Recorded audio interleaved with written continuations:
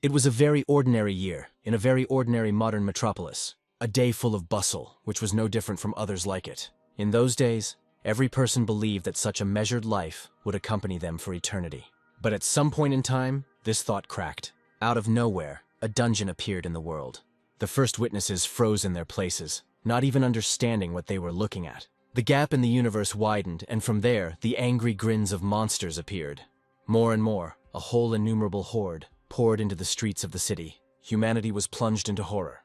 Those unfortunates who were unable to escape awaited their unenviable fate at the hands of the monsters. So the monster's axe was already raised over a random girl. But at some point, quick steps were heard nearby. Hope, in the form of a tempered sword, slew the monster. The danger receded. The unfortunate woman rose to her feet, unable to look away.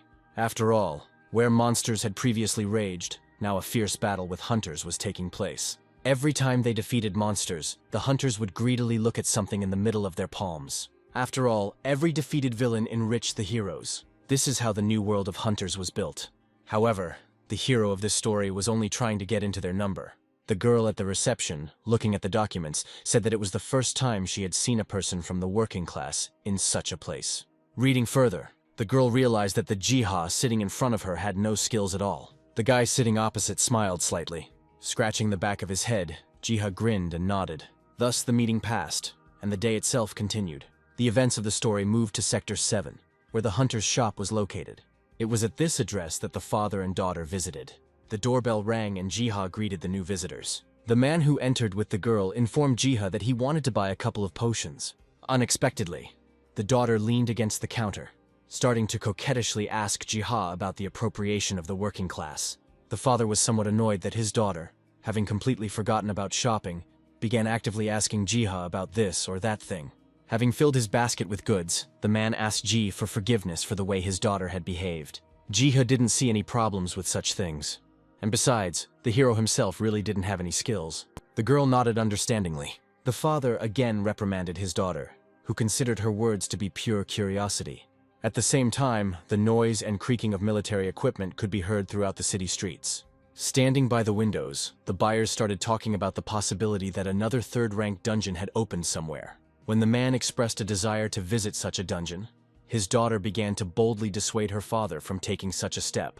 Listening to all this on the sidelines, Jiha for some reason thought about the third-rank dungeon. Afterwards, he respectfully escorted the customers, who were still continuing to argue. Dreamily, Jiha himself hoped to get into the dungeon, but he knew that they would not let him in there. Afterwards, the hero opened his character window. Looking at his attributes, Jiha knew that not only was he denied access to the dungeons, but he would hardly even be allowed to speak with an active hunter.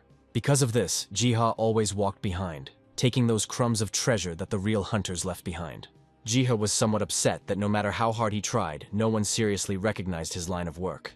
In the midst of universal grief due to the impossibility of becoming someone more, Jiha always found solace in books.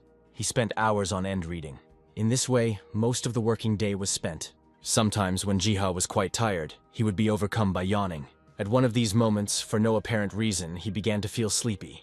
Coordination was becoming difficult, and Jiha's eyes were steadily closing. Subsequently, he collapsed onto the table. The next moment, a glow appeared from the book in the direction of Jiha. Under the influence of secret forces, the pictures in the book seemed to become real. The wind blew, the rustling of leaves began to sound, and Jiha found himself somewhere in the middle of the forest. Opening his eyes, he began to look around excitedly. At some point, Jiha looked up to the sky. He had no idea where he actually ended up. Thinking that what happened might be a dream, Jiha deliberately pinched himself. There was no effect, and therefore looking at the forest again, Jiha found it extremely strange. There was no sound of birds singing or animals, and everything around was covered in fog. The only thing Jiha could really see clearly were branches with buds, which looked like a storm had recently passed through. Interested, he leaned over them. Taking a closer look at the bud, a panel with the name of the plant opened in front of Jiha. To his surprise, the buds were imbued with special properties related to skills. Jiha was genuinely amazed by the properties of the bud. After all, plants did not allow the temporary waste of ether during the use of skills that were so necessary for hunters. Still, Jiha regretted not having brought anything with him that might be suitable for collecting samples of these plants. But then, it was as if a revelation had dawned on him. Looking at the barely alive tree nearby, Jiha realized that the plants would definitely die if they were left like that. Sighing, Jiha decided to help the plants a little. A little later, Jiha poured some water from his palms onto the stems of the tree. He was glad that fortunately there was a pond nearby. Immediately, one after another, notifications with blessings and even level increases rained down on Jiha. Later, the stem, previously watered by Jiha, burst into flames. Holding his breath, Jiha considered such a thing simply impossible. After the bright glow, the stem and the tree itself literally disappeared in front of Jiha. With a feeling of wild surprise, Jiha woke up in his reality. Looking around, he realized that he was back in his shop again. Finally, rubbing his eyes tiredly, Jiha realized that the vision was simply a dream. However, the thought that the dream was incredibly realistic did not leave Jiha. Suddenly, he noticed that his hands were dirty. The only explanation Jiha could see was that the dream was not at all what it seemed. Afterwards, Jiha continued to examine his hands. At one point, he even thought that he was sleepwalking, but this theory was destroyed, because there was no land nearby. Next, Jiha thought about whether he would be able to get into the forest again if he fell asleep. After some thought, Jiha decided to carry out this idea. Sometime later, the familiar rustling of leaves and the breath of wind were heard again. Fascinated, he noted that he was once again in a familiar place. After walking a little, Jiha again came across a stem and buds. Sitting down, it even seemed to him that the stem had grown slightly since the last time they met. Suddenly, something interested Jiha. After all, in a split second, before Jiha's eyes, a gilded apple grew in the middle of the stem. Thanks to the information panel, Jiha realized that the apple served as an incredible boost to potions, increasing their properties by 20%. Thus, restoration potions, in addition to enhanced healing, could also provide their owners with additional abilities. Jiha glanced around and noticed another gilded apple growing nearby. One by one, gilded apples began to appear as Ji looked. Swallowing his saliva, Jiha was already dreaming of taking a couple of apples and buds with him. Following this thought, something flew straight into Jiha's face. Taking it in his hand, Jiha observed that what had arrived was a very ordinary bag.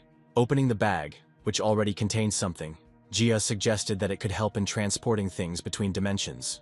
He chuckled nervously, because all his thoughts were coming true, as if someone was secretly watching Jiha. In the end, he took everything he needed. Then came the next day, and with it a wild rush in the hunting shops. Crowds of people were indignant because vital potions were missing. Stores simply couldn't keep up with the demand by replenishing their stock.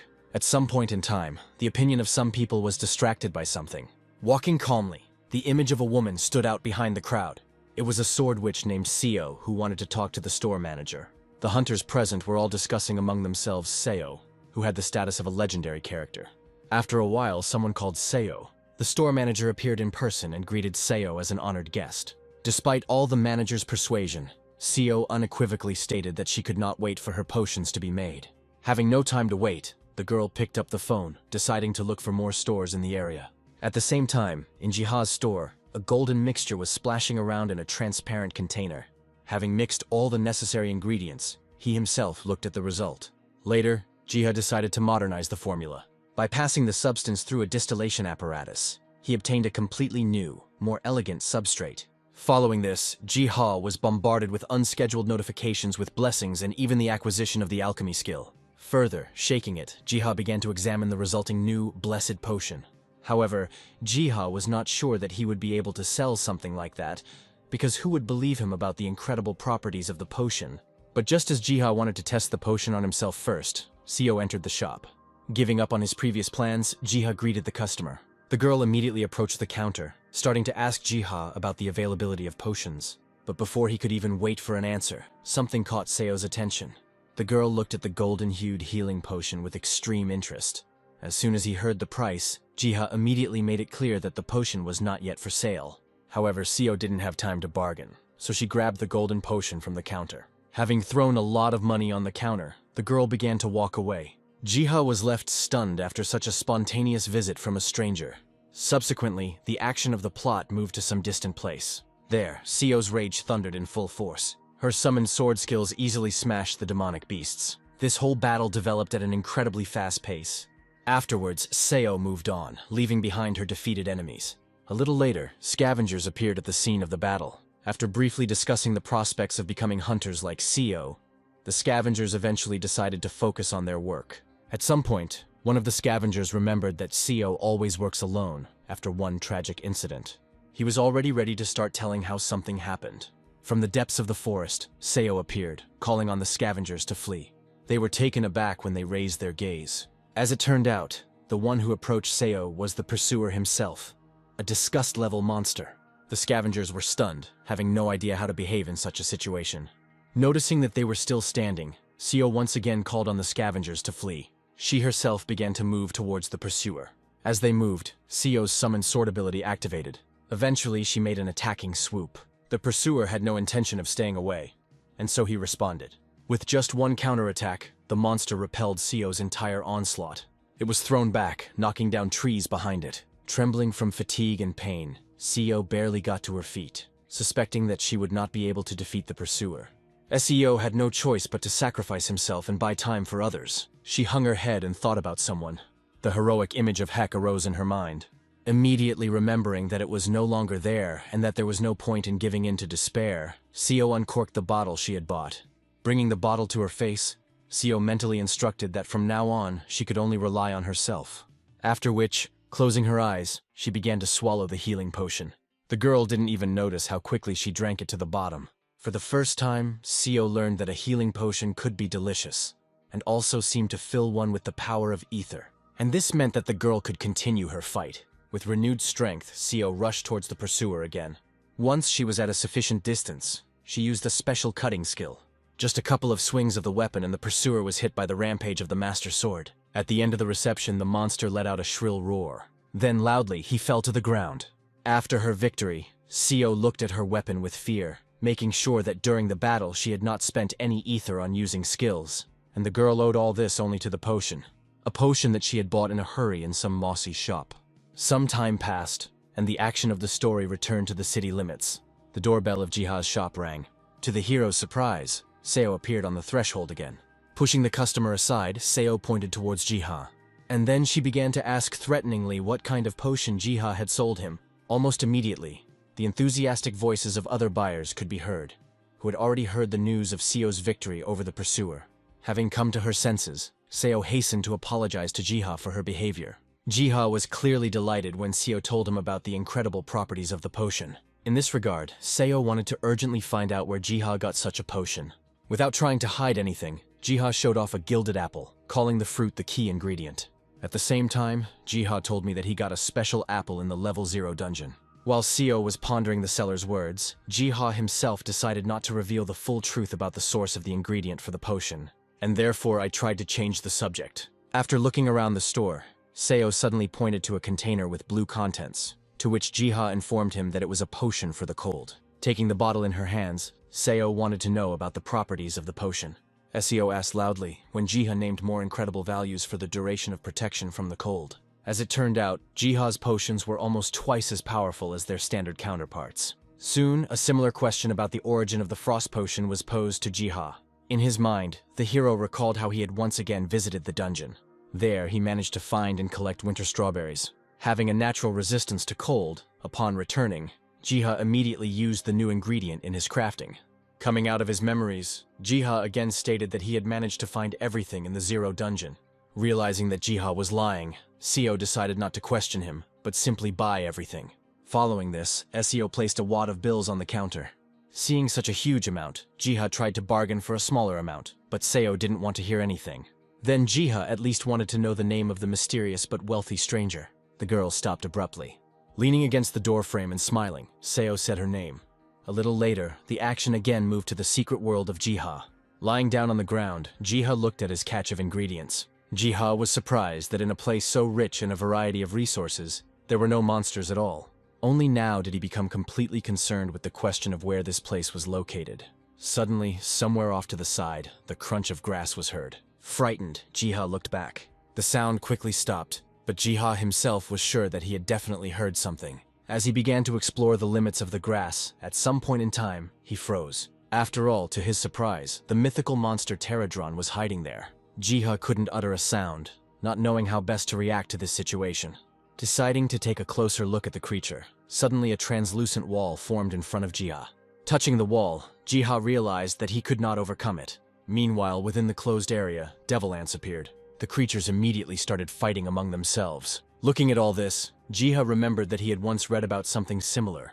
As it turns out, the devil ants were very dangerous monsters, primarily because of their extremely toxic venom. Opening the character window, Jiha found inconsistencies in the description. because according to them, the observed creatures should have been much larger. Meanwhile, the battle was not going in favor of the Theradrons. One by one, the devilish ants caught up with their claws. Jiha did not at all understand why the Theradrons continued to fight, even though they were losing. For the first time, Jiha thought about how to help the losing side.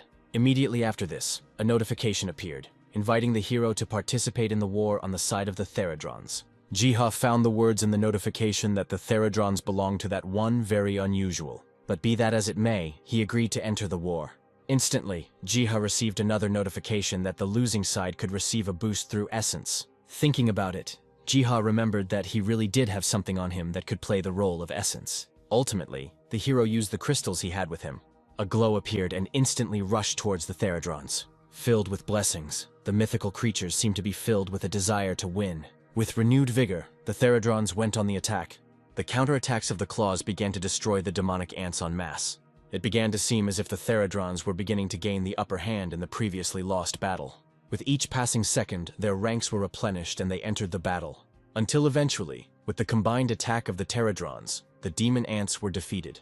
Jiha even admired how skillfully the Theradrons managed to cope. The hero almost couldn't believe his eyes, but victory still came. Jiha even thanked the Theradrons for being able to protect the forest. Following this, Jiha looked at something again, puzzled. The next minute, as if in gratitude, the Theradrons collected a ton of essence stones. Having understood everything without unnecessary explanations, the hero smiled. Although Jiha thanked the Theradrons for the offering, his plans were somewhat different. From the entire pile of stones, Jiha took only 5 as his payment. Afterwards, he loudly announced that he did not need a big reward. Following this, the wall that had previously blocked Jiha's further path somehow disappeared. Looking around, he also noticed that the fog had disappeared. Squeezing the essence crystal tighter in his hands, Jiha said out loud that he was ready to stay in this place a little longer. This only meant that returning to the real world would not be quick for Jiha. The story took a small digression, telling about a special community that was created by hunters immediately after the gates of the abyss opened.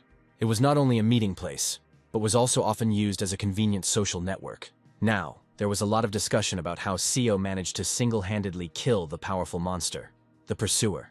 Many of those corresponding knew that Seo took such a risk because she was acutely worried about the loss of someone dear to her. Still, some hunters accused Seo of being overly fixated on her personal tragedy. Others, on the contrary, did not see anything shameful in such grief.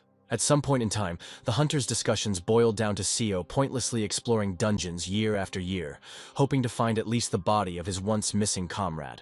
In the end, the girl who was texting the other hunters cursed when, due to Seo's abundant protection, they began to think that they were communicating with her. Suddenly, the light turned on in the previously dark room. Enter Choi, the best alchemist in the Eternal Flame Guild.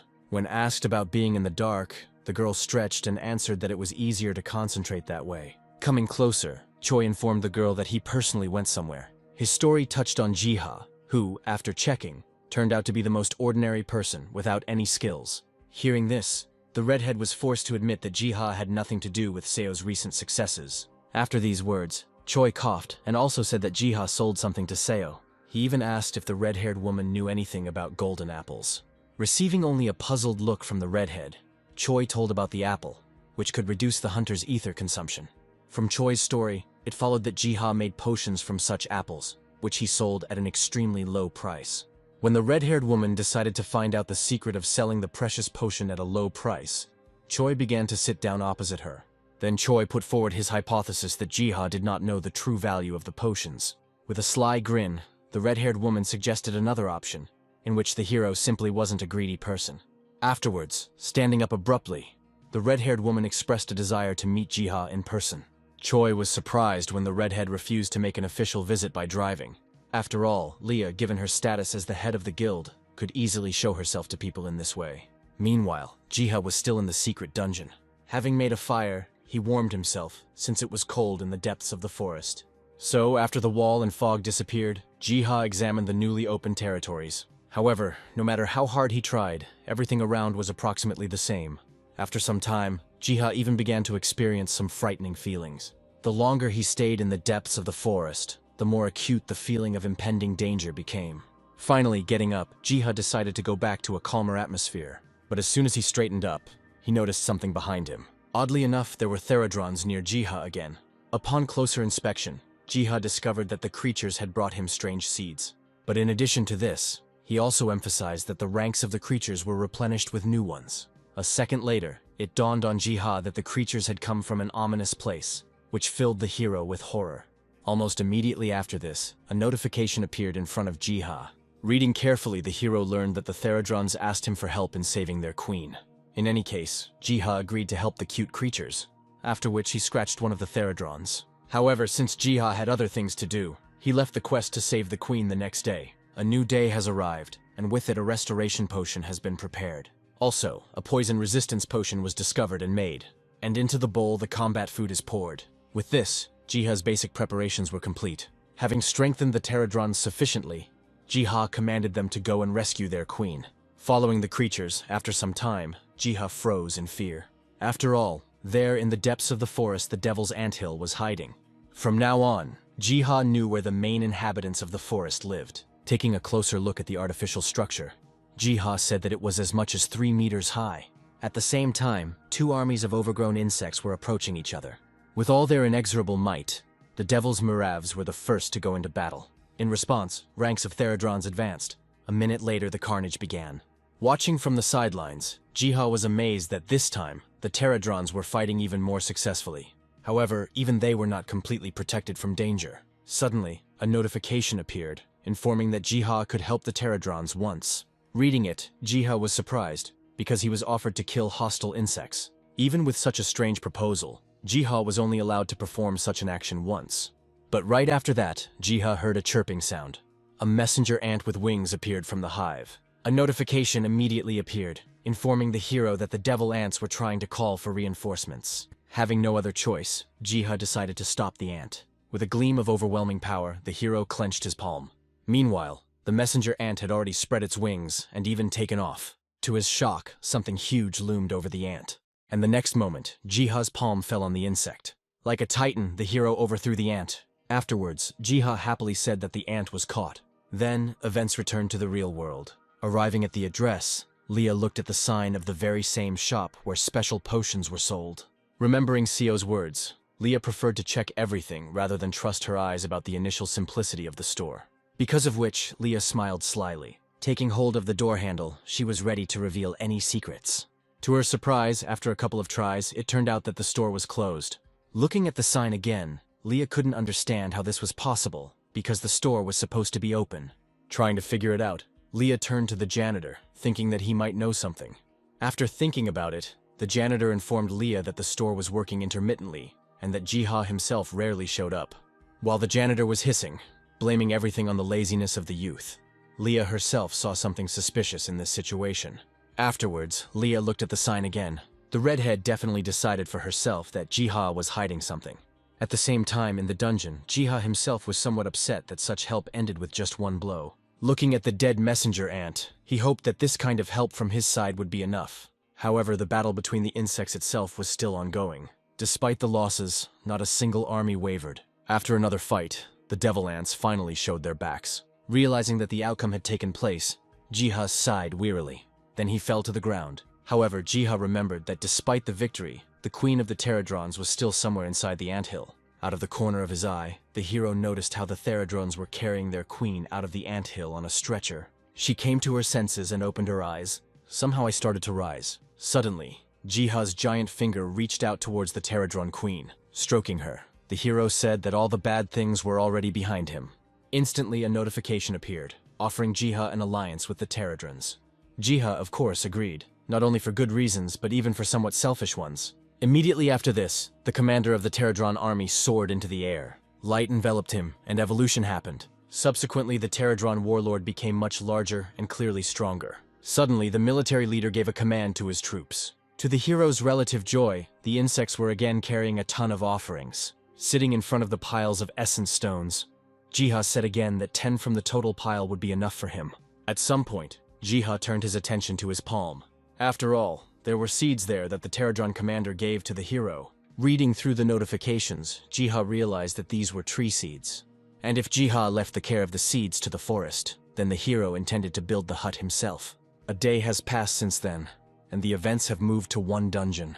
A portal opened, and hunters began to emerge from there. talking among themselves about the Queen of the Ants. The hunters were actively discussing among themselves not so much the battle with the ants, but the plan to plunder the anthill of those.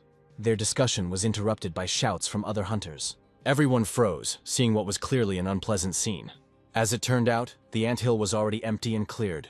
The disgruntled raid leader dismissed the idea that the anthill could have been cleared in a different area, as the dungeons were not opened twice. While surveying the area, some of the hunters suggested that a battle had indeed taken place in this place. The raid leader was not going to leave empty-handed, not believing that there was nothing left in this place. At some point, they all turned their attention to the ground. As it turned out, the hunters were standing in the middle of a giant palm print. They were all amazed, hoping that a giant had not left such a mark. In another version, such an imprint could only have been left by a destruction-level monster. Enraged, the raid leader suddenly started running, shouting after everyone else that they needed to retreat. The raid leader screamed and explained that it was impossible to deal with someone who had single-handedly destroyed the devil ants. Subsequently, the hunters also decided to tell the association about their discovery. That's how the mysterious photo of a giant palm on the ground ended up on the monitor screen. Looking at this, the office was actively discussing the find. There was no further information on the matter, and so a man named Malik ordered that any information be delivered to him first. Based on the appearance of the prince, Malik himself knew that the monster was not a simple one. After comparing his knowledge with the evidence, Malik uttered that the monster must have been an unknown mythic rank species. Standing up inside himself, Malik voiced that strange things continue to happen. Slowly, he walked up to the window. Now I'm convincing myself out loud that the horrors that once happened should not be repeated. Even though he didn't realize it yet, Malik's thoughts were directed straight at Jiha. Some time passed and the story moved on to Zone 5 Megalopolis. There, standing at the door with a bundle in his hands, Jiha was humbly waiting for something. At some point in time, the hero was called out. The girl called him and waved her hand. Smiling sweetly, she apologized to Jiha for the unnecessary wait, after which the girl started running, trying to get to Jiha faster. As soon as the hero warned the girl that she shouldn't rush things so much, the fool fell off her feet. Jiha arrived in time and helped her get up. Standing up, Betty laughed awkwardly, putting it down to the fact that she rarely played sports. Without delaying for long, Jiha handed the girl breakfast, simply fulfilling someone else's request. In response, Betty handed the hero a book. The girl immediately remembered that something similar was often bought and returned just as often. In this regard, the girl thought that the trinket would be a good decoration in Jiha's interior. Jiha was about to grin in response, but his smile suddenly disappeared. After all, he clearly saw how an unremarkable book, for some reason, was filled with a greenish glow. A notification appeared informing the hero that he had a book of infinite spells in his hands. Inside it was empty, since spells had to be entered into the book only using a special method. Seeing Jiha's some confusion, the girl asked him for forgiveness in advance if the gift was not to his taste. Betty seemed to blossom when Jiha said that he was happy with everything. Smiling, Jiha promised the girl that he would use the book wisely. Sometime later, Jiha tried to write something down in the book. Remembering the text from the notification, Jiha was sure that he would be able to get only one of the ingredients. Once again, a notification from the system appeared, describing the required ingredient, which was obtained only from the feathers of a giant bird. The problem for Jiha was not only the size of the bird, but also the fact that it was incredibly rare. Annoyed, Jiha pressed his palm to the page of the book. Without expecting it, he was once again endowed with a ton of traits. Moving his hand, Jiha did not feel or see any particular changes. Taking a breath, Jiha had no doubt that the occurrence of such skills at such moments could not have been just a coincidence. And so, he picked up his pencil again. Using his writing skills, the hero easily wrote a short text, thereby raising his level. After improving his writing skill, Jiha tried to use the book to obtain items, which led to him learning two important facts. The first fact was that, regardless of skills, any written text disappeared from the book. The second fact only indicated that Jiha had finally learned to write beautifully. Suddenly, a strange feeling came over him. Without saying anything out loud, the hero began to guess something. Afterwards, Jiha left his shop, just beyond the threshold, meeting an open portal. As it turned out, the portal led straight to the Storm Petrel, to a dungeon that had no level and no threats. Even though Jiha was wary of the aura coming from the portal, he still decided to trust the description in the absence of a threat level. A little later, entering the portal, the first thing that caught Jiha's eye was a radiant waterfall. Seeing such beauty, the hero held his breath in admiration. Then a noise was heard, to which Jiha immediately turned around. The petrel appeared, spreading its powerful wings. Finally, Jiha found his target. Still, he emphasized how huge the bird was. Almost crying, Jiha had no idea how to catch it. The next moment, a bluish feather landed on his head. It seemed as if the bird would take pity on the poor fellow with poor eyesight and share its feathers. Dexterously, Jiha caught one of the feathers in his hands. Looking at this, he said that all that was left was to find ink. Almost instantly, an idea came to Jiha's mind. Subsequently, the action moved to the dungeon of a mysterious forest, where Pterodron held an extract of green herbs in his claws. Jiha was pleased that his request to find the necessary ingredient was fulfilled almost instantly. Now, Jiha could firmly tell himself that everything was ready. From now on, all that was left for him to do was to unravel the mystery of the book itself. Armed with a pen, Jiha prepared to do so. Slowly, he lowered his pen to the pages of the book. Just one touch was made and the magic began to happen. The world changed overnight. Secret symbols and writings surrounded the hero. Branching out, they began to leave the boundaries of Jiha, heading somewhere else, touching the nearest tree and along the branches, flowing into its very center. Watching, Jiha humbly waited to see how it would all end. Afterwards, the hero sighed in surprise. After all, when the brightness faded, runes were imprinted on the tree trunk. The hero immediately recognized the runes, because he had once read about them. At one time, the ancient tree taught some tribe spells, creation and harmony, made it clear how one can destroy and change. But it was difficult for the tribe to remember all this, and therefore, they created runes. Leafing through the pages of the book, Jiha retold the story out loud. Yet he had never heard of runes being used. However, Jiha did not know at all why the runes were engraved on wood and not written in a book. He even suggested that it was somehow connected with the tree itself, which Jiha had grown during his first visit to the dungeon. Considering such thoughts to be stupid, Jiha decided to concentrate on transferring the runes to the pages of the book. Meanwhile, the longer Jiha looked at the runes, the more it seemed to him that they seemed familiar. Suddenly, before Jiha's eyes, an image of a raging flame and a saying appeared, as he called it. After a short time, Jiha transferred the phrase to a page of the book. Instantly, the system notified Jiha that he had received the skill to summon runic destruction magic. Now, the hero only had to tear a page out of the book, thereby turning it into a scroll. After a few manipulations, the scroll was ready. Overjoyed, Jiha was ready to continue this business. But something stopped him. To his amazement, an exact copy of the text appeared on its own on another page of the book. And this only meant that the spell book really was endless. Even though Jiha was ready to continue writing new spells in the book, he himself didn't really know anything about their properties. Sometime later, Leah showed up again at Jiha's shop. Realizing that this was exactly the person the girl was looking for, Leah began to aggressively approach him. Leah quickly walked up to the counter and slapped her palm loudly. In a menacing voice, the girl scolded Jiha for the fact that she had not been able to catch him at work for a long time. Rubbing his head, Jiha apologized and attributed his absence to personal circumstances. Looking at the guy, Leah noted that there really wasn't anything special about him. However, Leah was not very interested in such questions, because she had come for completely different reasons. The girl's gaze was directed over the hero's shoulders, straight at the goods. And so coughing, Leah reached for her wallet. Taking out a business card from there, the girl introduced herself as the head of the guild, and also that, according to rumors, in Jiha's shop, one could get unique items, but the girl was still deciding what product to name it. Having already figured everything out, Jiha offered the girl a healing potion based on the golden apple, as well as other consumables. Suddenly, Jiha decided to give Leah a gift in honor of the fact that the girl had previously been unable to find the seller. Rummaging through the drawer, Jiha's voice suddenly became sad. To the girl's shock, the seller informed her that the goods were out of stock. In fact, Jiha was too carried away by the other world and did not devote any time to work. Quite upset, Jiha suggested that the red-haired woman come to the store the next day. Leah herself had no words to comment on what happened. Without even knowing whether Jiha was too kind or too stupid, the girl began to turn towards the exit. She had no choice but to drop by tomorrow. Suddenly, Jiha stopped Leah, remembering that she was a mage, and also from the Fire Guild. Having received confirmation of this out of the blue, the hero gave the scroll to the girl. Excitedly, Jiha revealed that the scroll was a tester, but should be suitable for a fire mage. Leah didn't mind and immediately opened the scroll. In an instant, flames spread around her, and even the phrase of the spell pleased the red-haired girl. Then, on this note, the characters said goodbye. When the girl was leaving, Jiha noticed her staff. It seemed to the hero that the staff had never shone so brightly before. A little later, the events of the plot moved to the spider dungeon. There, a bolt of fire struck the guardian spider. As a commanding officer, Leah led her party members, skillfully striking down monsters with fire. At that moment, for some reason, the girl felt that her strength had increased compared to everyday life. Leah's unusual feeling was so strong that it was even reflected in the vibration of the runestone.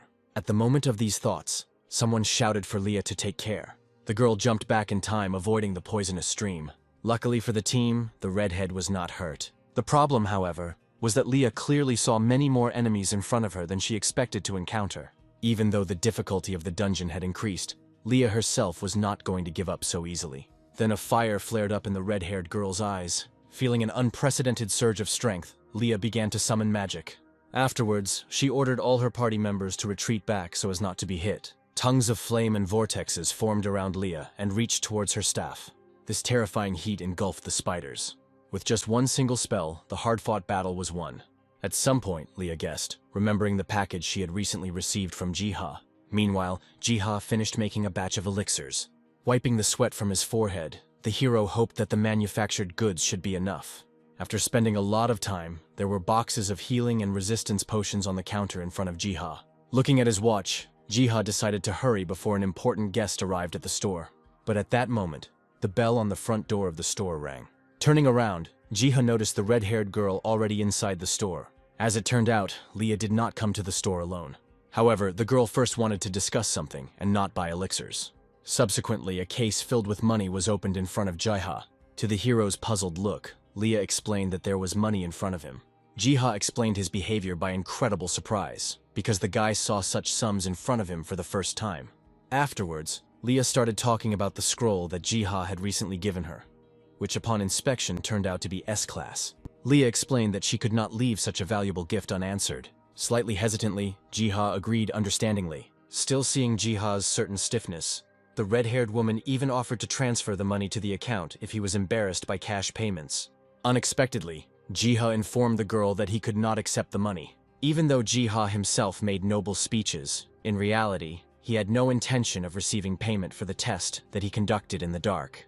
Sighing, Leah informed the hero that it was very easy to turn a good person into a fool. As an example, the redhead cited a fairy tale about a goose that laid golden eggs that would be available to everyone.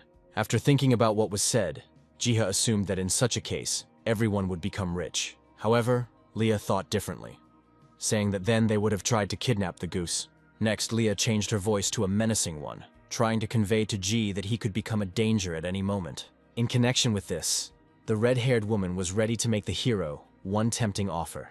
In all seriousness, Leah offered Jiha to join the Eternal Flame Guild. This proposal was extremely unexpected for the hero, even though Leah did it with good intentions. The money itself, Leah called a reward for Jiha's abilities, which from now on would serve the guild. Urgently, Jiha recalled that Leah's guild was famous, in particular for its generous benefits for its members. The redhead replied that she only wanted to convince Jiha of the guild's good intentions. At the same time, Leah introduced Choi, who was also the guild's alchemist. Therefore, Leah was sure that Jiha would enjoy conducting her research in the dungeons of the guild. As if from a cornucopia, Leah promised Jiha all sorts of golden mountains. At the same time, the hero himself showed more and more uncertainty. A few seconds later, Jiha thanked Leah for everything and accepted the sign of goodwill. Thinking that Jiha had agreed to everything, Leah shook Choi so that he would quickly prepare the contract. However, a second later she came to her senses. Only now did it dawn on her that the hero had refused to cooperate in an extremely polite manner.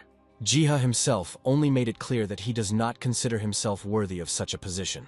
The redhead's anger began to take hold again, which is why even Choi had to intervene in the situation. Unintentionally, the hero informed Leah that he was previously only an insignificant hunter with the lowest rank. The hero began to tell that the objects were not created solely by him. According to him, Jiha owed a lot of his success to his friend. Jiha knew that one day the abilities might disappear, and therefore, he was not confident in accomplishing great deeds. Additionally, Jiha attributed his reluctance to join the guild to his store, to which he had become quite attached. Choi got involved in the situation, persuading Leah to take her time and let Jiha think it over. However, the hero was not going to forget the red-haired woman's advice, and therefore promised to raise the price of the potions. Exhaling, Leah had no choice but to accept Jiha's refusal. Realizing that Leah also meant the lack of protection, Jiha asked her not to worry about the fate of the merchant. After all, Jiha had already taken care of some kind of early warning system that would notify him in case of danger. Some time has passed since this conversation, and new gates have already opened in the world. Thus, many picturesque places of rest were captured by monsters, but there was still one place that was not subject to external factors. This place was the Forest of Dreams, something that Jiha could always enjoy to his heart's content. As it turned out, in addition to the thicket in the dungeon, the hero managed to find a section where the coastline was located. Due to the red-haired woman's frequent visits and endless persuasion, Jiha had to look for a place to be alone. Having shouted out from the accumulation of indignation, Jiha set himself the task of spending the entire day strictly in rest and reading books. Thus began Jiha's rest. The warmth of a fire and a pile of books was all the hero needed for a good rest. However, there was one detail in this whole situation that Jiha had not thought about at all. Even there, unexpected guests visited him. After this, the events of history rewound 2 hours back. Having settled in, Jiha was enjoying the total relaxation. His ears were caressed by the splashes of coastal waters, while in the real world, the waters became a refuge for monsters. Jiha even began to dream that one day he would bring the girl he liked to this place. Following this, the hero heard a quiet meow. A sound similar to a cat's meow came from somewhere in the depths of the cave. Armed with a torch, Jiha set out to explore the sound. The special flower was silent, which meant that whoever made the sound did not pose any danger to the hero. Suddenly, a buzzing sound was heard somewhere above Jiha's head. Now, together with Pterodron, the hero hurried towards the sound. Jiha eventually found the source of the sound. A character panel appeared, where a cat-like creature was called Actus. Taking the animal in his arms, Jiha immediately realized that it was not in the best shape. When the hero thought about giving Actus some healing potions, Pterodron sat on his shoulder. Jiha hastened to apologize for having completely forgotten about his even smaller friends. His gaze froze when it turned out that the Pterodrons had already brought several caught fish to the hero. One of the Pterodrons nodded when the hero suggested that the fish was meant for the cat. In gratitude for his efforts, Jiha scratched Pterodron on the head. Later, the healing potion and the fish were eaten by the cat. Looking at the cat's current behavior, Jiha admitted that now, apparently, everything was fine with him. Then, Jiha thought about how, after exploring the forest, he had met an animal for the first time. However, the question of where the cat could have come from did not give Jiha any peace. Suddenly, the cat came to his senses with a meow. The hero was frightened by the fact that he interrupted the animal's sleep. However, Actus let out a benevolent meow as he stroked her in his direction, and then he completely collapsed with pleasure. Having picked up the cat, Jiha almost began to dance. He was so touched, and yet the hero did not like the name Actus given to the cat by the system. In the end, calling him Bem. Besides, Jiha was not against Bem staying with him. A little later, in the real world, one of the customers was crazy. More and more people were touched by the sight of Bem in Jiha's arms. Jiha had no intention of hiding the truth about Bem's origins. To each and every one, he honestly answered that he found a cat in the dungeon. It goes without saying that people wanted to pet Bem every time. However, the cat, surprisingly, reacted aggressively to strangers' hands. Bem's behavior came as a surprise to Jiha. Even though the hero scolded the cat for his behavior, he still understood that Bem was only affectionate with Jiha himself. And this meant only one thing: Jiha could not keep Bem in the store, much less at home alone. And yet Jiha really wanted to show off his pet's cuteness. Soon, Seo came to the store. Seo herself wanted to say that she dropped in on Jiha for a short while, but her speech was cut off mid-sentence. The girl's attention was immediately captured by the cat. Seriously frightened, Seo huddled in a corner, holding a hanger in front of her. For the first time, Jiha saw Seo afraid of something, even if it was a small cat. Having come to her senses a little, the girl handed the hero a tube of coffee. Afterwards, Seo stepped back again as soon as Bem stood up.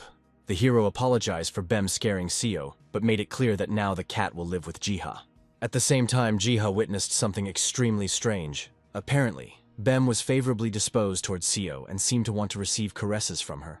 The girl nervously decided to touch the cat. Slowly, her hand touched Bem's soft head. As Seo stroked it, she noted that the tiger was actually quite gentle.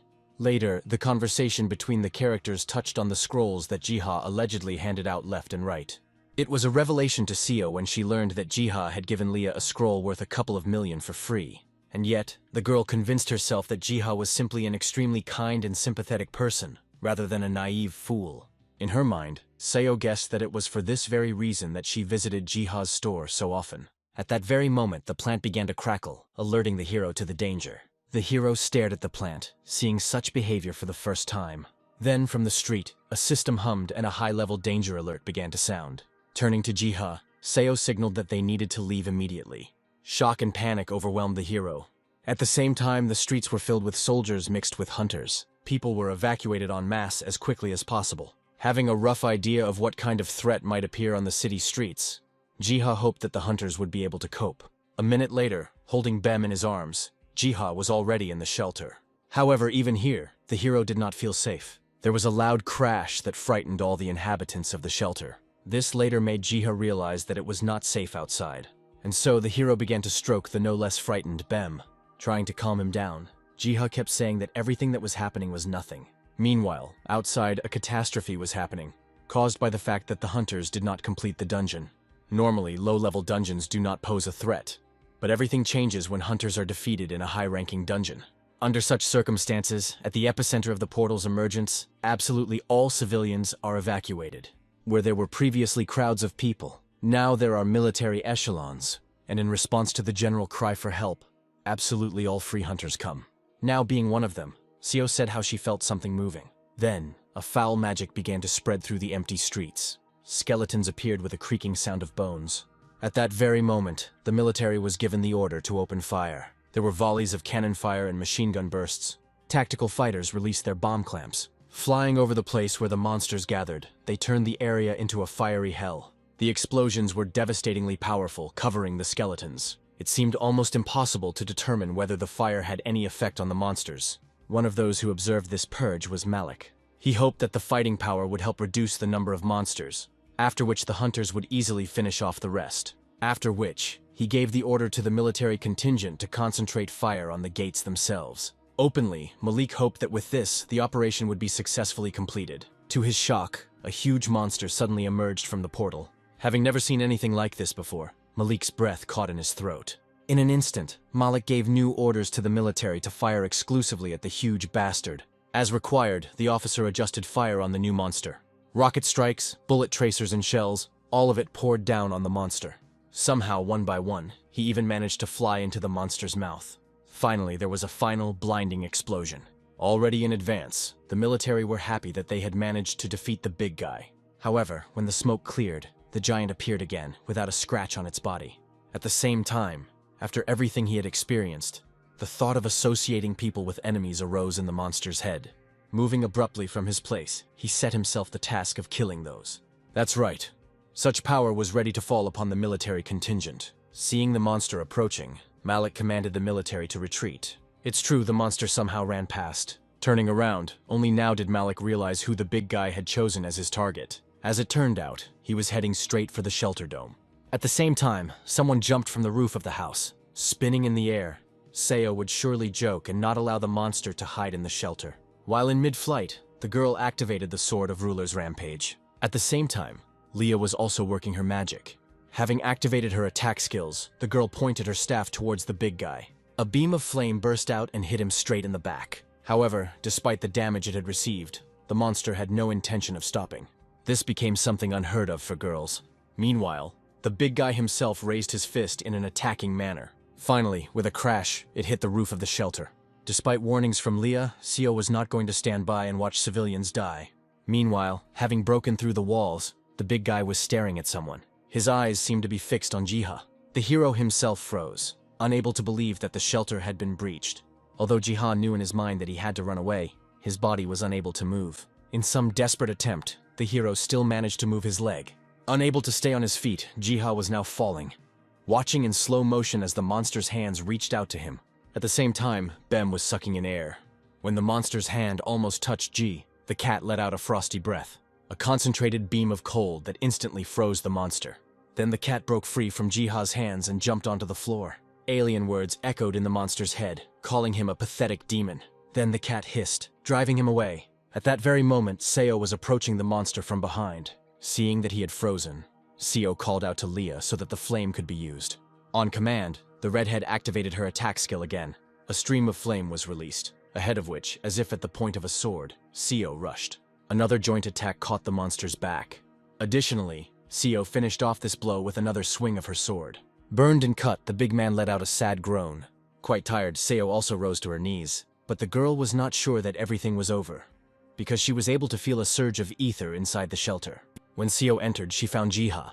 In the arms of the frightened boy, Bem was tossing and turning, meowing sweetly. The sounds of battle died down, and now some part of the streets was simply enveloped in raging flames. Standing to the side and watching the other services do their work, Seo no longer felt the ether. For her, it remained a mystery what actually happened. Later, the events moved to Jiha's house, where he managed to take a shower.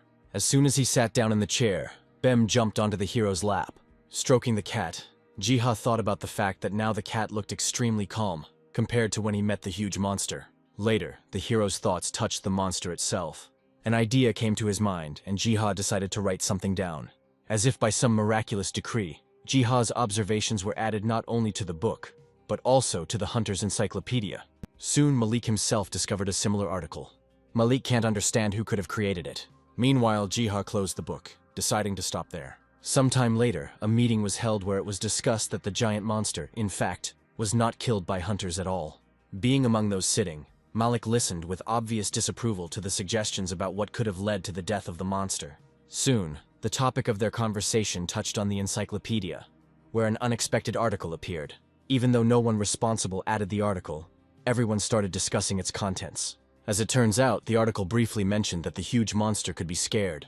SEO took the floor, putting forward the theory that the man who had overtaken the monster was himself in the shelter. She was interrupted by Leah, who spoke about the cry of the cat, which was heard by many witnesses. Malik put in a word, considering such an argument insignificant. However, Leah did not stop, reporting that the cat was in the shelter, and it had an owner. A little more time passed, and the events moved to Jiha's store. Now Malik, Seo, and Leah have arrived. Then, confidently, they walked towards the hero. They all leaned on the counter at once, wanting to take a look at the cat Jiha. Frightened, Jiha began to explain that the cat would get scared and run away when he saw such a crowd. Following these words, somewhere behind the hero, a characteristic rustling sound was heard. To the hero's shock, Bem himself climbed out onto the counter. After which, with typical feline grace, he stretched out. In an instant, the three who arrived stared at the cat. Bem himself, puzzled by such attention, meowed in confusion. Immediately, Leah grabbed and lifted the cat, trying to understand whether it really caused a wave of ether. Convulsively, Jiha tried to convey to the red-haired girl that it was not recommended to take a cat in this manner. However, the girl did not feel any special energy from the cat. Her serenity was interrupted by Bem's bite. After that, Bem broke free from Leah's embrace. SEO spoke up next, reminding them that Jiha was in the shelter during the incident. The hero's face changed when he heard the story about the cat's cry that supposedly stopped the monster. Adjusting his glasses, Malik confirmed Seo's story. To the chagrin of the trio who had arrived before their eyes, Bem began to behave like the most ordinary, mischievous cat. Among others, Malik even thought about recruiting Jiha, but he realized that the moment was not right. After all, Malik did not want to enter into open competition with the Flame Guild. For this reason, Malik decided to leave the store. Then Leah followed, hoping to see how the cat would also bite Malik on the hand. Now, only Seo's gaze was directed towards the hero. Letting out a languid sigh, the girl promised that she would visit the guy again.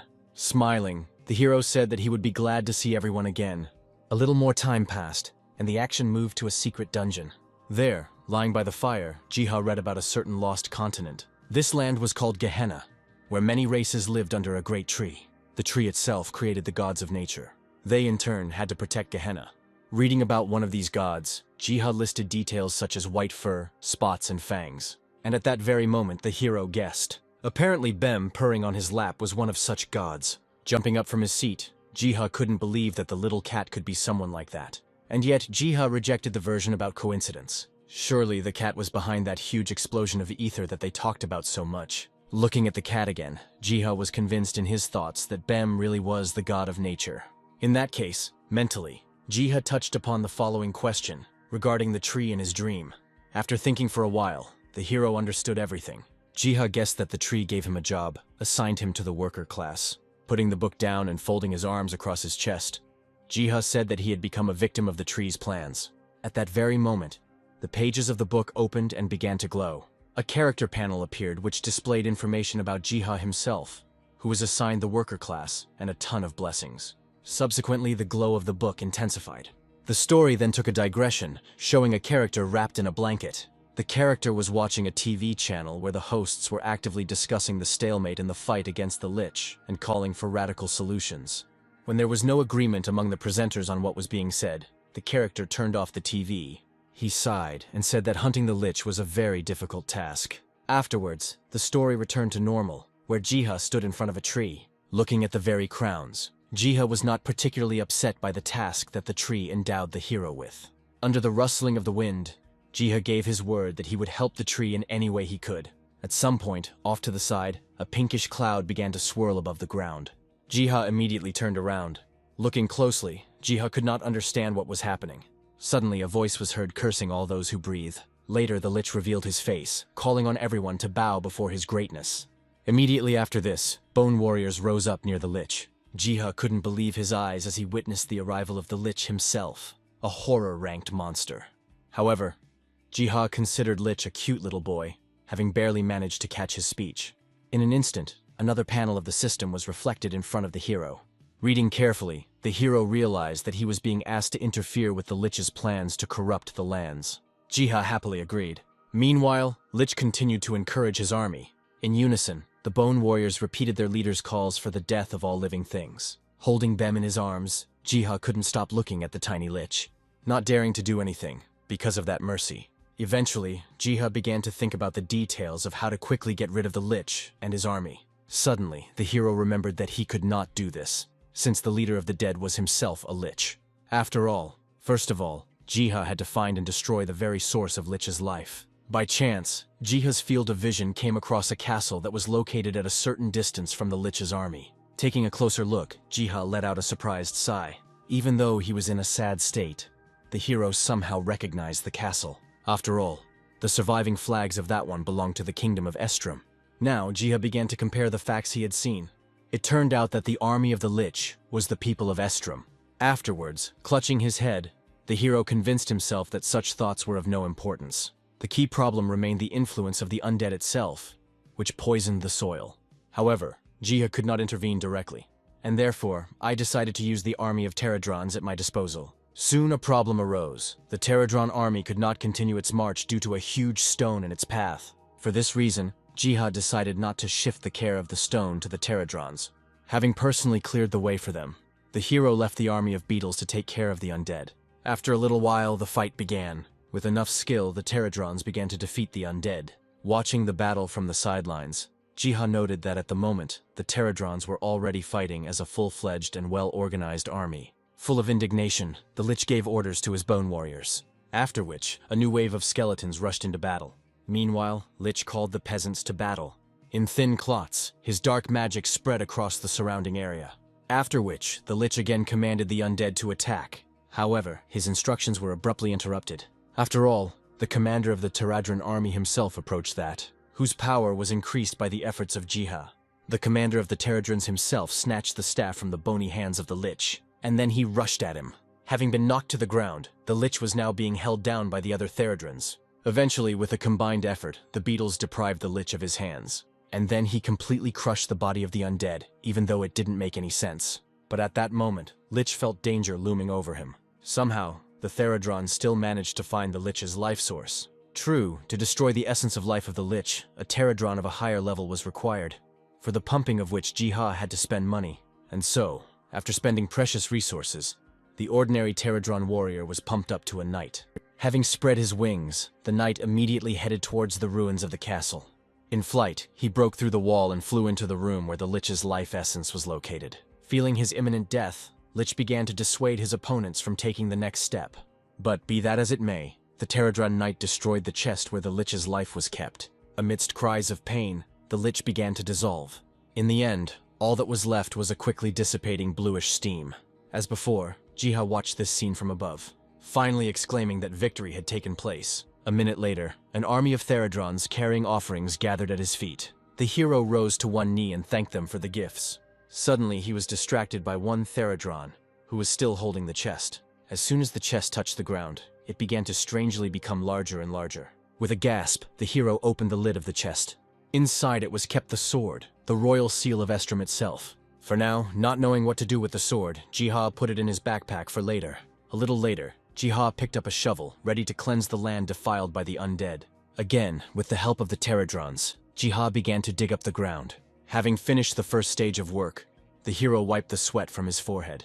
Suddenly, a Pterodron appeared next to Jiha, holding ink in its claws. Thinking that the Pterodrons wanted to get the scroll from Jiha, the hero began to explain that he could not do such a thing without the runes. Luckily for him, at that moment, runes appeared on the tree, whose magic could cleanse the defiled land. While Jiha was drawing the necessary symbols on the pages of the book, Bem jumped on his back. Laughing, the hero intercepted the cat, briefly enjoying the purring and meowing of a tailed companion. At the same time, Pterodron Knight tore out a sheet of paper from the book where, A couple of seconds ago, Jiha had drawn a runic symbol. After playing with the cat to his heart's content, Jiha discovered something strange. Strangely, all the Theradrons have disappeared somewhere. At the same time, with an ominous voice, the Lich was angry. Even after being exiled, he could not come to terms with his defeat and the victory of the living. His indignation was so strong that it even managed to influence people. The people's discussions were interrupted when, somewhere high in the sky, something flashed. After all, from there, the Lich descended.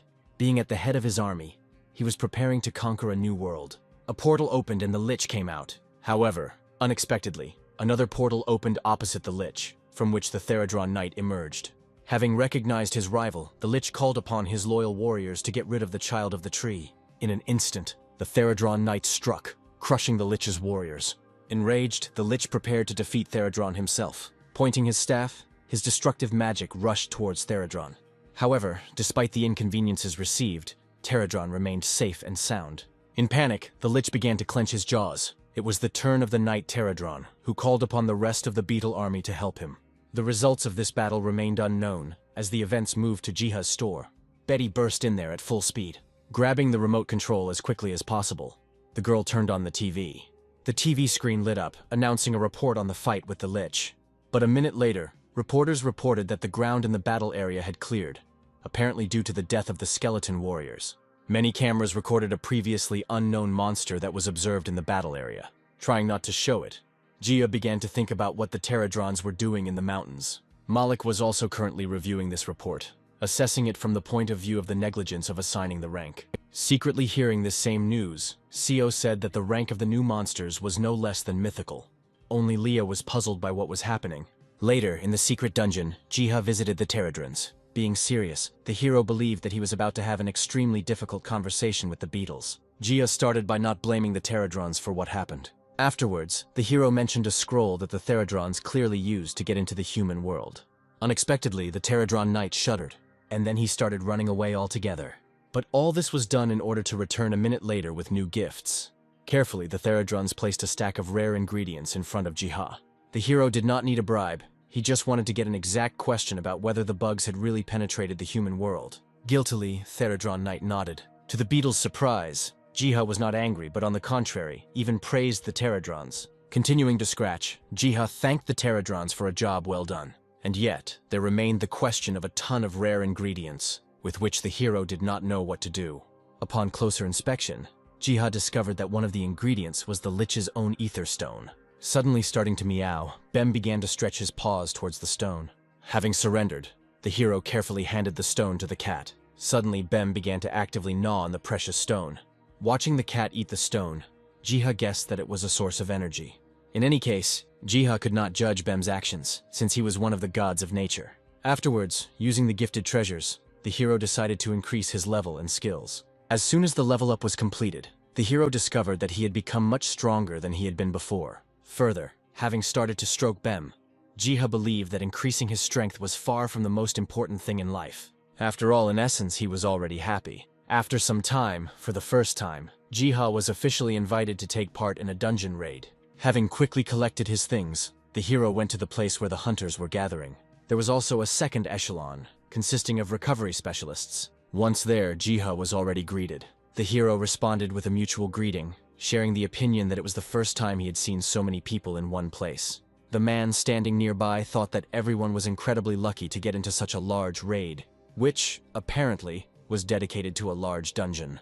However, Jiha no longer heard some of the speeches. His vision was focused on the owner of the gorgeous hips. While adjusting her hair, Seo also appeared at this place.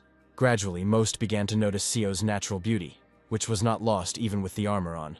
In the midst of all this talk, Seo's gaze also suddenly froze.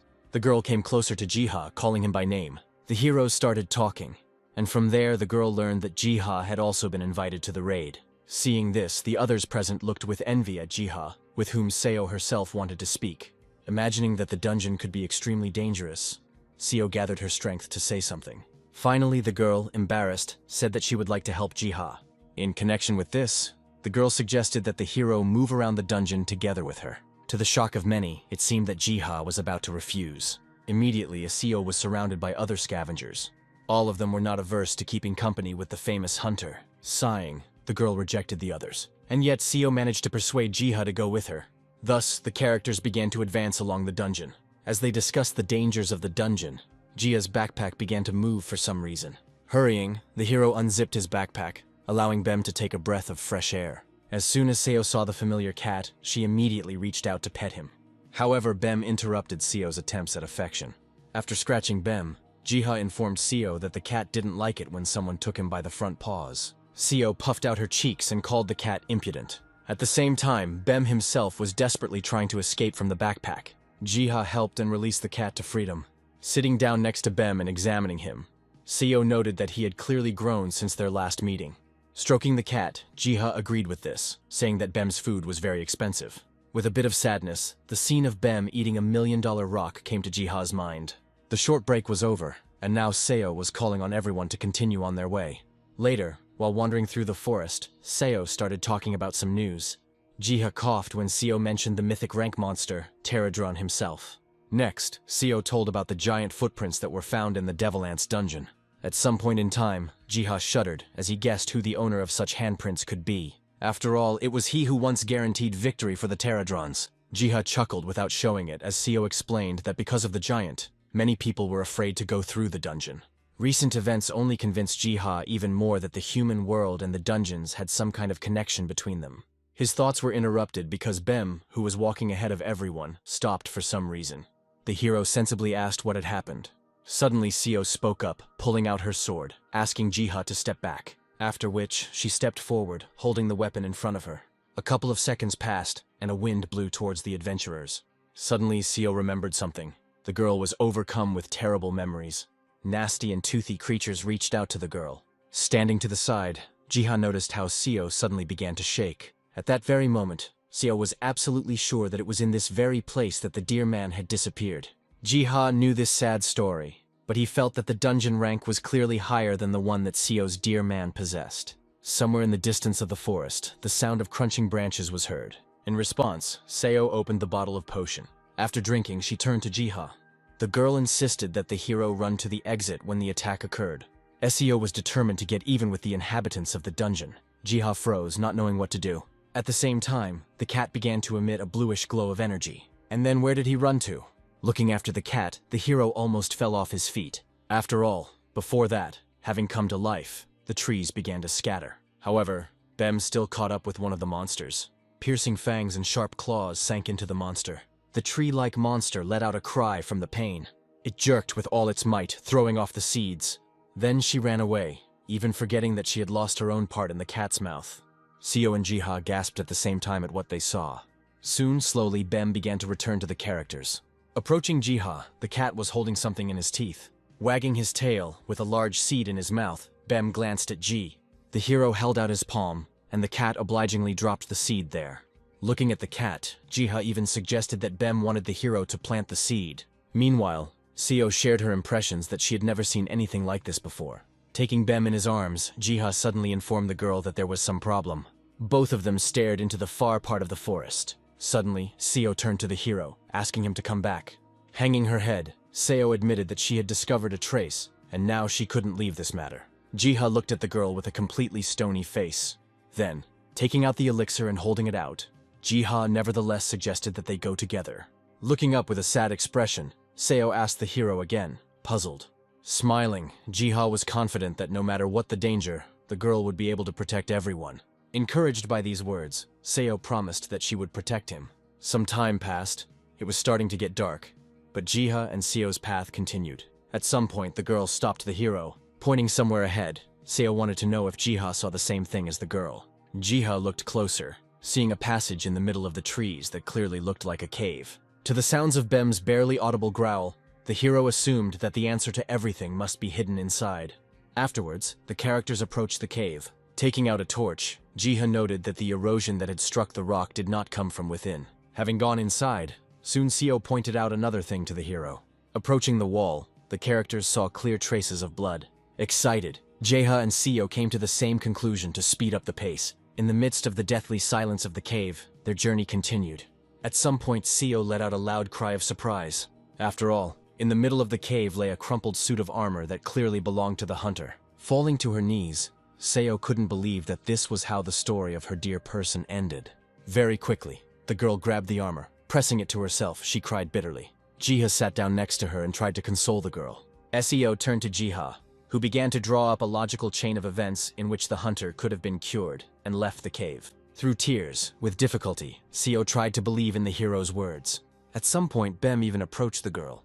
In all this, Jiha saw something strange. And indeed, while demonstrating, the cat was squeezing something in its mouth. Thanks to the system panel, Jiha learned that the strange object was a symbiote egg. Although the hero had no other information about the egg, just as Jiha was thinking about looking up information about the egg in his free time, Bem bit him on the arm. As much as possible, the cat sought at least some praise from Ji. Finally, the hero began to stroke Bem. Returning to the pressing issues, Jiha said that the man Seo was looking for was definitely still alive. Clutching the mangled armor and wiping away tears, the girl also hoped that these words would turn out to be true. Afterwards, Seo said that it was worth going back. Over time, after leaving the cave, the girl thanked Jiha for his help. Even though Jiha himself thought otherwise, Seo saw in the hero an incredible tracker who managed to find traces. At the same time, Seo said that she was always lucky when Jiha was nearby. Being a little embarrassed by these words, Jiha rubbed the back of his head. Next, Seo said that Jiha could always rely on her. The hero had no choice but to give his consent to such a friendship. At that moment, Bem tried to hit Seo's hand with his paw. However, the girl deftly avoided the blow, starting to pet the cat. On this note, Jiha suggested that they separate, also complaining about the need to feed Bem. At the same time, Jiha was going to close one case. Much later, while in his store, the hero was fiddling with a book. Leafing through it, he tried to find some important information. Meanwhile, the pile of books on top of which Bem was sitting began to tilt. Subsequently, the whole crowd flew down. Trying not to get angry at the chaos the cat had caused, Jiha laughed awkwardly. And yet, the hero could not find the necessary information. So, Jiha simply decided to take a nap, promising that there, in his sleep, he would see Bem again. His eyes closed, and the Morpheus of sleep took possession of his body. A breath of wind was heard, and a fresh coolness touched the hero's face. Stretching, he found himself in the middle of the secret forest again. The next second, Jiha almost collapsed from shock. As it turned out, the previously small tree had grown to gigantic proportions since Jiha's last visit to the secret forest. At the same time, the hero noticed that in addition to leaves, fruits also grew on the tree branches. Immediately, the system panel informed Jiha that the fruits were nothing other than the fruits of the world tree. Afterwards, a familiar rustling sound was heard among the pieces and the characteristic squeaks of beetles. Looking down, Jiha saw the pterodrons, which he had already seen many times. Squatting down and taking out a pouch, Jiha wanted to show something to the pterodrons. Next, the hero pulled a greenish egg out of the bag. Suddenly, Therodron Knight began to emit excitement. A system panel appeared, informing Jiha that the Therodrons were offering to hatch an egg. The hero readily agreed and handed over the egg. The Pterodrons, in turn, immediately began to drag the egg somewhere under the tree. Looking at how diligently the Therodrons carried out their orders, Jiha had no doubt in those. Next, the events moved to the Therodron hive, which was located under the tree. It was there, in the chambers of the queen herself, that the Knight Pterodron brought the egg. As respectfully as possible, he handed the egg to his queen. Amidst many other treasure offerings, the queen accepted the egg. Then she carried it to the pile of crystals. Afterwards, with all love and tenderness, I hugged. Meanwhile, Jiha was playing with Bem. At some point in time, Bem jumped up on his paws in excitement. Frightened, the cat jumped into the hero's arms. At the same time, Therodrons began to crawl along the great tree in a continuous line. Seeing this, Jiha even sighed in surprise. At some point in the middle of this swarm, one Therodron appeared, which was completely different from its relatives. At first, without even understanding it, Jiha thought he saw some kind of symbol. After all, there, above the treetops, in the brilliant light, something like a butterfly was visible. Without moving from his place, Jiha watched all this, fascinated. This performance lasted for about several minutes. After some time, the system informed Jiha that a squad of symbiotes had awakened, and at the same time, the restoration of the world tree began. A little later, touching the tree, Jiha felt that it was full of life and healthy. But at that very moment, Jiha himself felt something opposite to himself. The world tree blessed the hero, awakening the sleeping destiny within him. Again, after some time, Jiha was already walking through a blooming and colorful forest. Every time he found himself above the fruits hanging from the trees, Jiha gasped in fascination. Such views caused Jiha to feel undisguised delight. Finally, at the top of his voice, he shouted out how much the forest had expanded. Also, The hero noticed that in addition to the renewal of the forest itself, golden apples also grew in the level. In his mind, Jiha was already anticipating how, with such a harvest, he would be able to create twice as many potions. In a flash, a plan for incredible enrichment arose in his mind. Suddenly turning his head from side to side, Jiha drove away such mercantile thoughts. Afterwards, he considered the titles he had given himself, thinking that perhaps Jiha's destiny really lay in saving the world tree. These reflections were interrupted by a loud meow from Bem. Having noticed the cat, the hero decided that he was hungry. Immediately, Jiha reached into his hiking backpack. Very quickly, the hero pulled out a fishing rod from there, triumphantly promising Bem a tasty catch. Sometime later, Jiha was already sitting by the pond, throwing the bait into the water. Suddenly, with all his strength, Jiha pulled the line towards himself, pulling a fish out of the pond. Victoriously, the hero raised it above himself. Almost immediately after this, a system panel appeared in front of Jiha. After all, as it turned out, the hero's catch consisted of a supernatural Arctic tuna. Having handed the fish to Bem, Jiha reached into his backpack to get something out. Soon, an interdimensional bag was born, allowing the storage of items that could be used in other worlds. Rubbing her chin, Jiha came up with an idea that would save him from having to explain the potion's effects. Right there, the hero picked up Bem from the ground. Having tucked it under his arm, Jiha now intended to return to his shop as quickly as possible. Some time passed. Events returned to the real world, where pandemonium was now visible. Many did not understand where so many people could come from in one place, believing that a first-rank dungeon had opened somewhere nearby. At the same time, walking among the crowd of people, holding a number in his teeth, Bem appeared. The girl hunter tore off the number when the cat approached her. Among those present, two hunters suddenly recognized each other. As it turned out, both of them came to the same place to buy a potion. Potions, for the sale of which Jiha had thoroughly prepared in advance. These were potions for every taste and occasion, unlike their analogues, having increased characteristics. But people were attracted not only by the quality and characteristics of the potions, but in particular by the extremely low price. In this whole situation, there were so many people that, due to the waiting and, at times, unfair distribution of numbers by Bem, some people's nerves gave out.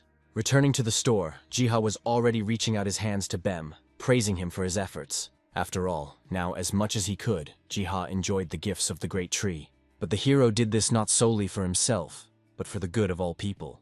Thus, the bustling trade of Jiha continued. By chance, Betty showed up inside the shop. Jiha was glad to see her friend, who, however, saw so many people inside the store for the first time. Approaching the counter, the girl showed the hero the phone screen as quickly as possible. Showing the hunter's encyclopedia, Betty pointed to the article about the sanctuary, which, for some unknown reason, was now Ji's own store. Not understanding anything, Jiha laughed awkwardly. Smiling sweetly, Betty believed that from now on, she would have to stand in line in order to see Jiha again. Then, having grabbed one of the bottles, the girl could not believe her eyes regarding the properties that were indicated on the label. While punching in the next product, the hero confirmed the information on the label, stating that everything was written down exactly as those who tried it said. Then, Betty continued to be surprised out loud. However, when Betty wanted to take one more bottle, Jiha flatly refused. Not wanting to upset his girlfriend, the hero was ready to present her with something completely different. Smiling, Jiha presented a bundle of paper. Opening the package, Betty realized that it was a scroll, but written in an unknown language. Jiha deciphered the brief gist of what was written in the scroll, promising good luck. Not yet knowing that the scroll could fulfill any small wishes, the first thing Betty wanted was to get a rare book. Sometime later, Betty took part in a raid. The hunters in front fought fiercely, defeating one monster after another. Just then, one of the hunters threw the flying monster away with a blow from his shield. Having made a turn in flight, it suddenly fell on Betty herself. The girl didn't have time to do anything before the monster fell on her. One of the hunters quickly asked Betty for forgiveness for how things turned out. Approaching Betty, the hunters began to discuss among themselves that the whole fight had not gone according to plan. Even after the monster was removed from Betty, she didn't seem to be able to recover very quickly. Only after receiving assistance, still staggering, did the girl manage to get to her feet.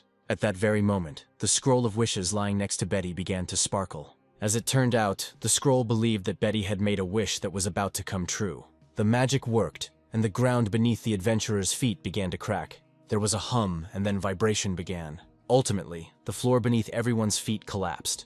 Some of the hunters landed on their feet, and some were caught, and only Betty suffered once again, even if it was only with her butt. Looking up, the hunters believed they had fallen victim to someone's trap. At that very moment, the caster on the team summoned light. A golden butterfly appeared and began to illuminate the area around. Looking closer, the hunters discovered that they were standing in the middle of racks filled with armor, weapons, and other treasures. Among the many items, one of the hunters believed that he had found nothing other than the knight's sword. The other one was pulling the armor off the stand. Betty's attention was drawn to a grimoire that surely belonged to the legendary Lion Knights of the Gimark Empire. Immediately grabbing the book from the floor, Betty exclaimed that the girl's wish had come true. Worried that another collapse might happen, the squad leader urged his party members to take everything they could and leave as quickly as possible. A couple of minutes later, helping each other, the hunters managed to leave the floor they had fallen into. Immediately, there was a hum and vibration again. Fearing to go further, the leader of the squad suggested leaving the dungeon, with which the others agreed.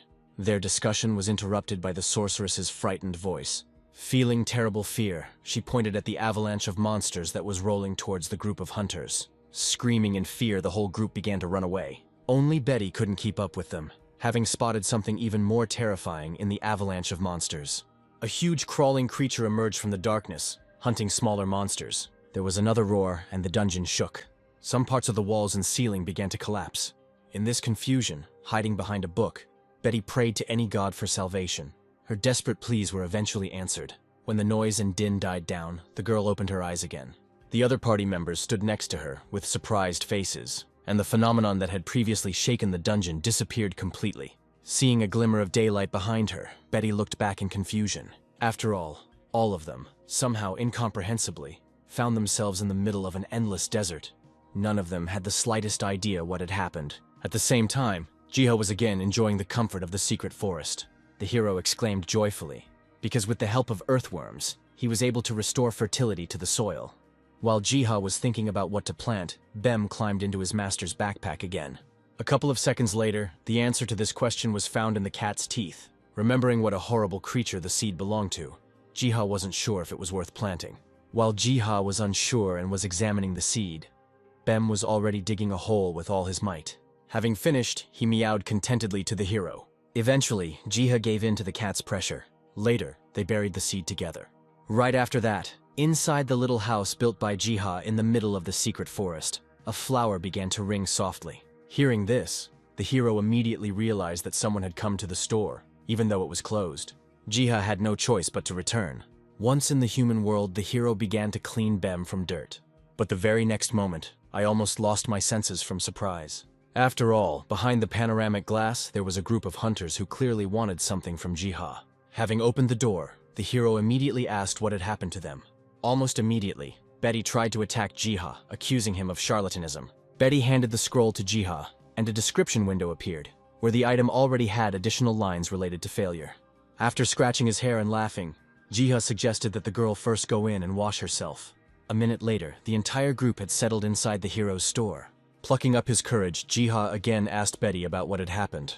The leader of the group spoke up, describing the entire journey, which ended with the sudden destruction of the dungeon. But there were also happy notes in his tale, connected with the secret hideout and the riches there. Jiha was taken aback when he heard the words about the knight's secret hideout. Betty woke up and confirmed what she had said earlier, also pointing out that the shelter clearly belonged to the Gimark Empire. Next, the girl sat down and reached for her backpack. With a sound of delight, Betty showed the hero the ancient grimoire.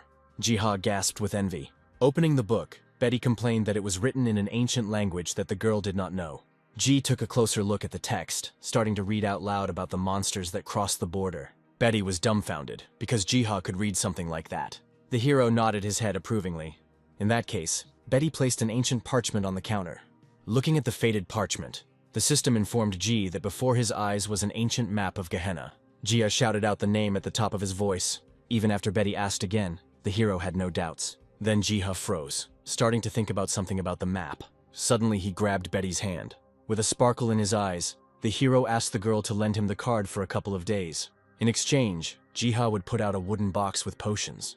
Betty was almost speechless at the sight of the many bottles with precious contents. Even the leader of the hunting party believed that for such generosity, Betty was obliged to lend her map. While the girl was collecting her thoughts, Jiha managed to promise a free potion once a day. Against this background, the decision was made. After saying a quick goodbye, Jiha turned his thoughts to how he should better study the book he had received. Having patted the cat on the back, the hero decided to take care of that first of all. Already inside the store, comfortably seated on a chair, Jiha was preparing to study the map. Having placed the card in front of him, Jiha began to voice out loud all the details that it contained. Running his finger over the names, Jiha composed a story that concerned the Lich who came from the southern border. Adjusting his glasses, Jiha regretted that the map had little specificity, and therefore it was impossible to determine the exact location of the dungeon. But then it dawned on the hero. Having smoothed Bem, Jiha believed that the Pterodrons would be able to answer such a question. And so the hero had no choice but to go back to bed. A short, peaceful sleep turned into Jiha's awakening next to the World Tree. Just like that, Bem woke up nearby. However, looking around, Jiha could not find any drones. At that very moment, a loud ringing sound was heard from the flowers, warning of danger. Looking at the red glow nearby, the hero knew where the danger was. There, surrounded by a swarm of Pterodrons, was a Cyclops. The hero watched his movements from the side. Aside from his height and appearance, neither Jiha nor the other hunters knew very little about the Cyclops. But before, in the country where Ji himself lived, such creatures had never appeared. When Jiha asked about Bem's help in case of a fight with the Cyclops, the cat made it clear that he would not do anything. Meanwhile, not seeing any system windows anywhere, Jiha even suggested that the Pterodrons themselves should have won this fight. Having some free time and opening his book, Jiha decided to write down the characteristics of the Cyclops. At the same time, the Pterodrons went on the attack, Cyclo marked with a swing of his club. But, as it seemed, having overtaken one Pterodron, the Cyclops did not notice the attack of another. The previously defenseless eye of the Cyclops suddenly began to fill with energy. The trap worked, and Jiha even tried to warn Pterodron about the danger. However, the next moment, a beam of energy burst out of the Cyclops' eye. Such power swept away and destroyed everything that stood in its path. Disappointingly, Jiha stated that the difference in strength was too different. However, after the first defeat, the Pterodrons came up with a plan. In a flash, they brought back a huge crystal of essence. Then, using claws, they chopped it into small pieces. Incredibly quickly, shields were recreated from the crystals. The Cyclops' eye moved, noticing the golden hues of the shields. Having completed the stance, the giant prepared to unleash another beam of energy on his enemies. The Pterodrons closed formation and prepared to take the blow. Sweat ran down Jiha's face. The next second, the Cyclops fired a beam that hit, and then reflected off the Pterodrons' shields. This reflected energy hit the giant's hand straight. The Cyclops' scream was heard, and after it, a severed hand fell to the ground. In an instant, Jiha began to enter this battle tactic into the book. At that moment, the Pterodron warlord gave the command to his troops, and everyone took to the air. Growling in pain and holding his injured arm, the Cyclops began to stamp his feet violently. He didn't notice how one of the Pterodrons flew past his feet. A couple of turns in the air and the Cyclops was inflicted with cut wounds. Then, without making a sound, the giant fell to the ground. Jiha exclaimed joyfully at the Pterodrons' victory over the Cyclops.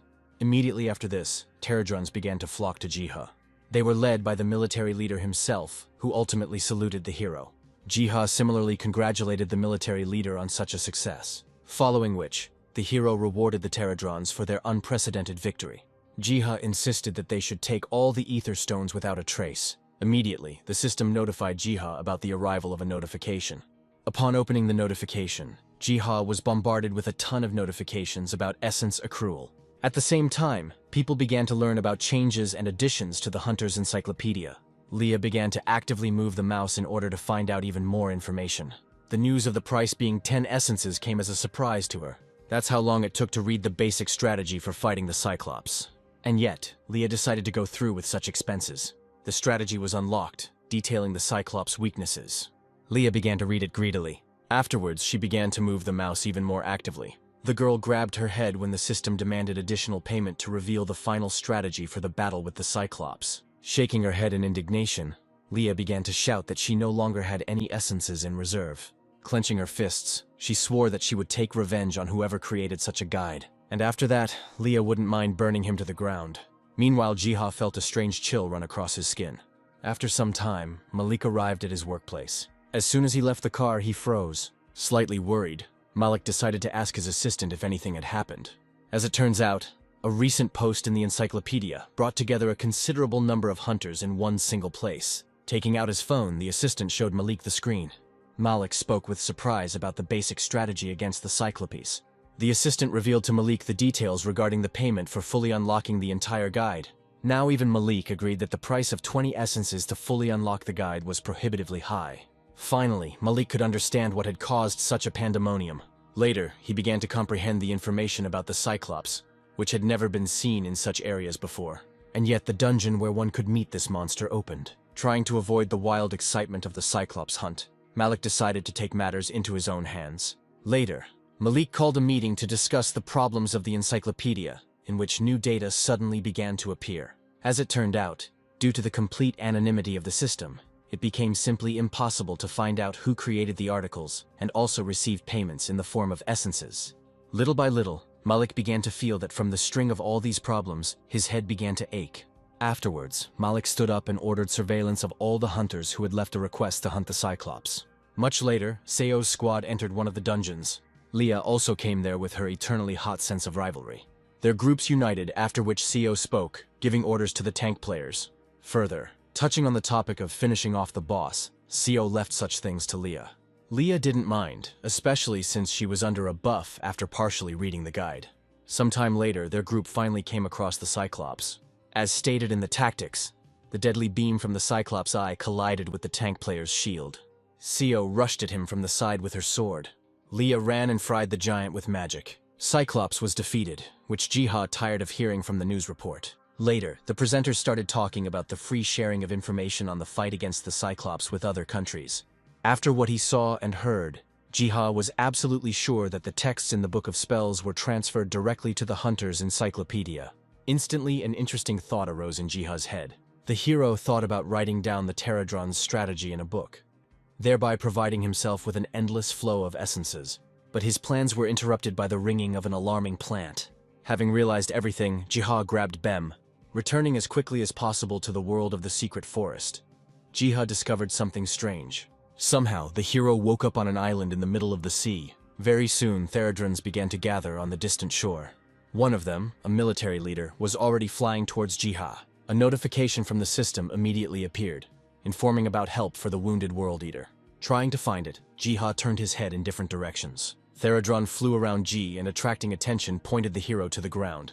Jiha looked closely at what he was standing on, realizing that it was not the island's soil at all. Suddenly, the island began to move. A hole opened up, and water shot out at the hero like a fountain.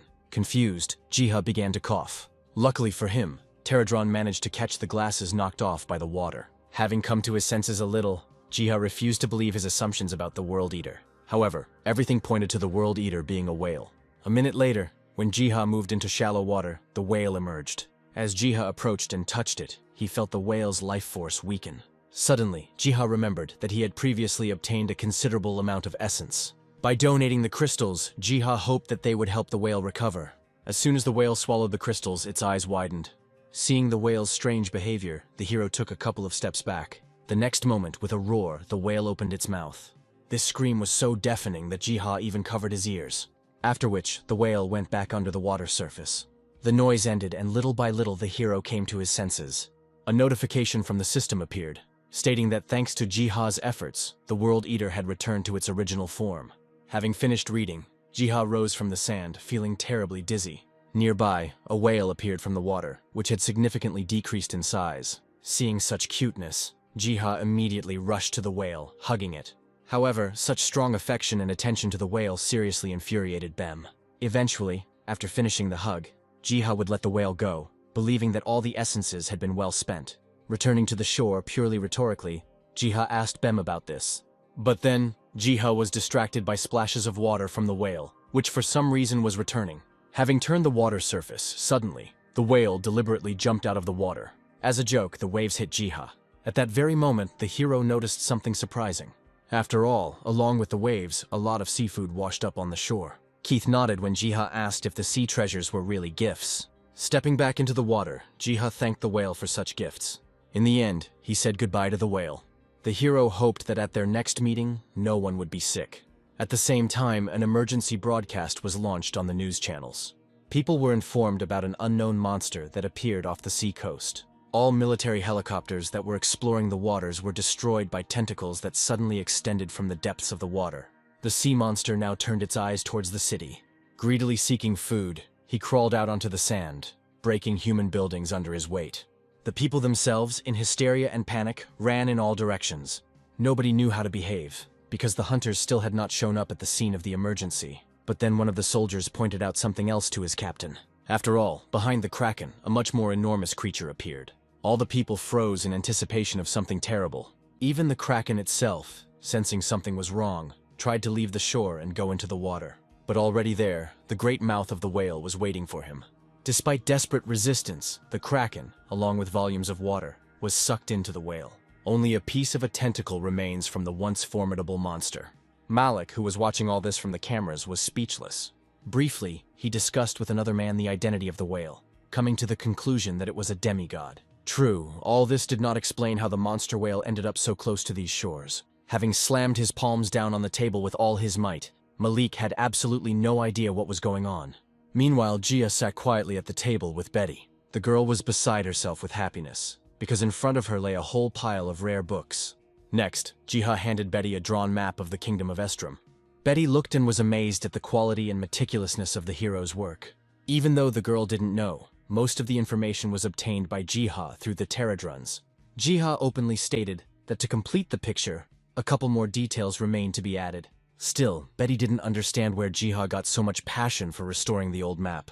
The hero honestly said that he was simply counting on helping other people. Immediately, Jiha remembered the person Seo was desperately looking for. The hero was sure that he was alive and somewhere in the lands of the kingdom. After all, apart from the mangled armor and fragments of the sword, he left no other traces of his death. Jiha was confident that by using the tree's abilities correctly, finding this person would not be difficult. Noticing Jiha's thoughtfulness, Betty assumed that he really wanted to help a certain girl. Afterwards, Betty stood up, citing the fact that she had to get up early, which meant it was time to take her leave. Seeing Betty off, Jiha said that he would give the girls' group additional potions with resistances. Betty thanked the hero, at the same time switching from walking to running. Having closed the door, Jiha immediately moved on to more important matters, namely, the recently found runes. Approaching the table, the hero's gaze fell on the spellbook. After flipping through a couple of pages, Jiha came across a spell for finding living beings. Remembering Seo once again, Jiha tore a page out of the book.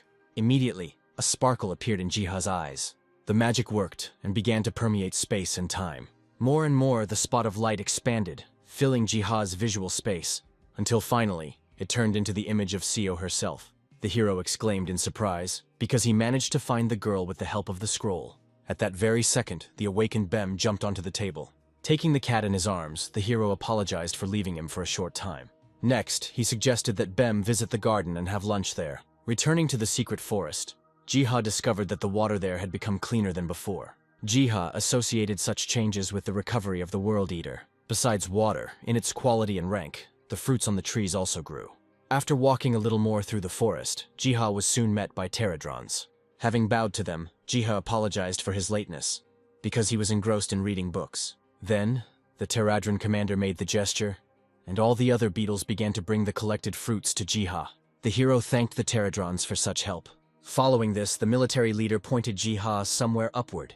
It seemed to the hero as if Pterodron wanted the hero to climb the tree. Clumsily, Jiha began to climb up. After putting in a lot of effort, Jiha still almost reached the top of the tree. Finally climbing up, Jiha sighed in fascination. Standing on a branch and looking into the distance, he collected his thoughts. Finally, pronouncing the name of Mount Apido in the distance, it dawned on Jiha that the lost content was actually not that far from the garden. At that very moment, for some reason, Bem growled, staring somewhere down. Jiha thought that the cat simply wanted to eat, and therefore decided to begin the descent.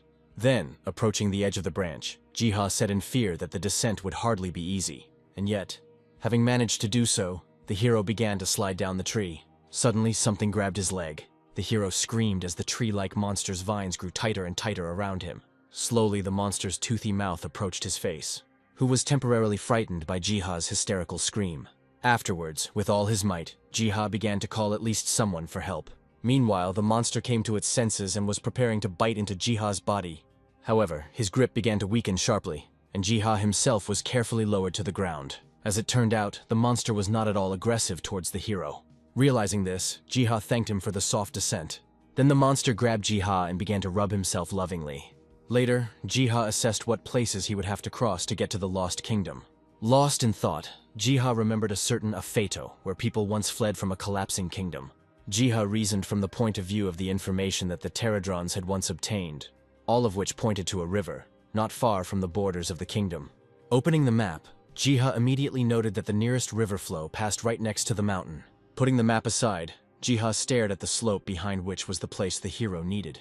Afterwards, opening the map again, Jiha began to draw the route of his upcoming journey. But at the moment, all of Jiha's plans were just assumptions that still needed to be studied. Afterwards, Jiha said goodbye to the Pterodrons, entrusting them with the protection of the garden. Next, Jiha intended to grab Bem and go home for dinner. To his surprise, the cat mysteriously disappeared, because of which, Jiha was forced to look for Bem. The hero found it very strange that Bem had disappeared so quickly, and was absent for so long. Suddenly, a leaf from the tree monster touched Jiha. Frightened, Jiha screamed again. Drooling and baring his teeth, the tree-like monster showed Jiha where the cat was. It goes without saying that the hero decided to go to the indicated place. However, after some time, Jiha returned to his shop with nothing. The bitterness over Bem's escape weighed heavily on Jiha's soul and heart. Jiha lamented how many things both characters had yet to accomplish. Jiha was torn from tears and memories by the voices of Seo and Malik. Jumping up from his chair, Jiha greeted everyone, even though he wasn't expecting any visitors. Malik shook Jiha's hand, this time introducing himself as a man from the Bureau of Hunters. He pointed at Seo, thanks to whom he was able to find the hero's shop again.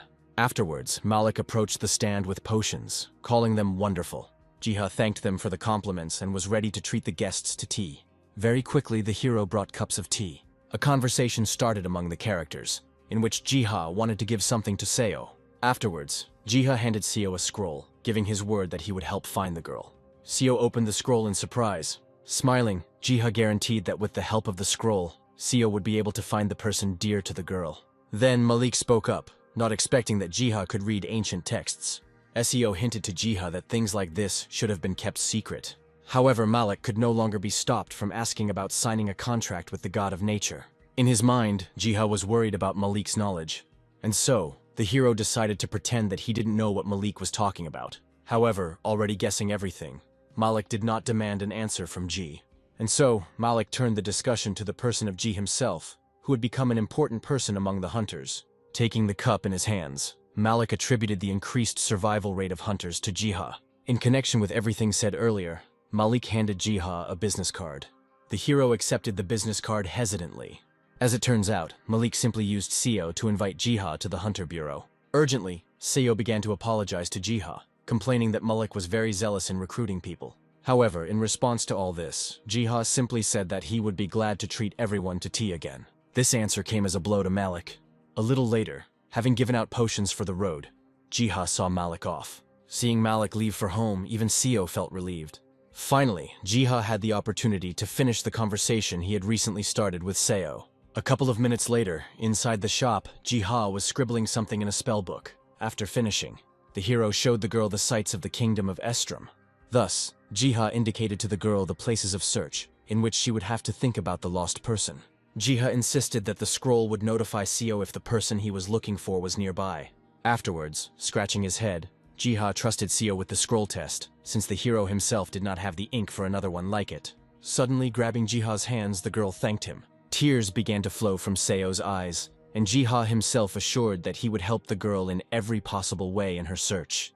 Having calmed down, Seo called Jiha a good person.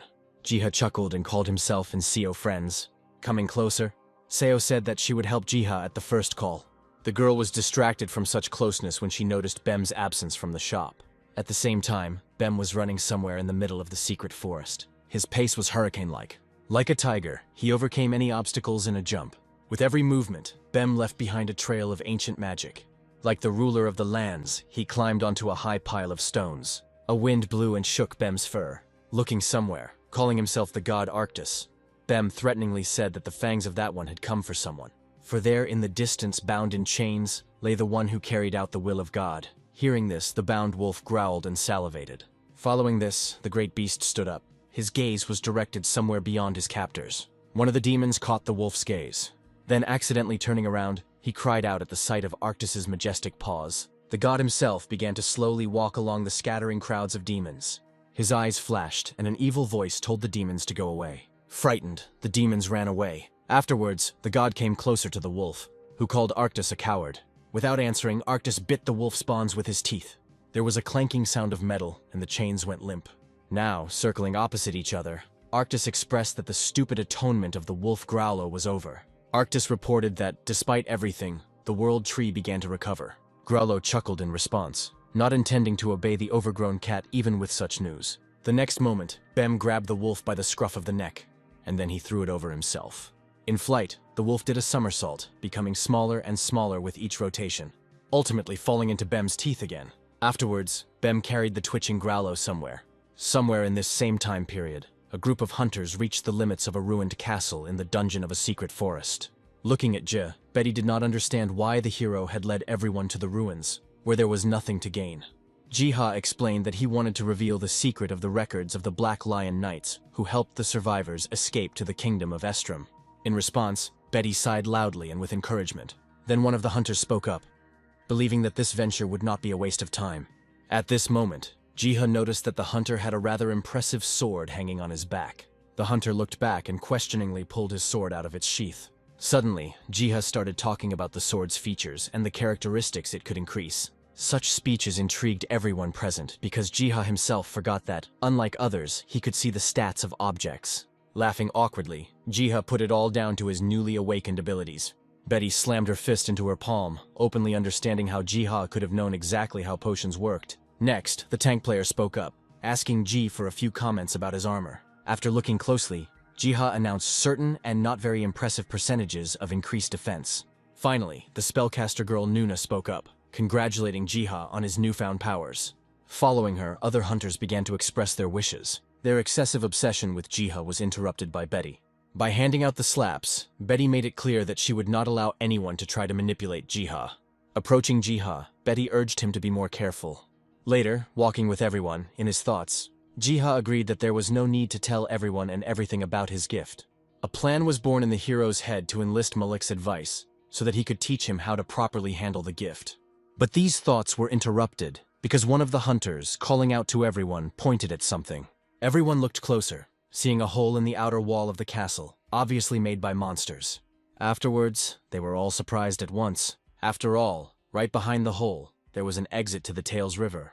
Approaching the shore, Jiha immediately realized that the river was too deep, but there was no secret passage anywhere nearby. Afterwards, Jiha grabbed his spellbook and began sketching the river in it. This was noticed by other hunters who were unaware of the merchant's hidden talents. However, the hero was not interested in praise. His gaze suddenly stopped on Betty, who was standing to the side. As it turned out, Betty's calm and pleasure was caused by the Scroll of Desire. Realizing this, the hero jumped up from his seat in order to stop the girl. Betty looked at Jiha, who was shouting something, confused. But the next moment, due to the chance of error in the execution of the spell, an unknown force pushed Betty into the water. Jiha didn't arrive in time, only finding himself under a hail of water. Already deep underwater, Betty mentally grieved that all sorts of unpleasant things were happening only to her. However, soon moving her arms and legs, she appeared above the water. Not really knowing how to swim, the girl was choking, desperately calling for help. Without a second's hesitation, Jiha rushed to her rescue. All the hero asked for at the moment was for Betty to hold out a little longer. However, at that very moment, when Jiha was swimming, he felt something enormous approaching him from behind. Urgently, he turned his head. Immediately, he was placed on the back of the World Eater. The giant whale surfaced, holding Jiha and Betty on top of it. Having managed to crawl up to Betty, Jiha began to ask if everything was okay with her. A minute later, the girl was pulled to the shore, where she was coughing. Jiha himself thanked the whale, which was shrinking again, for his help. Soon the hunters began to call for Jiha. Returning to those, the hunters took the hero to one place, pointing out the find. After all, somewhere away from the river, a magic circle was found abandoned on the ground. Jiha reacted to this discovery with a certain degree of enthusiasm. After some time, they all said goodbye to the whale. Only Betty was not tipsy, believing that she was under a curse due to her frequent falls. One of the hunters calmed Betty down, because in revenge, she received a seemingly expensive brooch. Opening her palm, the girl glanced at the brooch, hoping that it also had some kind of ability. Taking a closer look at the brooch, Jiha called the thing an art artifact. Hearing this, Betty instantly tore several pages out of her book. To Nuna's amazement, almost immediately, the girl created a dragon out of paper. Jiha was also delighted, believing that such an artifact was perfect for Betty. Their joy was interrupted by one of the players, who suggested that they return, since the dungeon was about to close soon. When saying goodbye, the characters agreed to meet again in the future and continue their journey. Shortly after, Jiha opened his spellbook, where the previously found symbol was displayed, which in fact served as a teleportation point. The hero hoped that he would be able to reveal the secret of the magic circle as soon as possible. thereby opening up new routes of movement for the Pterodrons. A little later, Jiha returned to his shop, but to his dismay, Bem was still not home. The hero decided not to shed tears, but to distract himself through work. Soon, Jiha returned to the secret garden, already greeting his friends there. However, no one came out and met Ji himself. Having decided to start searching, the hero began to wander around the garden. Behind the branches of thick bushes, Jiha discovered a large cat that resembled Bem. Daring to approach, Jiha began to stroke Bem's forehead. Afterwards, he took the puppy from Bem's mouth, reading Growlo's name in the illuminated panel. Then, the system suggested that Giz help Growlo and cure him. Having instantly agreed, the wolf's body began to be filled with the life-giving essence of the world tree. Growlo was recovering right before our eyes. Having come to his senses, the wolf opened his eyes, backing away in fear at the sight of Ji, and then he even growled at the hero. However, this did not stop Jiha from hugging the wolf cub. Touched, Jiha said that from now on, Growlo is absolutely healthy. Next, raising the top above himself, Jiha assigned it a new name, Denny. While Jiha was being nice, Bem suggested that Denny come to terms with his new name, and also with the fact that the secret garden will become a new home for the wolf. Later, Dennis somehow contributed to the increase in the number of Pterodrons. Being nearby, Jiha actively read the system notifications, where a full description of the demigod Danny was located. It just so happened that the development of Denny himself actively influenced the development of the Pterodrons. In addition, Dennis actively contributed to the reconnaissance of the area and accelerated its crossing. Jiha hoped that with the help of the wolf, reaching Mount Afeto would now not be difficult. Meanwhile, the work of mining essence stones has also accelerated considerably. Jiha even made a special award for Denny for his efforts. However, the cunning Bem intercepted the treat. Such situations often caused fights between Bem and Denny. Every time, Jiha separated the irreconcilable enemies, threatening that if the fights were repeated, they would not get any treats. At the same time, the flower began to ring, letting Jiha know that someone had come to the store. After moving into the real world, Jiha even considered putting his pets on a diet due to their ever-increasing weight. As soon as the hero left his pets, Dennis started growling at someone. A second later, people showed up at the store. Malik shook Jiha's hand, thanking him for getting in touch with him. Right away, Malik wanted to get a clear answer as to whether Jiha could really read objects. The hero answered this in the affirmative. The man standing next to Malik suddenly exclaimed that this was exactly the answer he expected. Afterwards, with all due respect, he greeted Jiha. Despite such a pleasant meeting, Jiha himself did not notice anyone else. Choi guessed that he was talking about the flammable Leah, saying that now he was acting on her behalf. Next, Choi mentioned Jiha's potions, which were of great quality, and sincerely said that he even envied the hero in some ways. When the greetings and exchange of pleasantries were over, Malik finally suggested talking about business. A couple of minutes later, they all sat down at the table talking about Jiha's skill. Then, without embellishment, Jiha told that this skill had manifested itself a long time ago, even during the first attempt to create a potion. Hearing this, Malik and Choi began to heatedly discuss among themselves the incredible level of Jiha's awakening. They were interrupted by the hero himself, who admitted that, in fact, he did not know how to develop this ability. Folding his hands, Malik reassured Jiha, informing him that he would help with everything. Jiha's eyes lit up with enthusiasm. He was willing to help the hunters. Malik spoke next, starting with the fact that there were only a couple of people in the world with a gift similar to Jiha's. Malik warned Jiha that news of the hero's abilities could attract unnecessary attention. Immediately after this, smiling, Malik reassured the hero that he had prepared for such a case. Sometime later, a section regarding the recognition of artifacts appeared on the Hunter's Encyclopedia website. This recording was discovered by Leah, who could not believe that a person with such skills had awakened. Next, she actively moved the mouse. After clicking on the link, Leah was perplexed, because the evaluation of artifacts took place right on the second floor of her guild. Leah's mouth dropped open in shock. The next minute, the redhead was tearing her hair out, because all the places for evaluating the artifacts had already been booked. So a new day began, moving on to the queue for the evaluation of artifacts. Under the mask, Jiha briefly, but to the point, assessed the artifacts brought. Having received the assessment, one of the hunters thanked the Catmaster for the assessment. After finishing the reception, Jiha called someone, saying that the hero liked the job, even though it was stuffy in the mask. Still, Jiha was glad that he had approached Malik on this issue in time. Stretching, Jiha suddenly thought about going and saying hello to Leah. At the same time, the redhead herself was banging on the furniture with unbearable rage. Choi tried his best to calm Leah down, worrying that she would find out that Jiha was a Catmaster. Having stopped wailing, Leah lamented that she had missed her appointment with the appraiser, and now the girl's turn would only come in 3 months. Unexpectedly, she attacked Choi, blaming him for not warning his boss. Choi, becoming agitated, deflected any complaints towards Malik. After letting go of Choi, Leah pointed to one of her items, asking the alchemist to help with the appraiser. Once freed, Choi waved it off, citing his busy schedule and the need for Leah to be patient. Plopping down on the chair, the redhead hissed because of the bad recording system, and the cat master himself.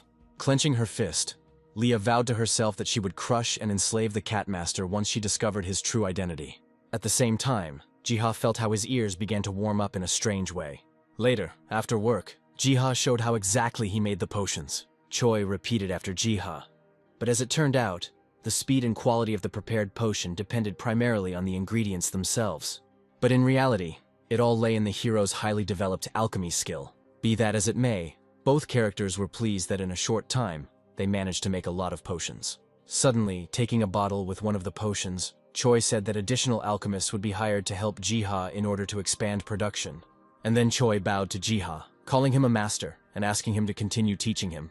When all the business for the day was settled, Jiha dreamily thought about visiting the secret garden. A second later, the hero's eyes began to close. Another moment, and he fell asleep completely. At this time, in the secret garden, work was in full swing to collect ingredients. Jiha appeared and greeted everyone. The next second, Bem and Denny rushed towards the hero. Their initial embrace towards Jiha quickly turned into a competition for attention. At that very moment, the Pterodron warlord flew up to Jiha. Instantly, Denny jumped out of Jiha's hands. With his whole appearance, the wolf cub showed that the hero had to follow him. Realizing this, Jiha moved after Denny. A couple of steps later, a notification from the system appeared in front of the hero. As it turns out, a monster has appeared on the Great Plains. Dennis fought desperately against his henchmen. With each victory of Denny, the Pterodrons also grew in level, ultimately causing the growth of some new individual. Jiha gasped in fascination at all this information. Reaching out his hand, a Pterodron scout sat down on Jiha's palm. Before the hero knew it, the Great Plains were cleared, and with them, access to Mount Afeto opened up. Jiha praised everyone for their efforts, and Denny in particular. Filled with praise, Dennis bragged about this to Bem. Calmly licking his paw, the cat responded that the management should not do anything. Immediately, a fight broke out between the gods. Having separated the pets, Jiha went to Mount Afeto. His path took a certain amount of time. Following the mountain, Jiha hoped to find at least some clues there. Suddenly he stopped and exclaimed loudly. Ahead, Jiha saw something like a cave, which perhaps served as a refuge for the Black Lion Knights. Jiha immediately revealed the card. Jiha found the discovery of this object strange, because it should have been located further south. Then, stretching out his hand, the hero again encountered an impenetrable wall. A notification from the system appeared, letting Jiha know that from now on, he could communicate with beings outside the accessible area. Almost instantly, another notification from the system arrived, rewarding Jiha with the God's Sight skill. The hero happily agreed to try out a skill that would allow him to survey the area. Suddenly, the hero's body rose slightly above the ground. The next moment, falling into a magical funnel, there was a glint in Jiha's eyes and he found himself somewhere high in the sky. As he began to look around the area, Jiha suddenly noticed something strange. Somewhere down there, a group of knights were surrounded by demons. Jiha immediately guessed that the poor fellows were the survivors of the kingdom of Estrom. After a short delay, a battle broke out between the demons and the knights. Despite the fierce battle, the knights defeated the creatures. Among all of them, only one person seemed somehow familiar to the hero. Any doubts were dispelled when he was called by his name, Edie. Jiha was absolutely sure that it was Edie who had been looking for Seo all this time. The knights discussed among themselves the strange appearance of the demons, as if something was driving them from other places. After pushing one of the dead demons down the cliff, Eddie lamented that they had no food on them other than their weapons. Having cheered up, one of the knights for some reason said that even in case of hunger, he would not die. Approaching him, Eddie started talking about a certain Parojak, who was clearly in cahoots with Grom and was stealing food. As it turned out, Edie spoke with the prince himself and was only waiting for his command to punish the villains. As before, behind this whole scene, Jiha looked down from above. Meanwhile, Eddie called all the knights to return home. At that moment, the system notified Jiha about the receipt of a quest. The quest itself was divided into stages, where in its first part, it was necessary to create a new home for the survivors. In the second part of the quest, Jiha had to help in driving out the villains and restoring the prince's rights to the throne. Jiha thought for a moment, and said that this was the first time he had encountered story quests.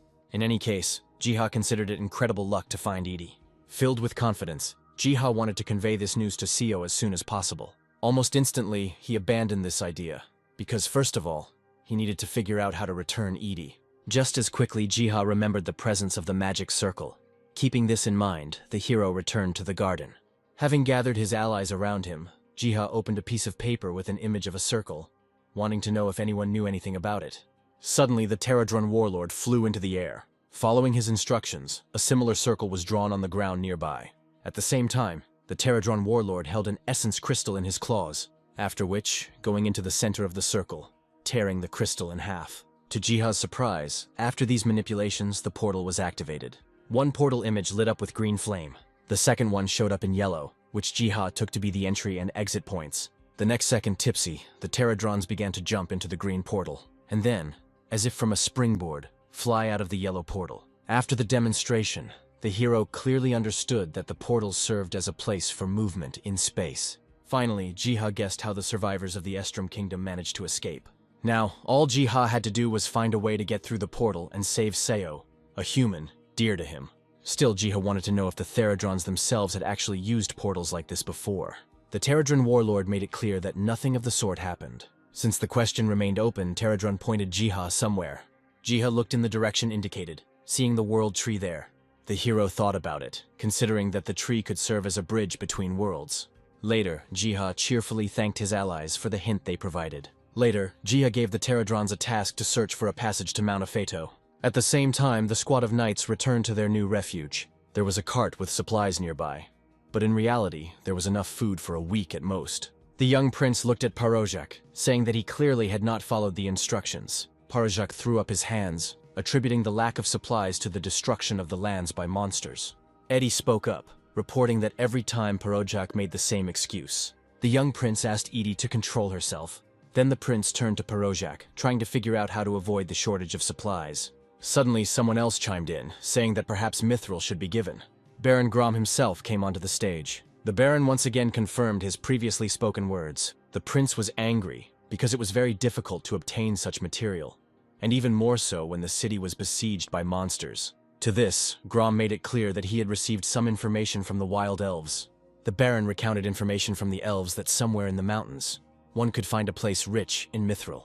The Baron's advice suggested that, having found this place, it would be possible to make a deal with the wild elves. Parozak supported this idea. Such proposals made the Knight Zion quite angry. Having calmed him down, the prince wanted to hear how it was possible to get to such a place. Hoping that the prince and his knights would be devoured by the griffins, the Baron reported that the path lay to Mount Afeto, where everything would have to be checked personally. After hearing this, the prince's hand trembled and grabbed the sword. Zion arrived in time and began to calm the prince and try to dissuade him from the suicidal expedition. The Baron was interested in whether the prince would really decide on such a campaign. The prince could not act otherwise, because he was responsible for the fate of the surviving people. Having realized this, the nobles began to discuss among themselves the deal with the elves that was already looming on the horizon. But then the prince's voice sounded again. The prince was willing to take the risk, but only on the condition that he would personally participate in establishing a deal with the wild elves. Grom tried to put together a picture of how the elves would not know the prince, but Philip himself reminded that until recently, few had heard of the Baron. Mentally cursing the prince for his stubbornness, Grom agreed with this idea. Afterwards, Edie leaned on the prince's shoulder, reminding him that the expedition would be mortally dangerous, while the knight himself, in another place, was awaited by his beloved. The prince was determined, promising Edie that everyone would return safely. Sometime later, a maiden cried out for the mercy of the gods. Grom, looking at the girl from around the corner, licked his lips, hoping that soon his finest hour would strike. All that Grom could do now was simply wait. After all these events, the story took a digression, deciding to tell about the fate of the kingdom of Estrom. It was a kingdom where everyone was happy, but all this did not last long, because the war with the monsters began. After years of battles, the kingdom was destroyed, and its inhabitants fled after their prince. Their last refuge was a fortified village that was under endless siege. However, the important people, Baron Thunder and High Priest Parozak, were able to benefit even from this situation. In this difficult hour, Prince Philip took out his sword and raised it to the sky. The excursion into history was over, and now, hovering in the sky, Jiha was comprehending the information he had received.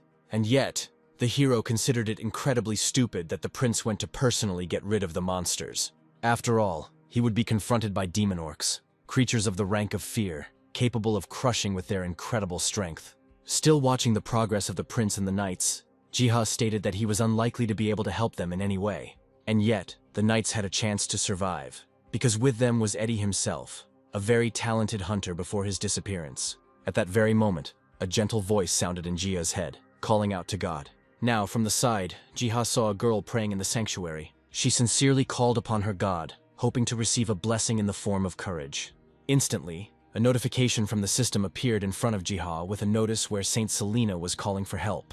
Another quest, related to spreading Selena's beliefs and helping her, was given to the hero. Jiha exclaimed in surprise, and Selena herself heard it. In an instant, Jiha covered his mouth, deciding to leave this issue for later. For now, Jiha wanted first of all to return to the garden.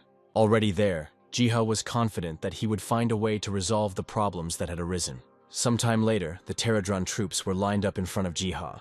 Jiha squatted down to make sure everyone was there. Afterwards, Jiha began to inform the Pterodrons that they had one extremely important task. Taking out a map, Jiha made it clear that the Pterodrons should go to the mountain and find the magic circles there. Jiha left the scouts with the role of observers and liaisons with the Pterodron commander. Next in line was the military leader himself, for whom Jiha had prepared a special role. Next, Jiha took out a sword from his backpack, making it clear that it was to be delivered to the prince. The tasks were finally assigned and the army moved out. Left behind were Bem and Dennis, who were confused about not getting roles. Bem believed that it was necessary to bide his time until the master Jiha became powerful enough. Danny always disputed Bem's conclusions, which caused conflict between the demigods to flare up again. Meanwhile, Grom and Parojak discussed among themselves the fortunate coincidence of circumstances in getting rid of the prince. Thunder laughed, considering Philip not so much a prince as an ignorant child. Parojak laughed in response, thinking that it was also worth getting rid of Eddie, who was always circling around the prince. Then Parojak started talking about something that Grom had prepared. They were talking about something that the wild elves had previously used against the orcs. According to Parojak, this thing proved to be wildly effective. The plan was that all the orcs in the area would come running towards the smell, and therefore, no matter how good the knights were, they would not be able to withstand such an onslaught. Grom supported Parojak's aspirations and still asked him to behave more quietly. After these words, their meeting ended. Having left the Baron's dwelling, Parojak hoped not only to get rid of the prince, but also Grom himself later. Secretly, he was being watched by Pterodron scouts. Meanwhile, Grom was thinking about the prince. Having gotten rid of Philip, Grom expected to become the new ruler of Estrom. At the same time, the Baron was sure that Saint Selene herself would become his concubine. Jiha was furious when he learned of Grom's vile plans. No matter how hard Jiha tried, he couldn't force Selena to have a session of communication with the deity. Now, the hero had no choice but to wait for a favorable development of events among the knights. They in turn fought their way through hordes of monsters. With every step, more and more orcs ran out to meet them. While covering the prince, the creatures were struck by Edie's sword, and Philip himself actively participated in the battle. Jiha was shocked that the knights intended to defeat absolutely all the demon orcs. Now one of them fell to the ground in shock, and then he even tried to escape. But despite his bold attempt, he was overtaken by Philip's sword. Edie caught up with the other orc demons who had fled. Having received a chopping blow to the leg, one of the orc demons fell face down on the ground. Mercilessly, Eddie finished him off. The battle was won, and Edie turned to the prince, reporting that the knights' swords were useless and were about to break. The prince offered to make an exchange, which Edie did not agree to, deciding to test the sword's strength. The next second, some giant grabbed Edie, and then she threw him aside altogether. Turning to his knights, the prince gave the order to retreat. Immediately, huge orc demons began to move towards the prince. Philip, holding out his sword, waited until he could give them battle. His breathing slowed. He prepared for the inevitable. Eddie, who had just come to his senses, tried to call the prince, but then something confused him. Something unclear struck the orc demon. Philip was genuinely shocked by what he saw. At the same time, Selena again called upon God to save the prince. The first prayer was fulfilled, whose notification immediately came to Jiha. Immediately after this, the system offered the hero to answer the prayer and provide assistance. Not very confidently, but in the end, Jiha agreed. In the role of a god, Jiha sent his apostle, who was the warlord of the Pterodrons, to help. Meanwhile, the strange scene of the death of one of the demon orcs continued. As it turned out, they were overthrown by the Pterodron warlord who came to help. The demon orcs themselves did not give up, trying to defeat the warlord. However, the club that the demon orc swung was seized by the warlord's claw. Then, with the same weapon, Pterodron hit the orc demon on the hand. After which, the heavy club was thrown down, falling almost on the prince himself. Edie, who had already completely recovered, urged Philip to act. He, although confused, nodded approvingly. Both of them hurried towards the demon orc. Eddie made a pounce. Philip aimed at the legs. Once he was at a sufficient distance, the prince struck the demon orc. Eddie did the same. The orc demon howled from the unbearable pain. Having descended to the ground, Eddie cursed because he had not managed to touch the monster's bone. At this moment, the prince saw the danger that threatened Edie and tried to warn him. Eddie turned around, noticing how the demon orc's leg was already moving towards him. But in the end, still wounding the hunter, Eddie screamed and was hit and sent flying. The other knights hurried to Eddie, quickly lifting him up. At the same time, another monster rushed to the aid of the orc demon who was fighting the Terradron warlord. Looking at the threat, the warlord squeezed the demon orc's wrists in his claws. Then, spinning around, he threw it at another orc demon. With a loud echo, the monsters collided with each other. And then, one fell on top of the other. Afterwards, as if shaking himself off, the Terradron warlord tapped claw against claw. The prince looked up at Terradron, unable to believe that one monster had helped defeat the others. Jiha watched all this, once again amazed at the incredible power he could bestow on creatures. The Terradron commander himself was glowing with happiness, because he had managed to fulfill the will of his master. Jiha himself sighed, because such help consumed a lot of essence, but there was no other way out. As a result, by sacrificing even more time, Jiha extended the apostle's action. Eventually, having contacted the Terradron warlord, Jiha demanded that he finish off the demon orcs as soon as possible. Prince Philip froze as he saw the monster fill with the golden power of the god. Meanwhile, despite the injuries they had received, the demon orcs rose again. Eddie doubled over in pain. It seemed like he could no longer continue the fight. Worried about his friend, the prince called out to Edie, asking if he could continue the fight. Straightening up, as if feeling a second wind, Eddie firmly said that he was ready. Looking at how quickly the demon orcs recovered, Eddie admitted that long battles were disadvantageous, first of all, for the knights themselves. In this regard, Eddie intended to finish everything in 3 minutes. The prince smiled and said that he was bluffing. Immediately after this, one of the orc demons began to run towards the Terradron warlord. Both forces met in a fierce confrontation. Eddie himself was now moving towards another orc demon. At any cost, he intended to finish off the orc demon before its regeneration was complete. Just like in his first attack, Eddie relied on acrobatic tricks. So he made another attack. Filled with the power of the ether, Eddie approached the orc demon, straight in flight, striking from bottom to top. As the demon orc growled painfully, blood gushed from the entire length of his neck. Another second, and the demon orc's head rolled down. Jiha watched Eddie's progress with shock. Meanwhile, Eddie himself noticed something strange about his sword. It shone for a second or two, then literally fell apart before our eyes. Licking his lips, Eddie noted that he had put too much ether into the strike. At that very moment, a golden glow illuminated Edie. After all, a little further away now, the warlord Terradron was single-handedly defeating the orc demon. At that moment, the orc demon, who had been knocked out by Terradron a second ago, fell on Edie. Relentlessly, the huge carcass fell upon the fleeing knight. Only at the very last second did he manage to jump away. Being on the ground, exhausted, Eddie wearily said that this day was the most unfortunate one for him. Very quickly, Prince Philip appeared nearby, wanting to help Edie get up. Once back on their feet, the characters thanked the Terradron warlord for his assistance. He only looked at the knights in a friendly manner, after which he turned his back. Terradron began to flap its wings at a furious pace and soar into the sky. Somewhere up there, high up, Jiha was praising the military leader for a job well done. Meanwhile, at the sanctuary, food was brought to Saint Celine. Selena refused, asking to take food to starving children. The maid did not understand Selena's attitude towards her own health. After which, she again prayed to God to grant her even more hope. Suddenly, Selena perked up. A godlike voice addressed her. Tears flowed from Selena's eyes. She was glad that God had finally spoken to her. Jiha fell silent. Although he didn't want to be a god for anyone, he decided to play this role, even if only for a while. Having finally decided to introduce himself as the god's confidant, Jiha ordered Selena to send a loyal man to the east to help the prince. According to the hero, it was there that the prince was supposed to find something. Having received the explanation, Selena beamed, promising to convey everything exactly to the prince. Grom was secretly eavesdropping on this muttering of the saint once again.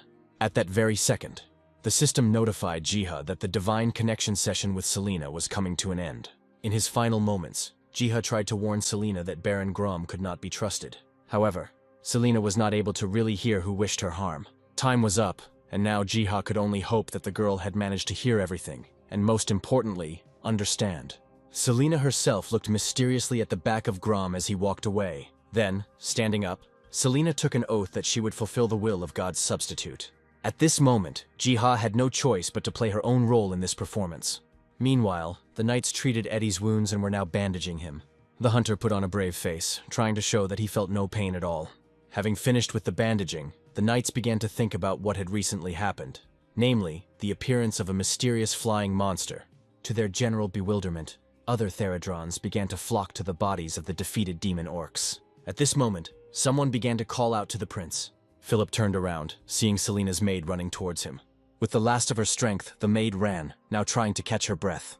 Having caught her breath, the maid reported that she had arrived with a message from the saint herself. Philip was perplexed. The next second, the maid pointed to the east, where the prince should go. Eddie intervened in their conversation, not understanding the urgent change of route, since the detachment was moving north. The prince also doubted what he had heard, and therefore, grabbing the maid by the shoulders, began to inquire what the detachment of knights was supposed to find in the east. Philip stopped when the servant reported that the saint had received a prophecy. Then the prince turned to Edie for advice. The hunter left the choice to Philip, however, being confident that the beetle was definitely a messenger of God. Eddie himself was not averse to going to another place and checking whether God's words were really true. In connection with this, the prince released the other knights, setting off on his journey only with Edie. In this regard, Edie approached one of the knights, tactlessly borrowing his sword. Twirling the sword in his hand, the hunter hoped that it would be able to serve him well. Moreover, upon his return, Edie promised to generously thank the knight for borrowing the sword in this way. Meanwhile, in the real world, Jiha visited Seo's home. Even as he approached the house, Jiha loudly called out to Seo. Although she was glad to see the hero, the girl was somewhat shocked by this visit. Having already approached the gate, Jiha informed Seo that he had one request. Seo was not averse to talking, but first, she asked the hero to come into the house. Already there, sitting at the table, Jiha asked Seo for Eddie's sword. The girl wanted to know why Jiha could possibly need this sword. Jiha said that he found out the location of Eddie, who was in the dungeon. Seo immediately covered her mouth, not believing her ears. Jiha continued, concluding that it was for this very reason that Eddie should receive the sword, so that he could be helped.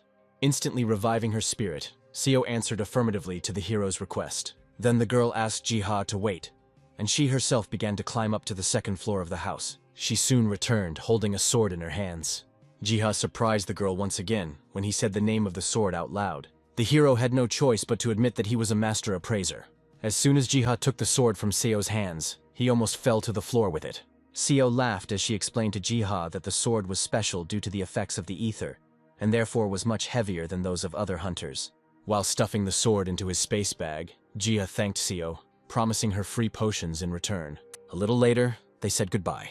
The hero gave the girl his word that he would find out how Edie could be returned to the human world.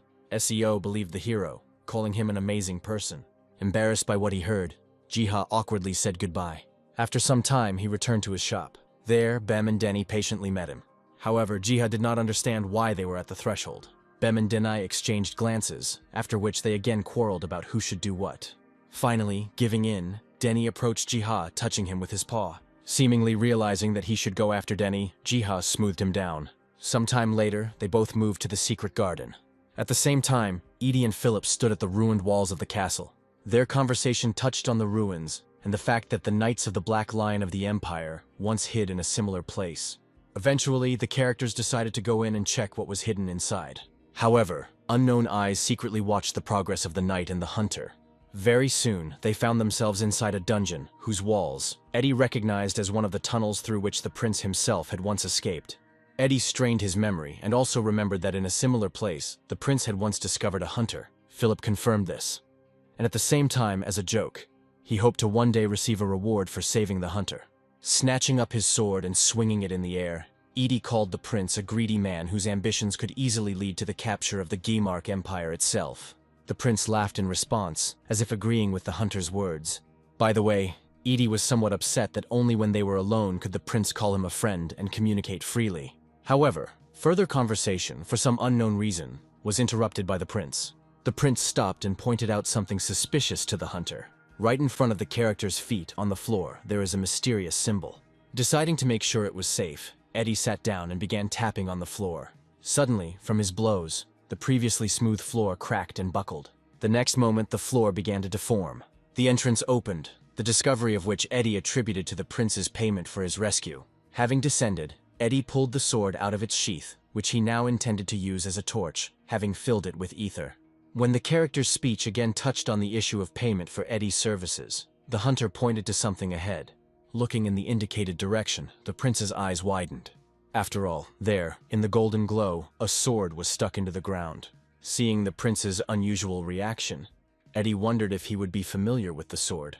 Slowly approaching the sword, Philip said that it was the weapon of the kingdom of Estrom itself.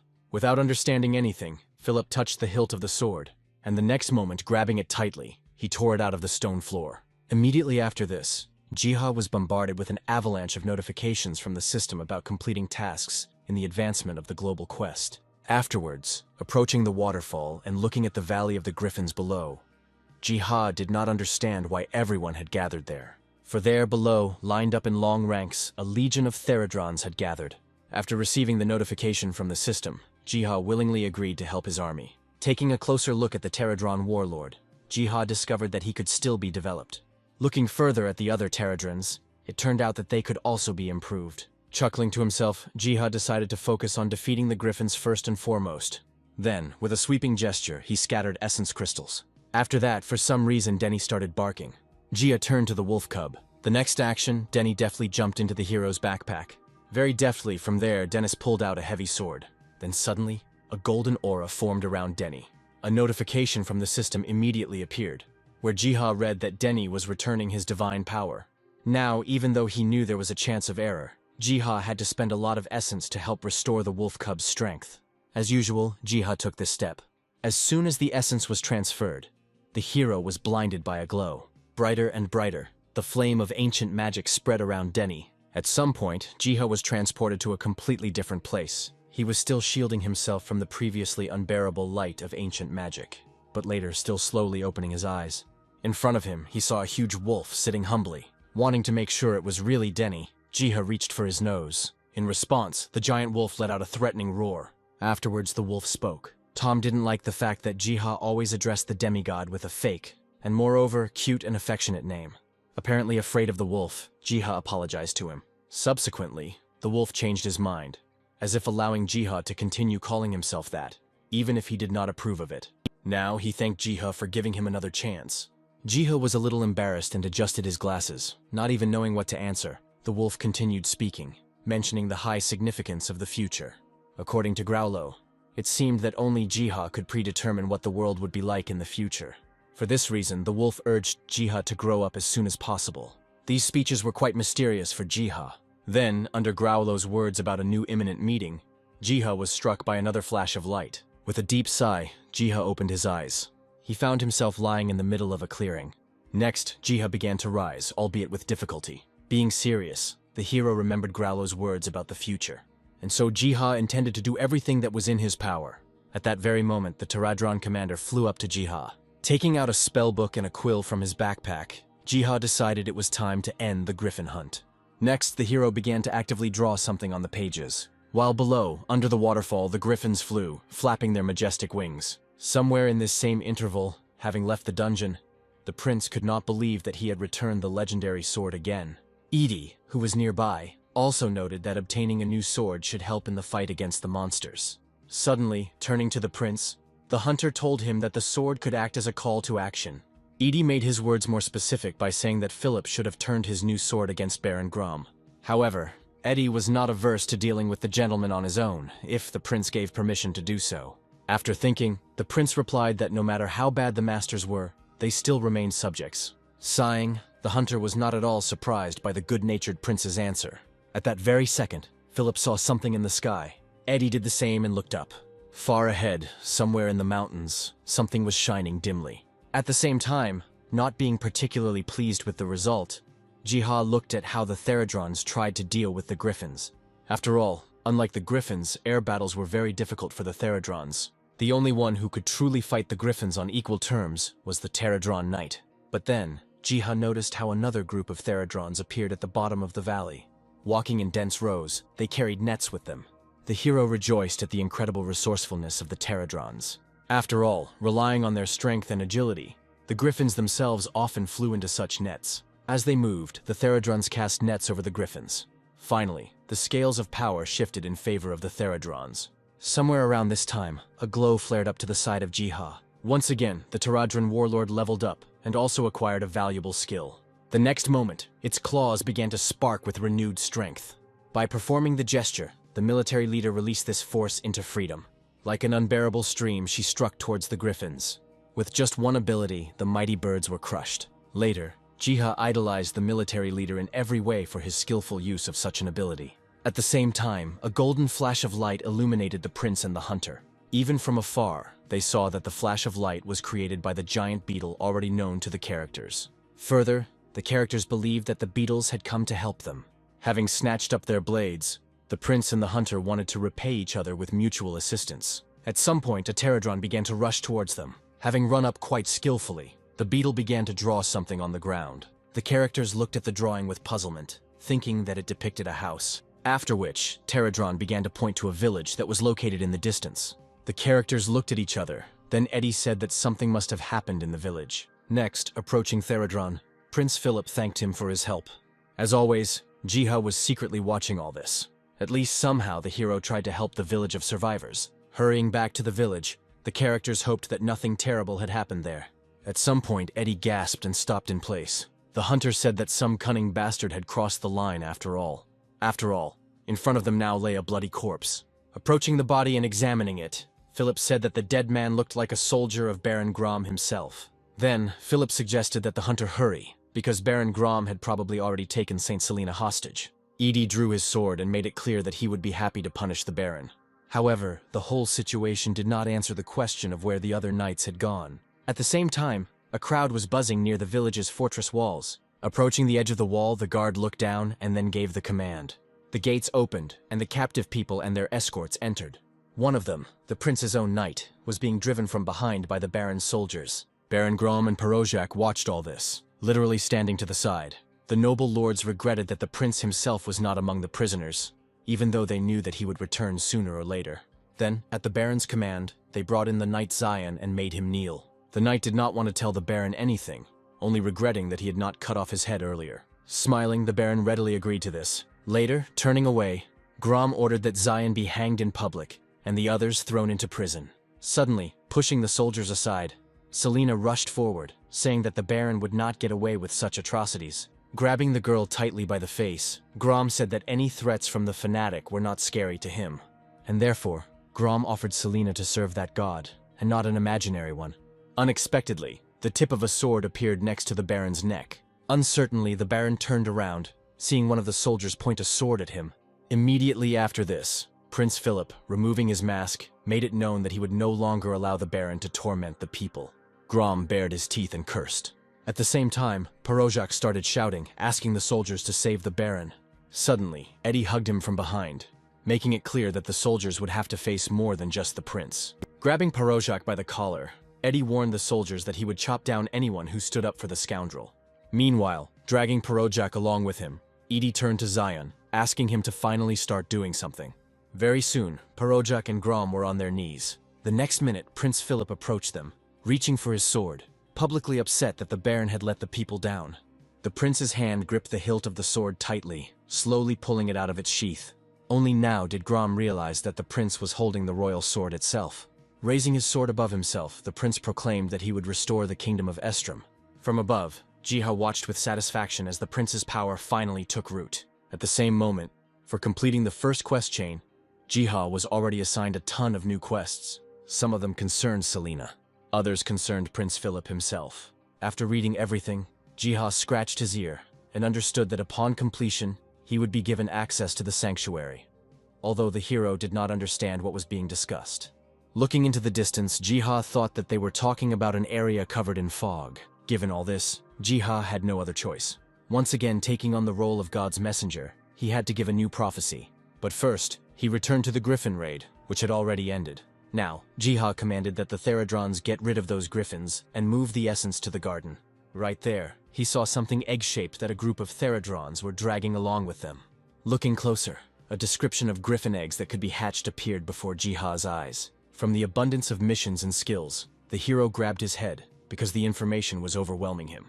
Instantly, another panel with data appeared in front of Jiha. Already there, Jiha read that the Therodrons had found the Miriel mineral. and the hero's army itself had now been joined by Theradron workers. Jia even gasped in fascination at such news. And then, he took the Theradron worker into his hand. The worker Theradron raised its claw, showing the hero the resource that had been collected in the deployment zone.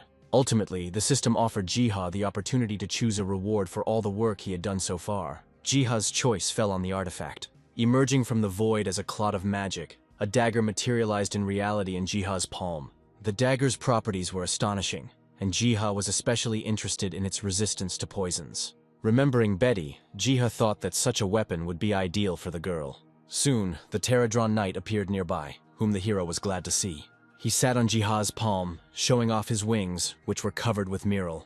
And yet, Jiha openly stated that a single Theradron knight was not capable of crushing entire armies. At the same time, for some reason, Jiha remembered the village of survivors. After all, there was a celebration going on there right now. People drank and rejoiced that they had managed to overcome the crisis. Meanwhile, Edie and Zion argued with each other that the plan almost fell apart, because a lot of knights managed to get captured. Gradually, their communication touched upon the future fate of Grom and Porozhak. Looking at the cells where the gentleman was sitting, the prince said that he was thinking about expelling them.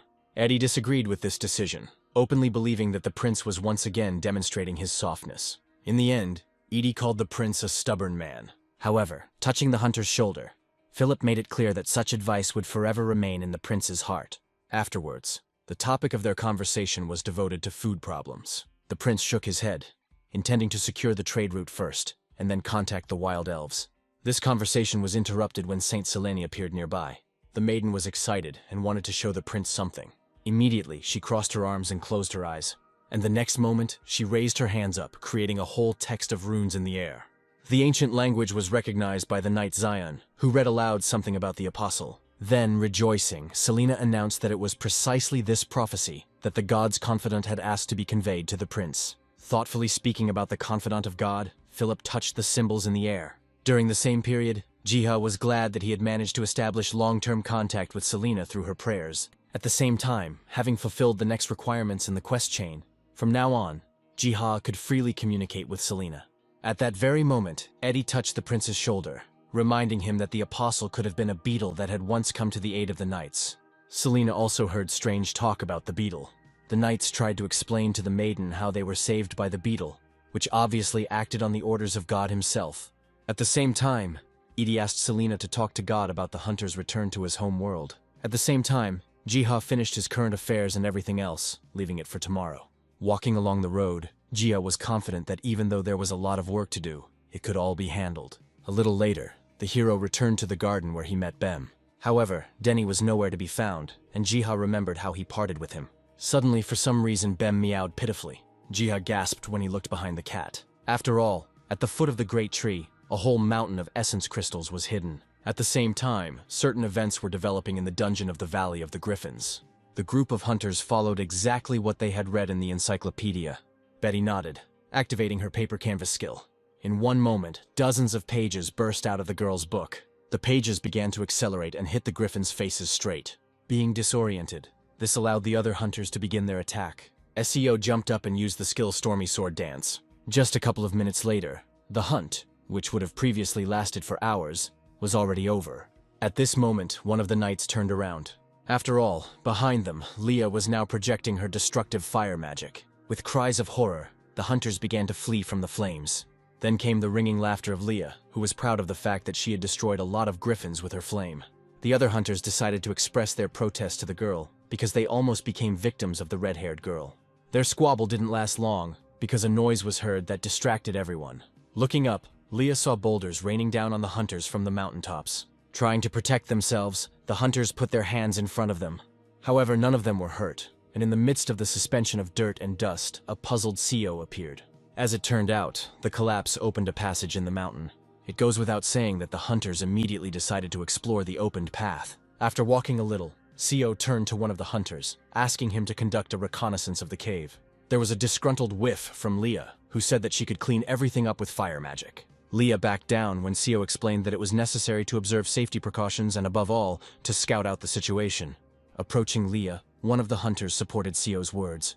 Afterwards, he took a step, but suddenly stumbled. Unable to maintain his balance, the hunter screamed and began to fall backwards. Eventually, he fell on his back and hit himself hard. Nuna came to him and cast a healing spell on the poor guy. At that very moment, Betty slipped between the characters, wanting to look at something. Leaning against the floor, the girl said out loud that the shape was recognizable. It turned out that the entire raid group stumbled upon a teleportation circle, whose analog Betty had already encountered earlier. At the same time, in the village, Grom and Parojak were taken out of their cages. Some people didn't even believe that such scoundrels would simply be taken and let go. Not wanting to miss the moment, Grom said that the prince would regret it if he expelled the Baron from the village. Philip slowly began to approach him. Having reached the bound man, the prince turned to the Baron. Next, Philip reached for his sword. By putting the point of his sword to the Baron's throat, the prince gave him a chance for redemption. He warned of the consequences if the Baron tried to harm the people. Having warned that in this case, Grom would lose his head, the prince ordered that the Baron be untied. The prisoners were released and immediately began to run away. Gritting his teeth in resentment, Grom swore that he would still get even with the prince. Watching all this from the side, Eddie concluded that the prince was, after all, soft-hearted. Quite quickly, before the prince's eyes, Edie and Zion even managed to quarrel. And again, Jiha was watching this scene, still acknowledging that Prince Philip was a wonderful man. Afterwards, another notification from the system appeared, with whose text Jiha easily agreed. After all, as it turned out, the other monsters had become quite wild when the prince's knights dealt with the demon orcs on the mountain. As for everything else, Jiha asked the Pterodron Knight to sort it out. At the same time, suddenly, a portal circle lit up on the ground in front of the knights. Gradually, the Pterodron Knight appeared from there. With all his might, he raised his claws before the astonished knights. Philip and Edie immediately recognized the overgrown beetle as the already familiar apostle of God. Immediately, the Pterodron Knight pointed somewhere to the north. Taking the hunter with him, the prince decided to go after the beetle and asked everyone else to follow at a distance. A little later, following the beetle, the prince noted that this route was familiar because guilds once walked along it. Eddie stretched, hoping that the giant beetle would help him find a new sword for the hunter. But at some point, the beetle stopped. Then raising his claw, he approached the rock. Then delivering a powerful crushing blow, Edie and Philip put their hands out in front of them, protecting themselves from the stone fragments that flew in all directions. A second later, they saw that there was a camouflage barrier hidden at the site of the impact. Immediately, Eddie turned to the beetle, asking it not to do that anymore, because it was frightening the hunter. The prince asked the beetle not to listen to the hunter's nonsense, and thanked Pterodron for his help. Nodding in approval, the Pterodron Knight spread his wings and soared into the air. A minute later, the knights, who were worried about the menacing sounds, reached the prince and the hunter. They were interrupted by Eddie, who took Zion with him to check the passage opened by the beetle. Even though he didn't really want to, Zion still went with Edie. Very soon, they found themselves inside a tunnel. After walking some distance, Zion stopped dead in his tracks. After all, the characters came across a hidden food warehouse, hidden by Baron Grom himself. A little later, leaving the cave, Edie informed the prince about the good find. Later, having loaded the supplies onto the cart, the prince gave Zion instructions to ensure that the food was delivered to the village as quickly as possible. Meanwhile, Eddie himself was unhappy, because despite the discovery of the missing food, there were no weapons anywhere nearby. Sighing and stretching, Eddie spoke openly to the prince that this time the debt had been paid, and the hunter should return to his world. Suddenly, somewhere ahead, a desperate cry was heard. People abandoned everything and ran in all directions. After all, from above, being higher than the trees themselves, the wolf's flickering eyes looked down on them. It was his appearance that frightened those who were driving the cart. The prince and the hunter instantly drew their swords. Clearly agitated, Eddie couldn't understand where such a huge thing had come from. A long roar was heard from a wolf that bared its fangs. The prince was no less worried, but gathering his will into a fist, he let the hunter know that he would approach from a different angle. Suddenly, Eddie stopped the prince and stepped in front of him. Turning around, Edie concluded that the prince must take responsibility for his people.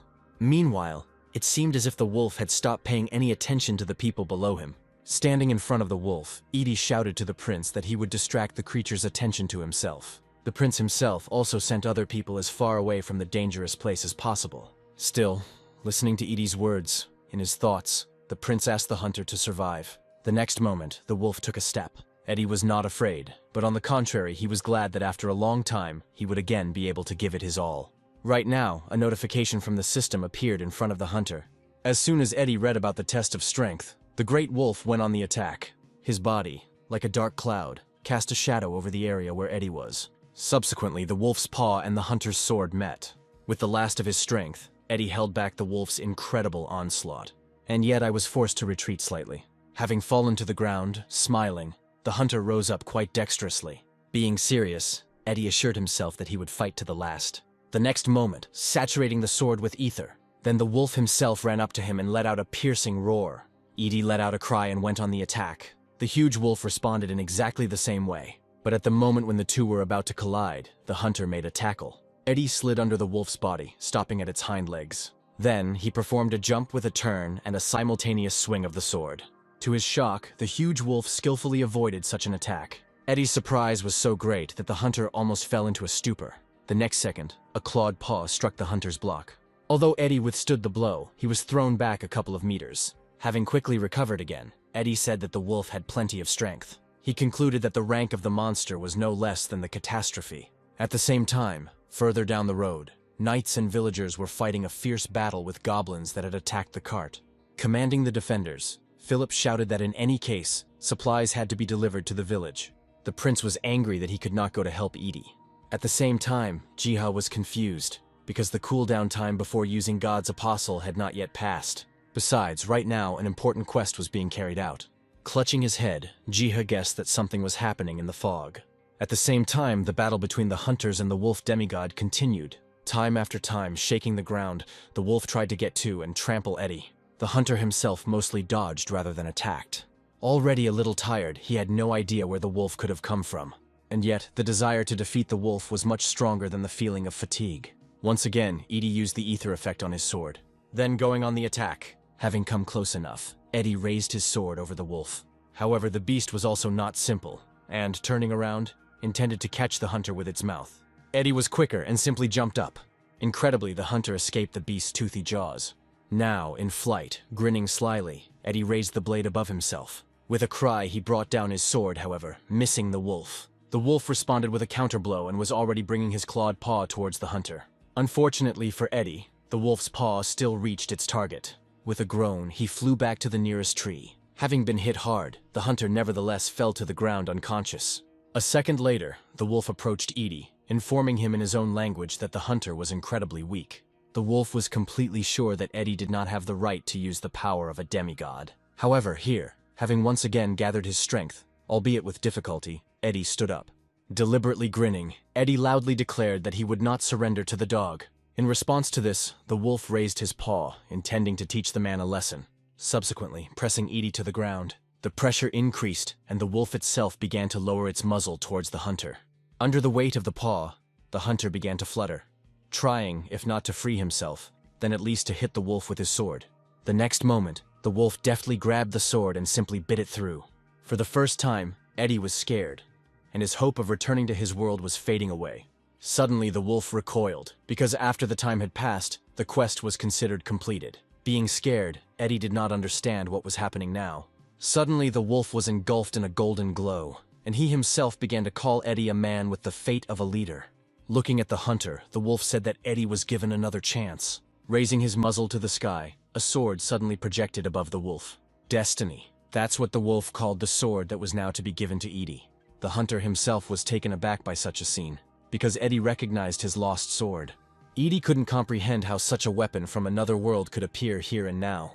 Still, he gripped the hilt of the sword tightly, so that in the next second, victoriously raising it above himself. Finally, Eddie began to believe more and more in the saint's words about God. His thoughts were distracted by the clanging of weapons somewhere nearby. Turning around cheerfully, Eddie rushed to help the prince. At the same time, the system notified Jiha that after the test was completed, the wolf cub Denny would return. There was a flash nearby, and Dennis himself appeared in the air. The hero ran up and took the wolf cub in his arms. Admiring his pet, Jiha lulled him into saying that the cute little wolf had become even smaller. Then Jiha even began to rub against Denny, expressing his sincere loving feelings. Meanwhile, the swords cut down the goblins. With swift strikes, the survivors fought their way through literal hordes of monsters. Now they all ran towards the walls of the village, their only way to survive. Suddenly, Zion called out to the prince about the danger that was behind him. Philip turned around, seeing the knights being pursued by monsters. Soon, very close to the prince, the monsters' club whistled. Fighting back, the prince decided to accept the fight so that the monsters would not be able to attack the village itself. Rushing into battle, the prince began to strike down one goblin after another. At the same time, one of the big goblins, roaring, swung and hit something with his club. His blows fell on the wooden gates, which were now held by the village's defenders. However, the goblin was relentless. and his onslaught eventually led to cracks forming on the gate. The other creatures were happy that they were about to break into the settlement. Gathering the power of dark magic into his weapon, the big goblin prepared for the final blow to the goal. But at that moment, something distracted the big goblin. He even turned his gaze to the source of the approaching sound. Right behind this crushed Eddie, who was riding on a wolf. Although confused, the prince rejoiced at the hunter's return. Meanwhile, to the shock of the goblins, their leading warrior was completely defeated. The hunter's ringing laughter was heard. Signifying his return, Edie raised his sword. The prince began to slowly approach towards that direction. Immediately, having barely seen the death of their healthy warrior and the arrival of the rider on the wolf, the goblins began to scatter. However, Philip himself did not understand where Edie suddenly got a riding animal in the form of a wolf. Eddie couldn't give a clear answer, only stating that he received the wolf for his confession. Next, he jumped off the wolf, intending to show something to the prince. Turning to the wolf, Eddie commanded him to return. Then the wolf let out a howl and began to fill with a golden glow, gradually dissolving physically and turning into a state of golden pollen. All of this went into the sword itself. Later, Eddie said that the giant wolf must have been the hunter's guardian, since he was testing him and did not intend to kill him. At the same time, Edie told about his sword, a weapon that the hunter had inherited from the old world. Eddie frankly believed that the wolf was the key to the hunter being able to return to his world. After hearing all this, the prince became thoughtful, explaining that there was sense in such speeches. After which, Philip said that Edie was probably considered the god Ark, the Wicked One. Their conversation was abruptly interrupted as the gates of the settlement opened. Both characters looked towards the gate. After all, Saint Selena ran out from there, worried about the prince. Philip let the girl know that everything was fine with him. Moreover, the prince pointed out that he managed to return to the village the supplies that had previously been stolen by the lords. The next moment, Saint Selena took the prince by the hand, thanking him for the work he had done. Selena laughed at the hunter himself, as she considered Edie's envious behavior to be blasphemy. Later, the prince called everyone to go to the village. Already entering the village, the prince appeased the hunter, telling him that everyone took him seriously. As before, Jiha secretly observed all these conversations and events. Even though Eddie didn't know about it, Jiha gave his word that he would help the hunter return to the human world. Afterwards, stroking Denny, Jiha said that they too should have returned. A minute or two later, Jiha returned to the garden. There, Bem joyfully greeted everyone. Having squatted down, Jiha began to show off Denny, who had become even smaller since the last meeting between the cat and the wolf. Dexterously, Bem intercepted the wolf cub from Jiha's hands, grabbing him by the scruff of the neck. Even though Jiha didn't know it, Bem was now praising Denny for a job well done. Even though Denny argued with Bem, he still knew that there was a lot of work ahead for the demigods. Finally, more politely, Bem once again praised Denny for a job well done. Afterwards, Jiha was attracted by a loud cat meow. Wagging his tail, Bem approached Jiha. Jumping onto the hero's lap, Bem settled comfortably, while Jiha reflected on the fact that everything that had happened that day was nothing other than the will of the great tree. Jiha was already planning to postpone all other matters until the morning of the next day. At that very moment, the alarm plant began to ring, letting Jiha know that someone had come into the store. As soon as possible, Jiha returned to his world. There, by the window, he saw a group of hunters, which included Betty. Opening the door, Jiha wanted first of all to find out what brought the adventurers to the store at night. But at the same time, Leah and Seo also entered the store. Leah was the first to speak, rightly condemning Jiha for not opening the door for so long. The hero couldn't come up with any excuses, and therefore, he let the whole friendly crowd into the store. A couple of minutes passed since then, and Bem was already dozing. Having seated everyone at the table, Jiha began to inquire what reason had led everyone to this. Then, Betty put the piece of paper with the image of the portal on the table. Taking a closer look, Jiha immediately recognized the drawing as a magic circle. Now Seo spoke up, informing the hero that the portal had been found in the Griffin's dungeon. After what was said, Jiha had no doubt that the hunters had found the Theridron's weapon. Suddenly, Seo's story was interrupted by Leah, who was boasting about her outstanding magical abilities. It was to her person that Leah attributed the discovery of the portal. But then, suddenly, the other hunters started to shout, accusing Leah of lack of foresight, which could have resulted in injuries for the others. Suddenly, Jiha stood up from the table, asking everyone to wait. Leah was eagerly awaiting what the hero would return with. Somewhere inside the store, a door creaked loudly as it opened. There, Jiha began to meticulously count something. The very next minute, asking the guests to help him. A moment later, Jiha appeared, dragging something extremely heavy behind him. Soon a pile of essence crystals was placed on the table. Taking one of the crystals in her hands, Leah had no idea that essence existed in such sizes. Next, Jiha spoke, explaining the principle of activating portals using essence crystals. In this way, the hunters could move to another world, where they would save Edie. Additionally, Jiha expected that Seo would take on the role of leader in such an expedition, and she happily agreed. Sometime later, their group set out on a hike. Very soon, determined hunters found the cave where the portal had been found earlier. At the same time, in the secret garden, some events were also developing.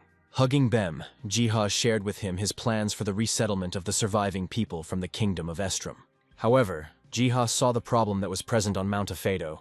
After all, the hero could not even imagine that the monsters once expelled from the plains would now settle there. Jiha's thoughts were interrupted when he noticed something. After all, now, for some reason, only Edie and Philip came out of the village in the direction of the monsters. The hunter raised his sword to the sky, urging the prince to keep up.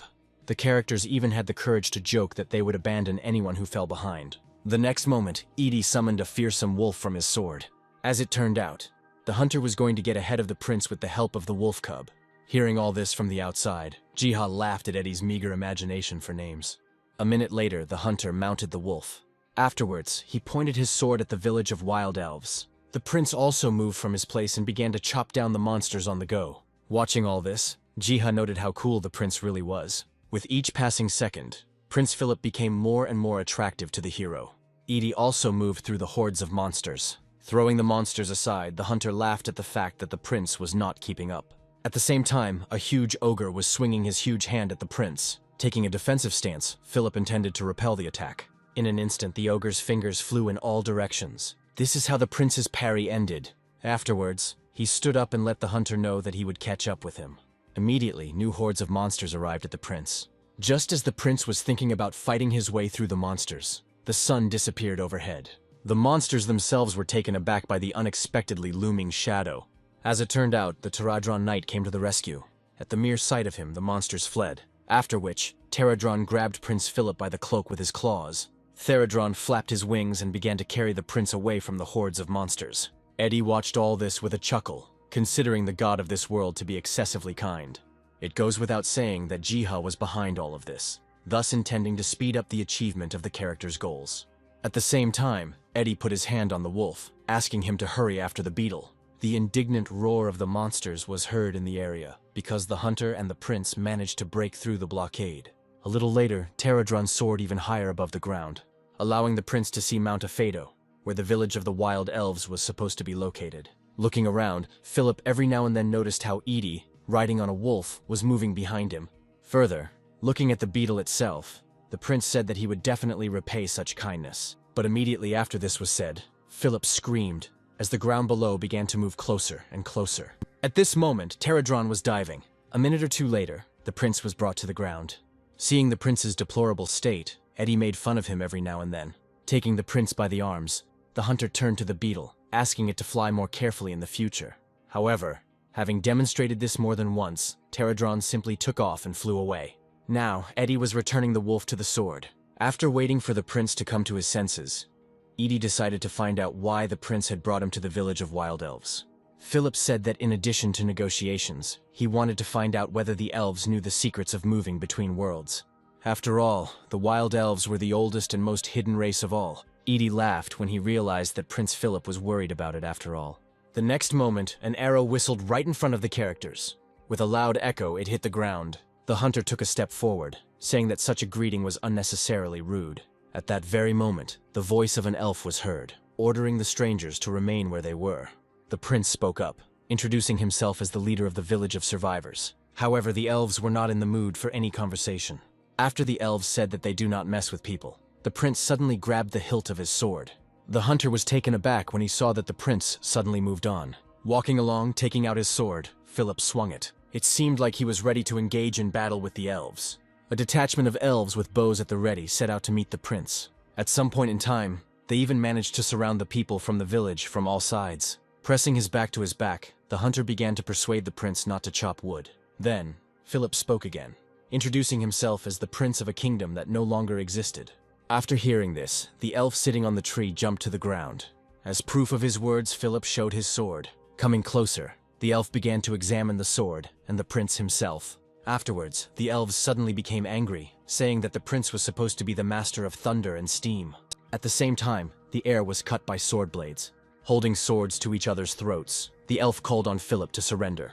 However, Philip openly declared that he had come to establish relations between the peoples that had once been destroyed by villains. However, the elf did not trust his word, informing them of the atrocities that Grom had committed against the elven people. Suddenly, Philip threw the sword to the ground. Edie turned around in shock when he heard the prince asking the hunter to do the same. The prince also stated that he would do whatever they demanded of him. Then, the leader of the elves ordered to take the people with them, but first to close their eyes. It was in this way, tied up, that they began their journey to the village of the wild elves. Hours passed before the not-so-friendly cries of elves began to be heard from all sides. Someone openly scolded people. Others saw them for the first time. However, the road along which the prince and the hunter were walking still continued. Now, sensing something was wrong, Edie turned to the prince, believing that the best option would be to give the elves a fight. Philip disagreed, believing the elves to be a reasonable race capable of dialogue. Their conversations were interrupted when one of the elves pushed Edie in the back. After some time, the captives were brought to the cage. The elf leader ordered that they be locked inside. Very roughly, the prisoners were thrown into the cage one after another. Inside, Edie couldn't contain his indignation at the prince's failed diplomacy. The prince tried to calm the hunter, but he, in words, barely restrained his anger, so as not to destroy the cage from the inside. Eventually, having somehow calmed down, Eddie lay down, deciding to sleep. However, the prince was in no mood for sleep. After all, his attention was riveted to the elf who was standing near the cage. At some point in time, their gazes met, but there was no continuation, and the situation with the imprisonment lasted until the night. Already there, the elven children began to gather around the cage, admiring the captives. But besides the elves themselves, the hunter and the prince were no less surprised, since they had never met elven children before. At some point, guards appeared at the cage and drove the children away from the place. Then, the elder of the elven settlement himself came to the room where the cage with the captives was located. Unexpectedly, the elder ordered that the prisoners be released. The elder openly believed that the prisoners, if they had wanted to escape, would have broken down the barred door long ago. Apparently recognizing the prince, the elf elder called him by name. Philip was alarmed because he himself had never seen the elven elder before. The elder chuckled, making it clear that he had known the prince since he was a child, secretly observing him. Now, the elder was ready to listen to Philip himself. However, first of all, the prince wanted to know what Grom and Parojak had done against the elves themselves. The elf who brought the elder grabbed a knife and put it to Philip's throat, not believing that the prince did not know about the crimes of his compatriots. The elder called out to the elf fighter named Croydle, urging him to calm down. Philip insisted that he did not know about the tricks of Grom and Parojak, but was ready to take the blame for them upon himself. It seemed that the elder was beginning to believe the prince's words. The prince also said that he had banished Parojak and Grom for the crimes they had committed against the villagers. The elder became interested when he heard from the prince reminders about Mount Afeto, where Grom and Parojak hid the stolen goods.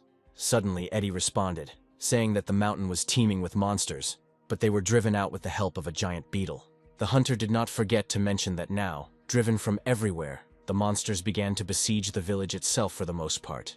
This story somewhat puzzled the elder, because the Baron had taken the soldiers to the north. The prince immediately responded, telling about the Baron's last words before his exile, as if he had somewhere to go. And yet, after all he had heard, Croydle tried to convey to the elder the idea that people should never be trusted. He was interrupted by the prince, who announced his only desire, which was to establish friendly relations with the elves and resume trade. Croydle was interested in the words about trade, and therefore he wanted to get specifics. Then Philip told about the miners and rock salt that were regularly sent to the elves in exchange for food. The hunter gritted his teeth. Now it became clear to him that Grom and Parojak had deceived absolutely everyone. The elder hissed, concluding that everyone had been deceived, but not without outside help. And yet, the elder was in no hurry to trust people in everything. The prince took a deep breath, wanting to know what he needed to do to prove his loyalty. The elder did not delay his answer for long, asking the prince to deliver ore and rock salt to the elves. Then, the elder turned his gaze to the hunter, saying that he could leave this world. Eddie was quite surprised, not understanding how the elder knew the hunter's secrets. Then, the elder said that something similar was read in Eddie's fate. Moreover, he was far from the first guest from other dimensions. Edie glanced at Philip, remembering that the prince had already mentioned something similar about the elves' omniscience. Ultimately, the hunter agreed to go on the mission. Besides, Eddie expected to get his sword back, since he couldn't break through the hordes of monsters with bare hands. Croydle glanced at the elder, as if he wanted to object to something. But it so happened that after some time the bonds on Edie's hands were cut. Still annoyed by the elder's decision, Croydle brought the sword to Edie. The characters briefly exchanged barbs. As if threatening, the hunter hinted to the elf that the prince was not such a nice guy who was unlikely to sit in captivity for long. The elf frowned, not believing that any human could defeat Croydle himself. But at this moment in time, a strong wind suddenly blew. Both characters looked up to the sky. Suddenly, Eddie rejoiced, saying that the god arc always appeared at the right time. At first, a Theradron knight flew over the characters, and then dozens of smaller beetles flew after him. Seeing this, the elder became excited, because he had no idea that the workers of the great tree still existed. As before, all of this was observed by Jiha, for whom it was a revelation to gain access to the wild elves' territory. Immediately, the hero received a new batch of notifications from the system regarding quests, where the next chain of tasks was blocked until Jiha solved the problems of the villagers. At the same time, the elves scattered in all directions. Stealthily, they watched the Theradrons. When they landed opposite Edie, instantly Jiha contacted the Theradron knight and commanded him to help the prince and, to begin with, give the crystals to the elves. Immediately after this, a precious stone was placed into the elder's hands. Clearly worried, the elder could not believe that the legendary Theradrons had come for the people themselves. Edie confirmed this, also pointing to the stone in the elder's hands. Suddenly the Theradron knight's claw reached out towards something. Everyone noticed how interested Theradron was as he looked at the ordinary bush. Theradron nodded to the elven elder when he asked if the beetle wanted herbs. Jiha was happy that one of the problems was successfully resolved. After all, in addition to completing part of the quest, Jiha now also has access to the medicinal herb. A certain amount of time has passed since then. On the elder's orders, Croydle cut the bonds, and yet the elf openly expressed his distrust of people. However, the prince was not interested in the elf's opinion. He was only concerned with strong trade relations. Suddenly, the hunter hugged both of them, trying to reconcile the elf and the prince. However, the elf pushed Edie away, informing him that his slimy words were of no use to anyone. Immediately after this, an elder appeared, carrying with him the sword that had once been taken from Philip. Without further ado, he handed the sword to the prince. Having returned his own, now Philip wanted to ask the elder a couple of questions. In that case, Philip decided to talk about Edie, who wanted to return to his world. In response, the elder said that the hunter could always return the same way he came. The prince remembered that Edie was found at the mouth of the river, where he was washed up. Therefore, the prince thought that the hunter might have fallen from the upper reaches of the river, where the palace was located. The elder scratched his beard and said that he thought differently. From the elf's words, it seemed that the connection came and was maintained from the level of the roots of the world tree. Then, with the help of magic, the elder depicted the world tree in the air. It was the roots of the world tree that the elder called the connecting link between the worlds. Suddenly remembering from the Theradrons, the elder believed that people could turn to them for this help. The elder explained that, as assistance to the world tree, the Theradrons could move freely between worlds. As he began to recall the circumstances of his first meeting with the Theradrons, Eddie suddenly spoke of a circle on the ground. Prince Philip then responded, thanking the elder elf for his advice. Suddenly, the elder changed the topic of conversation to the trade route, on which there were still many monsters. To this, the prince cheerfully stated that he would do everything possible to resolve such a problem. After some thought, the elder said that the elves should also make their contribution, further making it clear that he would send the most reliable representative of the elves with the people. The hunter readily agreed with this decision. Later, with the people, the elder sent Croydle. Philip gave his word that he would take care of Croydle's safety, while Edie, on the contrary, saw a way to get even with him. Beside himself with rage, Croydle growled softly. Then the elder himself approached Croydle, asking him to be worthy. A couple of minutes later, the prince and the hunter were racing across the area on the back of a wolf. An elf ran ahead of them. At some point in time, the prince noticed that Croydle was clearly deviating from the previously assigned route. The elf responded, indicating that there was a cave nearby that led to the elephant, where the griffins lived. Eddie joined the conversation, making it clear that the beetles had already dealt with the griffins some time ago. However, the elf was not in a hurry to believe Edie's words. But, not wanting to argue, the hunter allowed Croydle to see everything with his own eyes, and therefore the character's path continued along a different route. Once in place, the first thing that caught the character's eyes were the vines. Someone's hand carefully parted the vines. Looking at the passage, Croydle said that it was used in ancient times by the workers of the great tree before they were exterminated by monsters. The hunter laughed, saying that the elf, in fact, was not so grumpy. Turning around, burning with rage, Croydle reminded that he had only cooperated with the people because of the Elder's orders. Afterwards, the elf asked the people to follow him closely, so as not to get lost. Finally, the prince spoke up, who until now had not believed in the World Tree, considering stories about it a myth. The elf hissed in annoyance, not expecting anything else from short-lived people. Their path began as Eddie's sword, for some reason, illuminated the space of the cave with its glow. Almost immediately, the hunter himself noticed this phenomenon. Croydle also turned around. For some reason, the elf felt a desire to look at Edie's sword. He readily agreed. Having pulled the sword from its sheath, he immediately blinded everyone present with its glow. Having gotten used to the glow and taking the sword in his hands, Croydle said that it really wasn't his imagination. He went on to say that, as he believed, the sword was an ancient divine instrument. Eddie exclaimed in surprise, although he had no idea why the sword suddenly began to glow. Then the elf was ready to guess something. Finally, having collected his thoughts, Croydle said that the hunter must have used the sword somewhere in the cave. At the same time, Leah was going wild with her magic. Streams of flame erupting from her staff drowned the undead. However, not all of the dead were so easy to defeat. One of the skeleton warriors, having withstood the onslaught of flames, was preparing to cut down the red-haired girl. Luckily, Sio arrived in time. With the help of a water tornado, the girl ground the bone warrior into tiny pieces. And yet, not everyone in the group found the fight so easy. At a certain point, they became convinced that the undead, although losing fighters, did not lose in numbers. Leah's cry was heard, asking her comrades to be patient, because she was preparing the final magical attack. As she chanted, flames shot into her staff like a tornado. At one point, Leah yelled for everyone to get out of the way, then releasing a lava wave. A terrible flame poured out upon the undead. Seeing this, the party members immediately became inspired. Nuna was a little worried, hearing the screams of the undead. Betty, with bated breath, called what she saw incredible. Under the roar of the flames, laughing madly, Leah asked her party members not to stop and praise her. Pleased with herself, the redhead suggested waiting until the lava cooled. A second later, Sio screamed, trying to warn Leah of the danger behind her.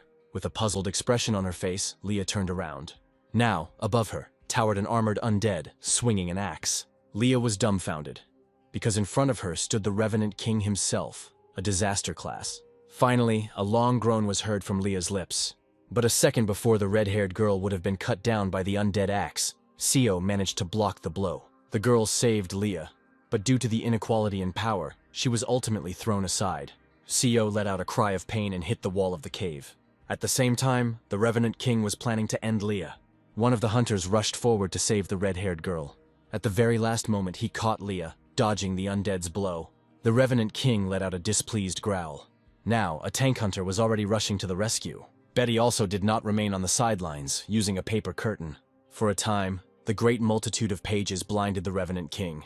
There was a short period of time, thanks to which Leah was able to be carried away from the undead.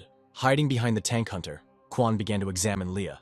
With words, he tried to bring Leah to her senses. At the same time, the Revenant King, having sprayed dark magic around himself, got rid of the paper that was floating everywhere. Betty didn't expect the undead to come up with something like this so soon.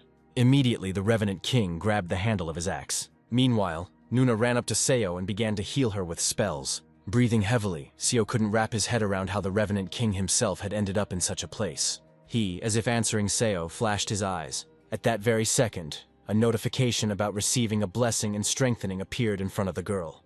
Subsequently, all these system windows intertwined, compressed and exploded with rays of magic. Seo was temporarily struck dumb by the sight. For some reason, this magic began to accumulate around Seo herself.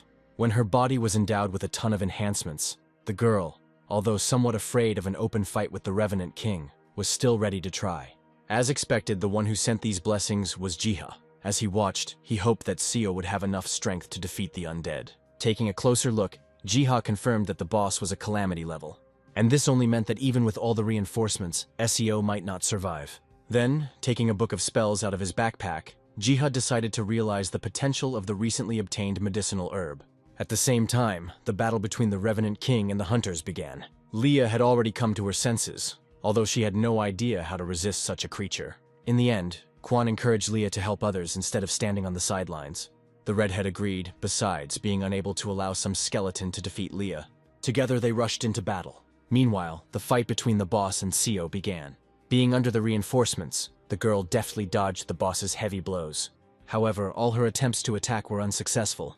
Because of this, Seo decided to focus on the skeletal joints, where there was the least armor. Once close to Betty, Leah urged her to help Seo by distracting the skeleton. The girl readily agreed, again calling on the pages of the book for help. But this time, the pages did not fly before the monster's eyes. On the contrary, they seemed to be noticing the weak spots in the Revenant King's armor. The skeleton did not notice or feel all of this, and therefore continued to fight with Seo. Taking advantage of this situation, Leah summoned her destructive magic. Pointing the staff, the red-haired woman loudly commanded the word explosion. A pillar of flame struck the Revenant King's armor, simultaneously setting fire to the sheets that had previously been embedded in vulnerable spots. A second later, tongues of fire began to seep out from every corner of the Revenant King's armor. Some of the hunters even thought that at this stage, the undead had been defeated. Only Seo knew the true situation, and even though the Revenant King had been damaged, he still posed a threat to her. And so, intercepting the sword in her other hand, Seo carried out a pounce. The tip of her sword flashed. A line of ether was drawn in the air, running straight along the Revenant King's shoulder. For a second or two, Seo even thought that the attack had achieved its goal. But at that very moment, a massive bony hand was extended towards the girl. Seo had no chance to evade. After all, it was just below the chest that Seo took the blow. Subsequently, Seo dropped the sword from his hands and was thrown back. Seeing this, the team's morale dropped. Realizing that the situation was not in the hunters' favor, Jiha decided to intervene in the situation. Immediately, the hunters were presented with notifications from the system about the accrual of blessings and the receipt of special scrolls. However, even after such a gift, Jiha was not sure that the hunters would be able to hold out for long. Then the hero focused on Leah. It was her that he considered his last hope. Suddenly, from somewhere in the depths of the cave, a beam of energy burst forth. Jiha was naturally distracted by this. The Revenant King also sensed the growing danger. After a moment, a wide-open, toothy mouth appeared nearby. The wolf immediately grabbed the undead by the shoulder. Jiha was overjoyed when he realized what had just happened. Without releasing his grip, the wolf did not allow the Revenant King to move from his place. Until high above, Eddie himself appeared. His face radiated hatred and wild determination. Filled with delight, Jiha shouted out the hunter's name. He, in turn, brought down a massive sword. A second later, the Revenant King's severed hand fell to the ground with a thunderous crash. Many did not understand what had just happened. However, to Lai, the mysterious man seemed familiar. The warrior who controlled the summoned wolf must have been the famous Eddie, although the hunter himself was not delighted with his blow, because the undead was still on its feet.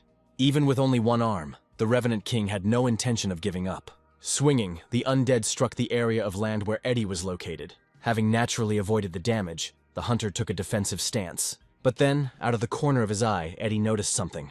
After all, a couple of meters away, Seo was lying, on whom healing spells were being cast. Soon, Edie was completely glued to Seo, whom he had not seen for so long. Suddenly, the hunter had a strong desire to drop everything and run to the unconscious girl. But these urges were interrupted by Leah, who was already running to Edie, whom she recognized. Eddie also identified the red-haired girl, now having many questions for each other. But all this was left for later, because the Revenant King was not going to wait. With a roar of rage, the undead raised its axe again. Surely at his call, new skeleton warriors would begin to crawl out of the ground. At this point, some people began to fear that without Seo's help, it would not be possible to emerge victorious from the battle. The only way out of the situation, everyone saw, was to hold out long enough to give Seo time to wake up. New streams of fire and lava began to flood the undead. The first to enter the new stage of the battle was Leah. Eddie concentrated on the boss himself. But despite all his stubbornness and curses, the Revenant King was no less stubborn. As best he could, Edie repelled the boss's attacks. But for the most part, it was all in vain, as normal attacks did not deal any damage to the Revenant King. So, having caught his breath, Eddie decided to change his tactics. Cursing, he decided to chop the hell out of the boss. Subsequently, the fury of the living and the non-living clashed. An explosion was heard, followed by a shockwave that spread out in all directions. Eddie, who had taken quite a bit of damage, wiped the blood from his face. The Revenant King wanted to finish off the hunter, and so he raised his axe again. But at that very second, the segment of armor that was on the undead cracked. Somehow standing up, the hunter lamented that even though the boss was of the same rank, he felt that he was clearly much heavier. Immediately, the Revenant King rushed to attack. In contrast, Leah's fiery explosion was displayed. However, this time, the undead would probably completely ignore the damage. The girl was overcome with confusion, because something like this had never happened before. Meanwhile, the Revenant King managed to get closer to Edie. Another clash of great forces has occurred, and at the same time, a new shockwave erupted. She pushed Edie away and pressed her against the wall of the cave. But strangely, nothing happened next. For now, Prince Philip's own sword was thrust into a segment of the Revenant King's split shoulder armor. Eddie looked up at him, stunned. Inspired by the appearance of the prince, the hunter stood up. Suddenly, a voice sounded in the prince's head, telling him that the undead's weak point was in the center of its body. He immediately shared this information with Eddie. As it turned out, these clues were given by Jiha, although he was worried about whether the heroes would be able to break through the shield of the undead. At the same time, a notification from the system appeared that Jiha could bless one more person. But for the last time, Jiha closed his eyes and began to think of something really good. And most importantly, useful. Afterwards, he began to write the text in the spellbook. Having finished this task, Jiha sighed contentedly. Another system window appeared, where Jiha confirmed the transfer of the blessing. At the same time, Hunter Eddie froze. After all, before that, a notification about the blessing of the worker appeared. At the same time, the Revenant King tried to pull the prince off himself. When this failed, the undead let out a piercing roar. A magical energy burst forth, pushing the prince away. She went on and on, touching on almost all the other characters. The prince stuck his sword into the ground and held on, trying not to give in to the sudden force. When the wave of magic began to subside, Eddie suddenly jumped up. Raising his golden glowing sword, the hunter caught the attention of the Revenant King. With the fury of a demigod himself, with a scream, Eddie rushed at the undead. His special attack cut a deep slit down the Revenant King's very torso. Having broken through the defense, the hunter's sword ended up close to the core of the undead. A small push and the tip of the sword pierced the core. Without delay, ancient magic poured out from within the Revenant King in clots of steam. The undead dissolved before our eyes, indicating final victory. A similar situation happened with the skeleton warriors. From such an important victory, Jiha clenched his fists. Betty and Nuna began to hug, congratulating each other on their victory. Eddie, finally letting go of the sword, simply sank to the ground. The prince appeared behind him, reminding him that he had once again saved the hunter's life. Helping the hunter up, Philip reminded Edie that he should thank the others. Edie readily agreed, and that is exactly what he did. Afterwards, everyone's attention turned to Seo, who still hadn't come to her senses. Just a couple of minutes later, the girl finally opened her eyelids. Tears began to accumulate in her eyes. The next moment, she grabbed Edie tightly. The hunter hugged Seo tenderly, saying that the wait for their meeting had been too long. Further reporting that he was Eddie, he returned.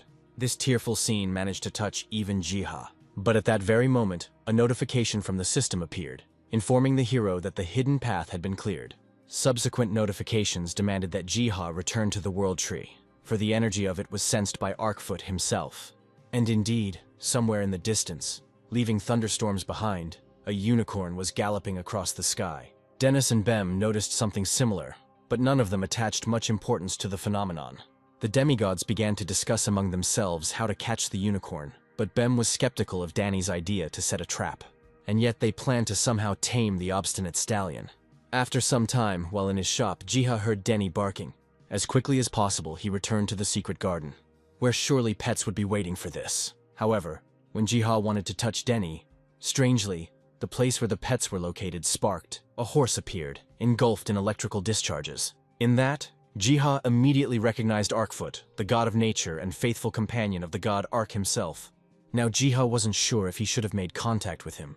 To his amazement, the unicorn had truly incredible speed of movement. The problem was that Jiha couldn't even really keep track of it. But suddenly, a confident clap of hooves was heard throughout the area. The horse, having stopped now, seemed to be looking at Ji himself, and a second later, he began to jump towards him. Seriously frightened, Jiha screamed. Cowardly, he covered himself with his hands. Right now, the petals of the great tree, as if protecting, began to fall in front of Jiha. The unicorn was overcome with the memory of being back next to his gentle owner, Boko Ark. Having stopped squealing and opened his eyes, Jiha himself now observed that the horse had ceased to be aggressive. Having become a little bolder, Jiha brought his finger to the horse, trying to pet it. To his surprise, the unicorn yielded to his affection. Bem and Denny watched all this from the sidelines, now wondering what kind of ridiculous name the hero would give the horse. A little later, Jiha brought the horse to the secret garden. He galloped forward while Jiha studied and imagined whether the stallion was the most beautiful stallion in the world. After thinking for a while, Jiha concluded that the horse was beautiful in any case. But as soon as Jiha finished his thoughts, the stallion ran up to him. He was squeezing grass in his mouth. The hero immediately remembered the plant he had planned to use as ink, but later changed his mind. Having thanked the horse, Jiha began to suggest out loud that he was probably quite hungry. A couple of minutes later, Jiha presented the steed with a heap of carrots. Bem and Denny were watching from behind the trees. At some point, they came out from behind cover, causing the horse to become enraged. As Jiha had probably expected, a brief verbal altercation occurred between the demigods. Later still, they lay down tiredly around Jiha. The hero reached for the interdimensional bag, taking out the grass he had received from there, still deciding to put it to use. Jiha spontaneously began to imagine reddish ink, and along with this, the image of someone wildly strong. Soon after the manipulations were carried out, the first glass with red ink was ready. Pleased with himself, Jiha corked the bottle. Now, Jiha began to think about how he would be able to explain the presence of man's foal. Hours passed since then, and a new day began. Looking at his shop, Jiha concluded that in this place, Manu would be cramped. The hero thought so before the gates opened. Looking through those, Jiha discovered a beautiful meadow. However, to Jiha's horror, even after passing through the gates, they remained open on a permanent basis. Somewhere around the same time, the bell at the front door of the store rang. Seo entered and immediately greeted the hero. Jiha was happy in return, but with the girl, her shadow Edie also came. A few seconds later, Seo bowed to Jiha for saving the girl's beloved. Very quickly, Edie joined Seo in this gesture.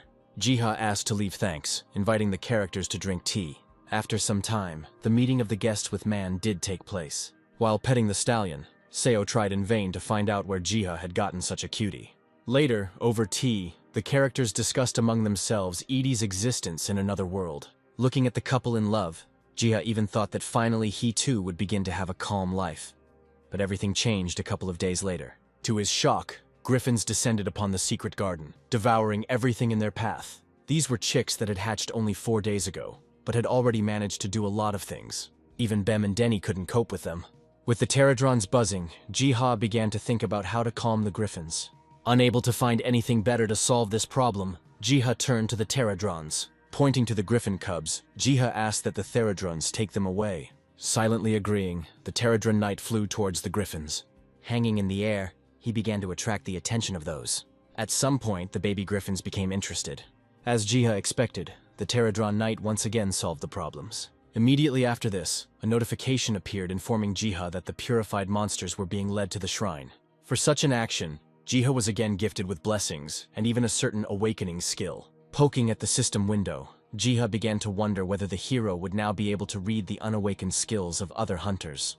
Looking at the pterodrons, it immediately became clear to Jiha that they had absorption abilities. The system gave further clarification on this matter, from which it became clear that the pterodrons had a chance to adopt the enemy's skill if they absorbed it. After everything that happened and what he read, Jiha was inspired by the idea of awakening hidden skills in other hunters. But first of all, Jiha was going to help people close to him. At that very moment, the system window appeared again, offering Jiha to take on the arrangement of the sanctuary for a symbolic fee. Jiha naturally agreed, now having the chance to interfere in the life of almost every creature. By chance, Jiha awkwardly leaned against the water's surface. Instantly, the hero received a new notification from the system that such interference caused earthquakes. The hero recoiled guiltily, deciding to take care of the shelter's affairs. As it turned out, the soil in the sanctuary was not fertile, and to correct this situation, Jiha had to get some worms. Just as Jiha was starting to puzzle over the situation, a pterodron knight sat on his shoulder. As if anticipating the hero's wishes, the pterodrons were already actively catching worms. Jiha laughed happily, thanking the pterodrons again for the rescue. For completing the quest related to the worms, the system notified Jiha that the fog over the sanctuary had cleared. Taking a closer look at the new lands, Jiha saw something strange there. Indeed, mantis shrimp were present in large numbers off the shores of the sanctuary. Jiha recalled that in the world of people, they became a real scourge. However, the legions of pterodrons were already armed with the bark of the world tree. Jiha exclaimed in surprise when he realized that the pterodrons were going to use the bark as a shield. Believing that something like this would work, Jiha led his troops into battle. As the pterodrons approached, the mantis shrimp also began to move. With one lightning-fast move, the mantis shrimp took out a ton of pterodrons at once. Jiha saw how in a split second the situation began to turn against the pterodrons. Jiha suddenly remembered that there was a potion hidden in the hut, created from the seeds of the world tree. Having obtained the potion as quickly as possible, Jiha gave it to the pterodrons. The next minute, the area was illuminated by a golden glow. The pterodrons, revived in strength and spirit, were ready to continue the battle. Suddenly, their commander ducked his head, thrusting his spike forward. All the other pterodrons did the same. And then, with a general onslaught, they struck the ranks of the mantis shrimp. The first in front of them was the military leader himself. The collision eventually took place. From the fog of battle, a military leader suddenly appeared. At maximum speed, he flew straight towards the mantis shrimp. Sliding through their dense ranks, Therodron swung its claws, cutting down the mantids. Jiha clenched his fist, finally seeing that the mantis shrimp were also starting to suffer significant losses. In the end, victory went to the Pterodrons. Immediately after this, Jiha noticed that the commander's body was glowing strangely. When Jiha asked the commander about acquiring new skills, he knelt down. Then with all his might, he struck the ground with his claw. A terrifying wave spread out in all directions from the place of impact. Jiha was ready to squeal with delight, because the warlord, apparently, managed to absorb the skill of the mantis shrimp. Immediately, Jiha opened the spellbook and picked up a pen. Exactly how the Therodrons defeated the mantis shrimp, Jiha wrote down in the book. A couple of days passed after this event, and now Jiha was invited to the sea. True, during the conversation, the hero was unable to really hear when the trip would take place. Then, in response, car horns blared from the street. Very soon, the car was driving along city roads. Jiha never expected that the offer to visit the sea would turn out to be true, rather than some kind of joke. Still, Jiha found it amazing that horses, people, and other animals managed to fit into the small car. Even Jiha was surprised that so many people agreed to share the trip together. It's true that not all of the animals enjoyed the trip. Suddenly, Betty reached out to the hero and began asking Jiha about the foal. Once again, in order not to arouse suspicion, Jiha had to come up with a story about a dungeon and a chance meeting. Several hours passed since then, and now the hero's foot stepped onto the hot sand. Jiha marveled at the freshness of the sea breeze. A beautiful and, most importantly, calming view opened up in front of him. But Jiha was not allowed to fully enjoy the views, because he had already been called. Having gone with the whole company to the guest house, there, for the first time, Jiha learned what friendly conversations and an atmosphere of comfort were. By the evening, thinking over everything that had happened during the day, Jiha hoped that there would be as many similar things as possible in life. From such thoughts, Jiha was interrupted by the annoying words of the red-haired woman. Wearing a superb swimsuit, Leah referred to the fact that she would have been specifically looking for Jiha. The characters met eyes, after which they began to have casual conversations. To the sound of the sea, their silly conversations at some point turned into mutual laughter. As Leah took a step towards Jiha, a signal sounded from the loudspeaker. The characters were immediately distracted by that. The happiness disappeared from Leah's face as a mantis shrimp approached the shore. The girl said that she would not let anyone ruin her vacation, and then she immediately became scared. But her fear, first of all, was for Jiha's life. A strange and frightening force fell upon the shore, scattering everything there. A column of flame and smoke rose. Arriving in time, Leah was able to cover Jiha. By this time, having mobilized, the other hunters were already rushing to help the hero. Actively calling out Jiha's name, the hunters expected the worst to happen. But to their shock, the guy was perfectly fine and was with Leah. Eventually, it was explained to the arriving hunters that the noise and destruction was caused by a shockwave from a mantis shrimp.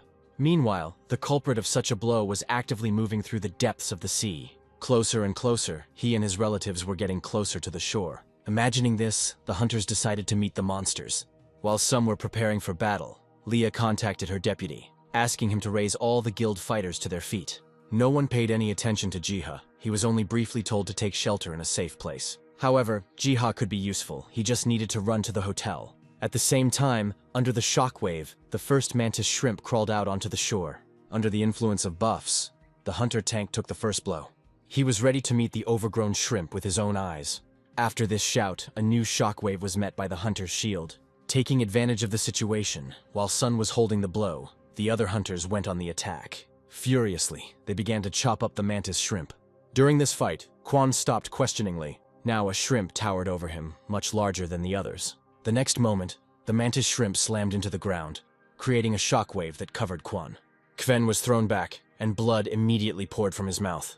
Betty saw this, and angry, used the paper rocket skill. The mantis shrimp began firing, which could eventually lead to the immobilization of the enemy. However, as expected, it was incredibly difficult to contain a monster of this rank. Still not stopping her attack, Betty was afraid that she would quickly use up her ether and fall first.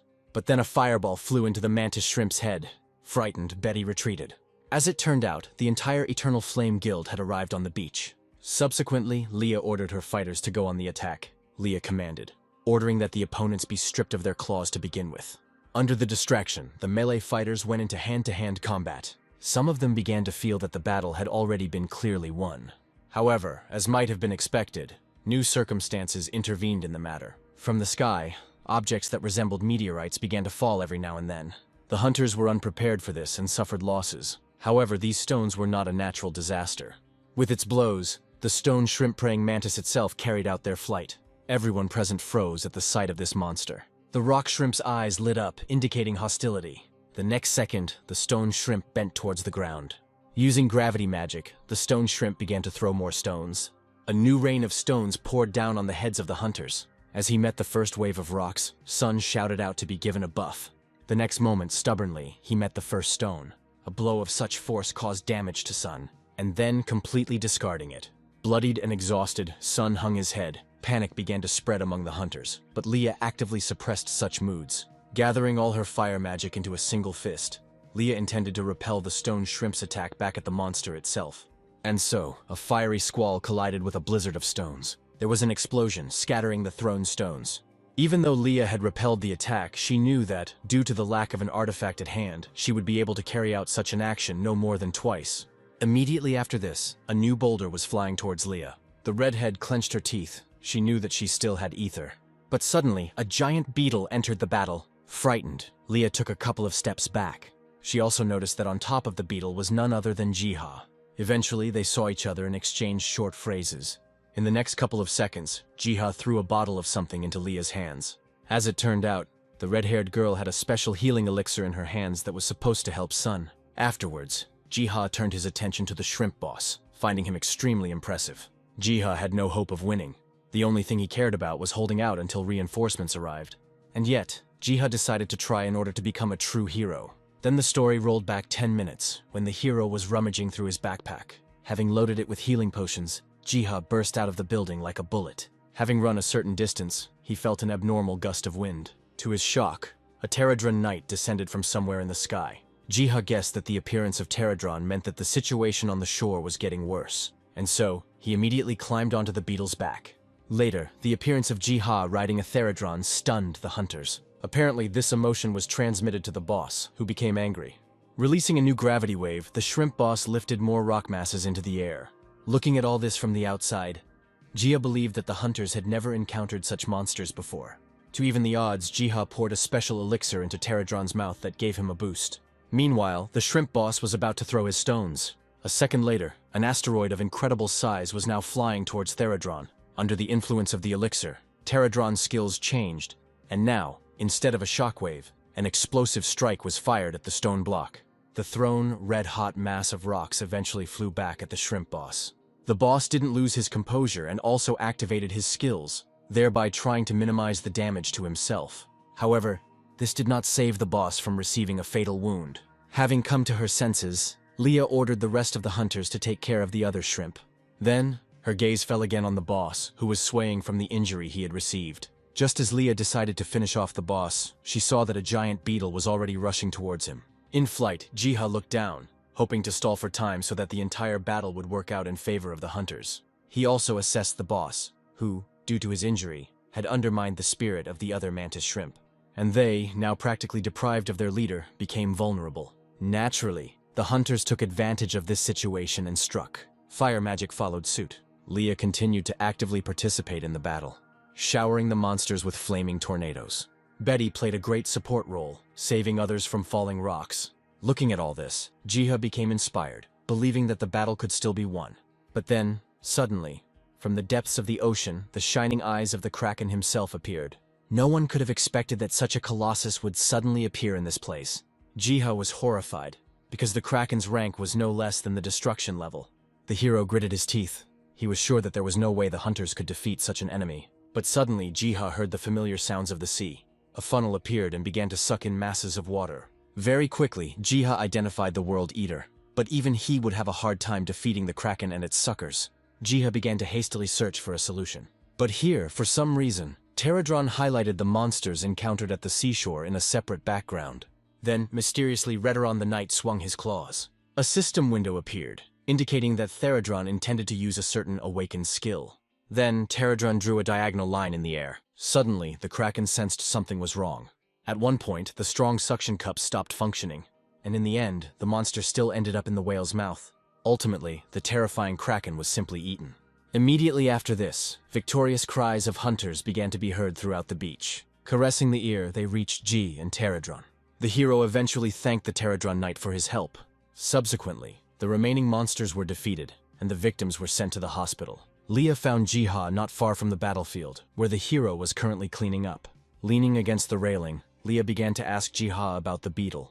The results of their conversation remained a secret, because the story moved forward in time, when the hunters, having come to their senses after their wounds, discovered new strength in themselves. The hero generously handed out a potion to each of them, at the same time showering them with honors for winning. Then the story returned back to where Leah was swinging boredly on the railing, complaining that the girl's vacation had been completely ruined. Jiha suggested that Leah enjoy the silence, and she thought that the hero was inviting the girl to swim together. However, Jiha warned that such an activity could be unsafe, and besides, the time itself was not right. Looking at her phone, Leah hung her head in disappointment, crying that it was all a waste of time. Subsequently, both began to flirt clumsily again. Something was secretly watching this communication between the characters, and in particular Jiha, from behind the mountains. It seemed that the creepy creature wanted to be reunited with its master as soon as possible. A couple of hours later, their whole friendly company was already driving back to the city. Amidst Sun's hubbub, Jiha reflected on the fact that he was, after all, happy to spend his time with these people. Dreamily, Jiha hoped that next time, the vacation would pass without such excesses. There was a loud laughter throughout the car when Jiha said that he was glad that everything had turned out well. But Jiha truly relaxed only after he returned to the store. He remembered how, at parting, Sun asked Jiha to develop a new potion that would be able to strengthen the body. After a short period of time, Jiha received a call on his phone. Answering the call, Jiha heard Leah's pleasant voice. As it turned out, the girl wanted to consult regarding the scroll she had found. Leah was angry when Jiha translated the runes as a scroll to deal heavy damage to enemies. As it turned out, Leah wanted to get exactly the same one, and therefore gave Jiha an order. As usual, Jiha agreed and began making the scroll. Quite quickly, the required scroll was made. However, now Jiha doubted the advisability of issuing such a scroll, because if others found out about it, a war could start between the hunters. But Jiha saw the battles between hunters as just a drop in the ocean of problems. In fact, he feared the emergence of even stronger monsters, a response to the strengthening of the hunters. And yet, the desire to help the hunters managed to overcome fears. For some reason, Jiha turned his gaze to Mana. The other demigods were sleeping next to him, which is why the thought arose in Jiha's head to ask them for help. Having finished all his business and closed the book of spells, Jiha himself was now preparing to go to bed. A couple of days have passed since then, and the events of the story have moved to the secret garden. Walking there among the trees, Jiha noted how fresh the air had become in this place. Approaching the mountain, Jiha saw people on it. Jiha narrowed his eyes, easily recognizing Seo and Eddie. They led a squad of hunters in search of a certain seal. At some point, the hunters' conversation turned to the mythical Taoti. Sweat ran down Jiha's body, because Taoti was famous for destroying entire provinces in China. The hunters were also afraid of Taoti's strength and size, but they still continued their journey. Looking further into the area, Jiha suddenly discovered that the bridge was broken. Deciding to help the hunters, Jiha called for help from Pterodron. Sometime later, the hunters came to the place where the bridge was located. The hunters froze in place when they realized that the previously destroyed bridge had, for some mysterious reason, already been restored. The only answer to this mystery that the hunters saw was that there was someone else present in this area. Later, with the help of Jiha, quite simply, the expedition of hunters managed to reach the dungeon. All their thoughts were directed towards searching for the seal. However, the hero saw that the expedition was mostly going in circles. Jiha found it strange that the expedition passed by the dark clot of energy every time. The very place from which the energy emanated resembled a mirror, which is why Jiha even thought that it was supposed to point to something. In the end, Jiha decided to help the hunters once again. At that very moment, a strange feeling came over Edie. The hunter turned around sharply and took a closer look. And indeed, as if passing through a golden membrane, a giant finger entered the world. Eddie prepared himself for the worst. Then, pouring ether into the sword, he carried out a series of strikes. The other hunters were alarmed because they did not understand what exactly Eddie was attacking. However, before he caught the other's eye, Jiha managed to remove his finger. And yet, the path to the mirror behind which Taoti was located was clear. Now Eddie wondered whether the hunters would be able to stop the mythical creature. At that very moment, a menacing voice addressed the hunters. Clearly unhappy with the awakening, the menacing voice was straining to be free. Accompanied by a wide shadow, something towered over the hunters. A creature named Shigan, posing as the guardian of the temple, was going to stop the hunters. Then Eddie's voice was heard calling on all the hunters to gather together and not to panic. Meanwhile, Shigan was preparing to deal with the uninvited guests. Realizing that a fight was inevitable, Eddie again imbued his sword with ether. The monster grinned in response, opening its mouth with a crack. Subsequently, a fiery stream burst out from there. However, Eddie dodged the fire and was already jumping and preparing to hit the keeper. In an instant, he swung his sword. The guardians' heads burst. Upon landing, Eddie heard the displeased voice of the keeper, who did not understand that the little man had such power. Eddie himself believed that he dealt with the keeper quite easily, apparently because he was made of stone. Now, in time, Jiha joyfully shouted, because Eddie's actions influenced the course of the next quest. He didn't even notice how the demigods had disappeared somewhere, who had previously been secretly discussing Taoti's awakening among themselves. Deciding to also do something useful, Jiha opened his book of spells. Luckily for Jiha, a place where new ink could be collected had already been found. And yet, the hero was left with the question of how best to collect the ingredients, because they belonged to the wild elves. And then, Jiha's gaze fell on the human settlement, seeping through the roofs of the buildings. Soon the gaze fell upon the bent figure of Saint Selena. The fanatic continued to pray tirelessly to her god. Gradually, a voice arose in the maiden's mind, calling the name of Selena. Selena immediately realized that the god's deputy had made contact. After a short conversation, Selena was told that she would be given one task. After some time, there were vials of green ink next to Jiha. Having finished creating, Jiha put his pen aside. After all, right now, next to that, there were quite a few manufactured scrolls. However, Jiha had no intention of breaking off his relationship with Selena. The hero asked the holy maiden to visit the village of the wild elves. But Jiha made it clear that the elves would hardly allow Selena to take the grass there so easily. And therefore, in order to gain an advantage in negotiations, Jiha advised using salt, which the wild elves sorely lacked. After receiving the instructions, Selena willingly agreed to fulfill the will of the god's deputy. Everyone agreed on everything, and then Jiha sent Selena salt for exchange. Later, Jiha watched as the prince and the saint went to the elf village. The hero found the elder's expression on his face when he saw the salt quite funny. All this meant was that for a while, Jiha wouldn't have to worry about the supply of ingredients. Sometime later, when Jiha returned to the secret garden, he was stopped by wild surprise. After all, there, one on top of the other, lay the Theradrons. As it turned out, the beetles were simply exhausted from carrying out Ji's orders. Then the story took a detour into the plot, telling how dungeons began to appear more and more often in the world, which carried a reward in the form of chests. However, opening a chest did not always indicate receiving a valuable reward. Often the catch there was incredibly meager. In connection with all this, already in the present, Jiha wanted to resolve the situation with the chests. As soon as they recovered, the Pterodrons made it clear to the hero that they were ready to continue to carry out any orders. After which, as expected, the work continued. Jiha watched with bated breath as the Theradrons skillfully managed without tools, even managing to melt metal in their mouths. Subsequently, their work resulted in the creation of chests. With curiosity, Jiha looked to see what would happen next. Before his eyes, the Theradrons carried clay bowls filled with various precious items. Jiha never expected that the Pterodrons would be able to figure out on their own about adding rewards to the chests. In the end, Jiha praised the Pterodrons for the work they had done. Still, Jiha believed that hunters might be dissatisfied with such rewards. At some point, the hero realized what needed to be done. With that, the story moved to a random dungeon. The action took place in the middle of the forests. The local hunters walked forward cheerfully, exchanging jokes. Often their wit was directed towards the armored giant Doc. Suddenly, one of the hunters stopped, seeing something suspicious. And indeed, in front of the entrance to the cave, there was a sign that informed about the chance of an item dropping. Not considering the sign to be a trap, the hunters entered the cave. Already there, among the bodies of the defeated monsters, the hunters again ridiculed Doc for again failing to kill anyone. At that very second, one of the monsters became worn out, apparently coming to life. Doc stepped back in fear. However, the monster itself was obviously aiming at him. Then, another hunter rushed to help the tank. Finally, the dungeon was cleared. Having dealt with the monsters, the hunters could now look at the contents of the chest. To the hunters' surprise, instead of the expected one chest, there were 5 hidden in the cave. In addition, the method of opening chests itself has changed, becoming cheaper, which could not but please hunters. As a result, useful items began to drop from chests more and more often, even if they were disposable. Sometimes, the value of such rewards was so great that hunters even doubted that they could accept it, and sometimes it turns out to be something extremely mysterious.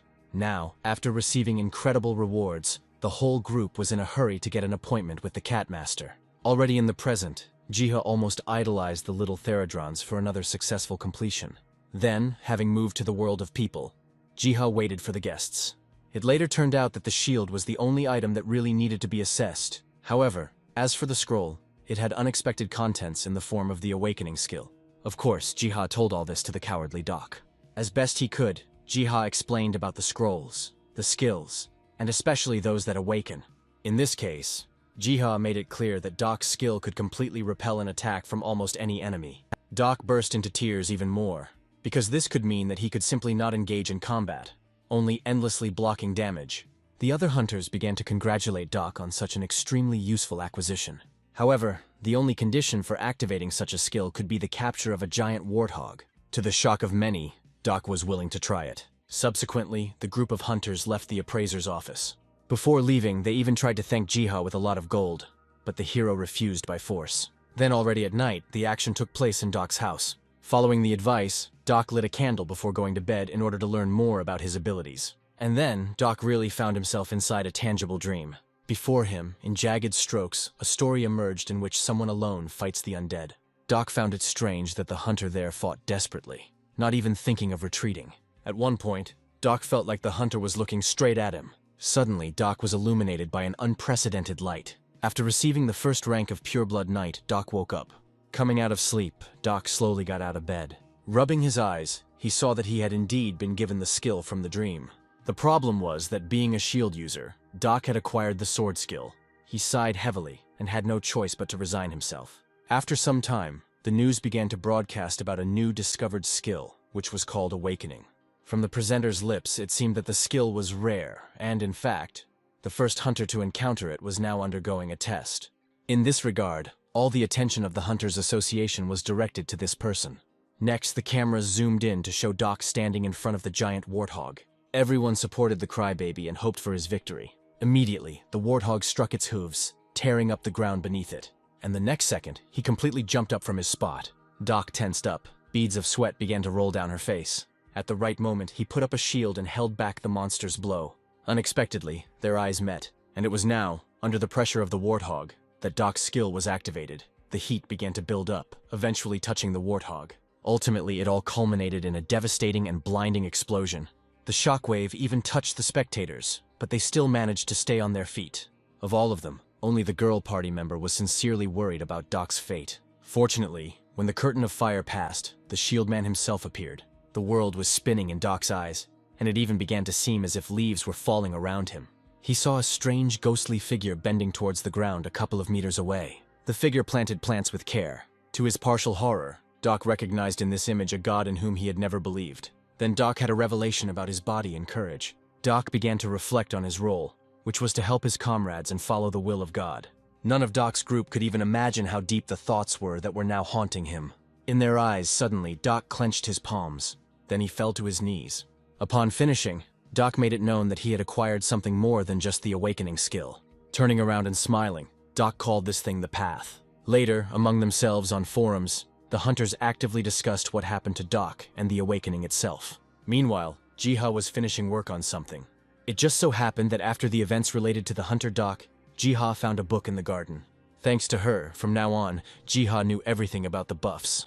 It was by following the instructions in the book that the hero created the pedestals that would bestow blessings on the hunters. But at the same time, something new caught Jiha's attention. Smiling, the hero said to himself that what was needed happened at the right time. After all, where the hunter's gaze was directed, a group of hunters was walking again.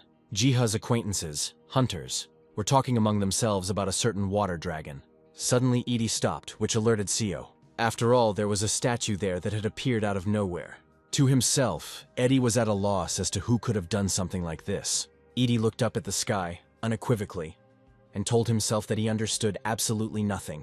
Subsequently, the hunters had a battle with monsters in the dungeon.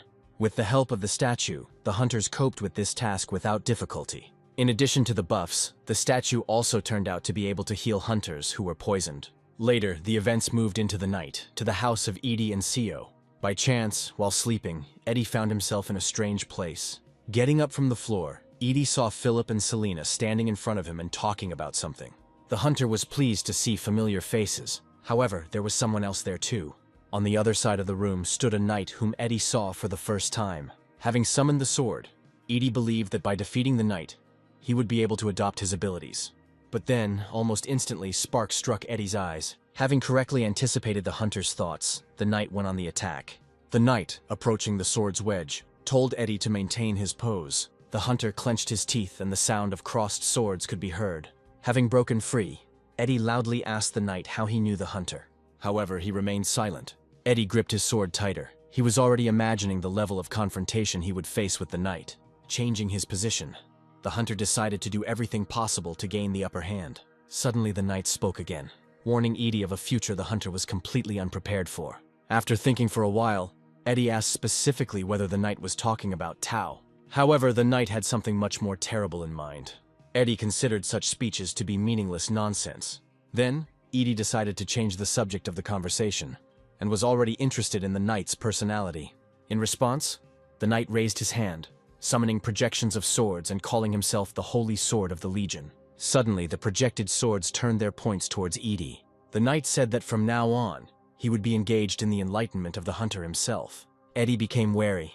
He noted that the knight spoke to the hunter in such a way that he would have known him for a long time. The knight waved his sword in front of him in a mannered manner and said that he had been watching the hero for some time. Then, adding that Eddie was the strongest and most worthy among people, the knight explained to Eddie that he became active because the apostle of the god Ark was born. Without receiving any more specifics, Eddie thought that the whole situation might be connected with Selena and Philip. The knight no longer wished to converse, and so taking an attacking stance, called on Eddie to defend himself or be consumed. Eddie himself was also preparing for battle, mentally understanding that he would not be able to achieve anything more from the knight in words. Then, using the power of ether, he simply disappeared. A second later, Eddie appeared next to the knight and attacked him, expecting a quick victory. Having held back the initial onslaught, the knight called on Eddie to defend himself. Immediately, a mass of swords flew towards the hunter. Eddie himself suddenly closed his eyes. Straining, lights of ether began to run through his body, to then swing the sword and create a long line of ethereal energy. The knight's laughter was heard, praising Eddie for repelling the initial attack. Then the knight used the Stormblade technique. The hunter stood his ground, but was forced to retreat in the face of such force. However, all this did not stop the knight, who now used the Whirlwind Strike technique. Immediately after this, a plasma vortex engulfed the area where Eddie was located. Meanwhile, some events were unfolding in Jiha's store. There was some alchemical work going on there, which the hero had almost finished. As a final touch, Jiha saw the resulting mixture being poured into bottles. Finally, the first batch of potions to increase physical strength was completed. Choi applauded the hero and the amazing job Jiha did. Jiha laughed in response. In fact, not being against the fact that someone stood to the side and watched someone else's work. Next, Choi almost screamed when he read the incredible properties of the potion that Jiha had made. When Choi calmed down, he mentally acknowledged how incredible Jiha's potion had been. Overall, Choi found it incredible how Jiha managed to make his potions without using most tools. After finishing marveling, Choi left Jiha's shop and said goodbye. Gradually, the day passed and evening came. Jiha was glad that his alchemy skills had grown considerably. However, the hero was already getting sleepy. Soon, he found himself in the secret garden again. In addition to enjoying the local beauty and fresh air, Jiha remembered his pets, whom he had not seen for a long time. At that very moment, for some unknown reason, the alarm plant began to ring. Jiha instantly turned his gaze to Mount Afado, guessing something terrible. The hero even imagined that something, such as an earthquake, could damage the iron seal. A notification from the system then appeared, informing Jiha of a problem with the seal, which the Pterodrons were immediately dispatched to repair. Looking over, Jiha saw the Pterodrons begin to erect a barrier around the seal. Jiha was worried that the seal might not hold, and then a terrible evil would be unleashed. Suddenly, loud footsteps of massive paws were heard nearby. It was a black lion, Taodi's minion. Without delay, another group of Pterodrons flew out to intercept it. They began to open portals en masse. Suddenly, Jiha looked back. Almost all of the Pterodrons were missing, and the hero figured that they must have gone to battle with Taothi's henchmen. All this could only mean that Jiha also should not waste time. Returning to his world, Jiha began to make potions for the hunters as quickly as possible. Jiha finished all this with items that served to awaken skills. In addition, Jiha actively collected data during the battle of the Pterodrons against the Black Lion. Time passed, autumn came, until something happened.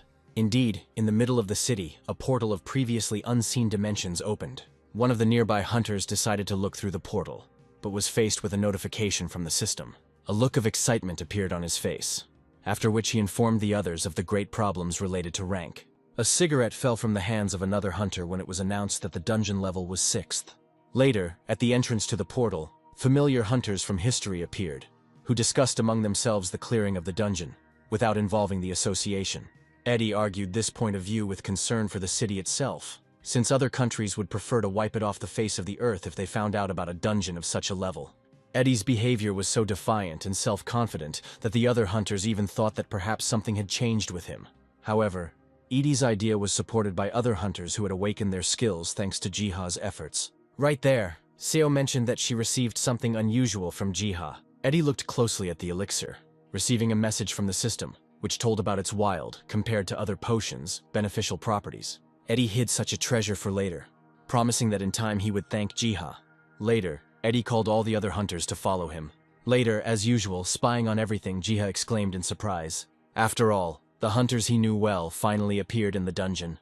Jiha began to closely watch the progress of the hunters, being ready to support those at any moment. Jiha knew that the Pterodrons could subjugate the Black Lion, even though Tauthi lacked the strength. Moreover, Jiha had no choice but to keep his fingers crossed for his guys. While moving through the dungeon, at some point, the hunters came across a statue. Everyone received buffs from the statue and then continued on their way. One of the hunters even drank the elixir he had received earlier, stating that its characteristics had doubled. Everyone was in high spirits, especially Leah, who was ready to destroy the boss.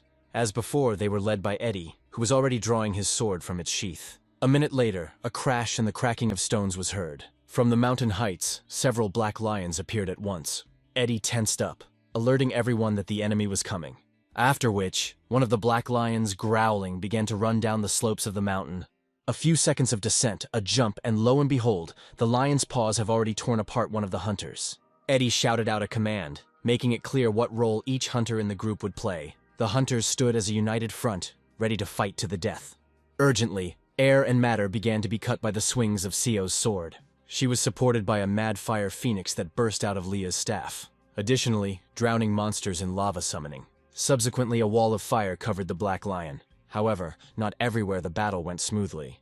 One of the hunters barely held back the monster's blows. At some point, this lion saw that all his other relatives had already fallen, and so he stopped and stared at the already dying fire. Eddie was already going to deal with this personally. Jumping as close as possible, he activated the Stormblade skill. The lion was defeated, and briefly, the hero discussed among themselves Eddie's new and previously unseen technique. But the hunter's joy at their quick victory was premature. For now, a more perfect lion, Bloody, was entering the scene. Malik could hardly believe that he was seeing such a rare monster in front of him.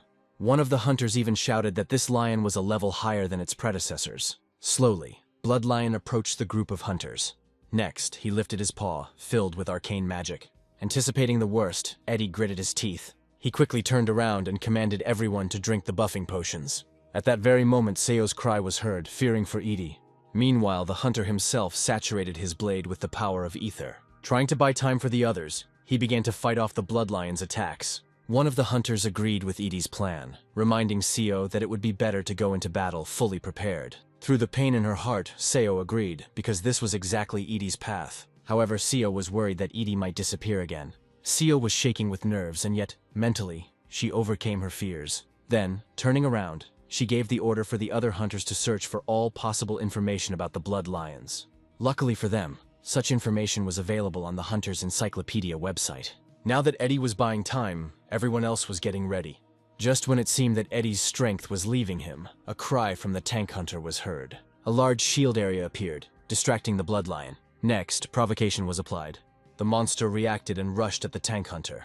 He, holding his position, shouted out, letting the others know that it was time to act. The hunter archer came forward. Pulling the bowstring, she released an emerald arrow. The arrow hit the target and wounded the monster. The collision with the arrow threw the lion into the air, where it spun around itself. Seo arrived urgently, covering Lev with many cuts. When Eddie was preparing to finish off Lev, suddenly an even larger paw appeared above him. Pressing it into the ground, the paw crushed the monster like an overripe fruit. Eddie froze in place. The other hunters were no less shocked. After all, out of nowhere, a huge wolf was now looking at them. However, the hunters did not lose their heads, but prepared to confront the new enemy. In response, the wolf opened his mouth. A voice that penetrated to the very depths of the soul was heard calling the hunters to stop. The wolf's eyes flashed, then he said that he was not an enemy of the hunters. Seo was ready to believe the wolf, but first she wanted to hear who he was. These questions were stopped by Eddie, who made it clear that he knew the wolf. Then, taking up his sword, Edie greeted the wolf by the name Howler. After this was said, the wolf began to approach Edie. While the hunters, looking at each other, tried to comprehend the name of Howler, Eddie briefly explained to the others that the wolf was the god of nature, and that there was a contract with the hunter. This information was extremely incomprehensible to most hunters. Eddie ignored them and walked up to Howler. The wolf growled. In Edie's head, the sound translated as a warning that Taoti had awakened. But, since the hunters would first have to face Taoti's guards, the wolf wanted to help Eddie by giving him his ether. As for Taoti himself, the wolf mysteriously told Edie that the others would take care of it. The hunter had no choice but to touch the wolf and accept its ether. When the transmission was complete, Eddie felt a new force flowing inside the other's body. Then came the voice of the wolf, who was counting on Eddie's survival. The fog rose and the wolf melted into it.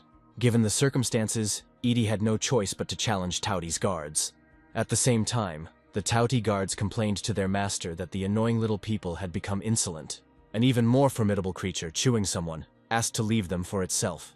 Having smashed the bones that were near him, the villain assured his followers that soon he would become the ruler of the heavens. Immediately after this, the gods of nature appeared on the slope.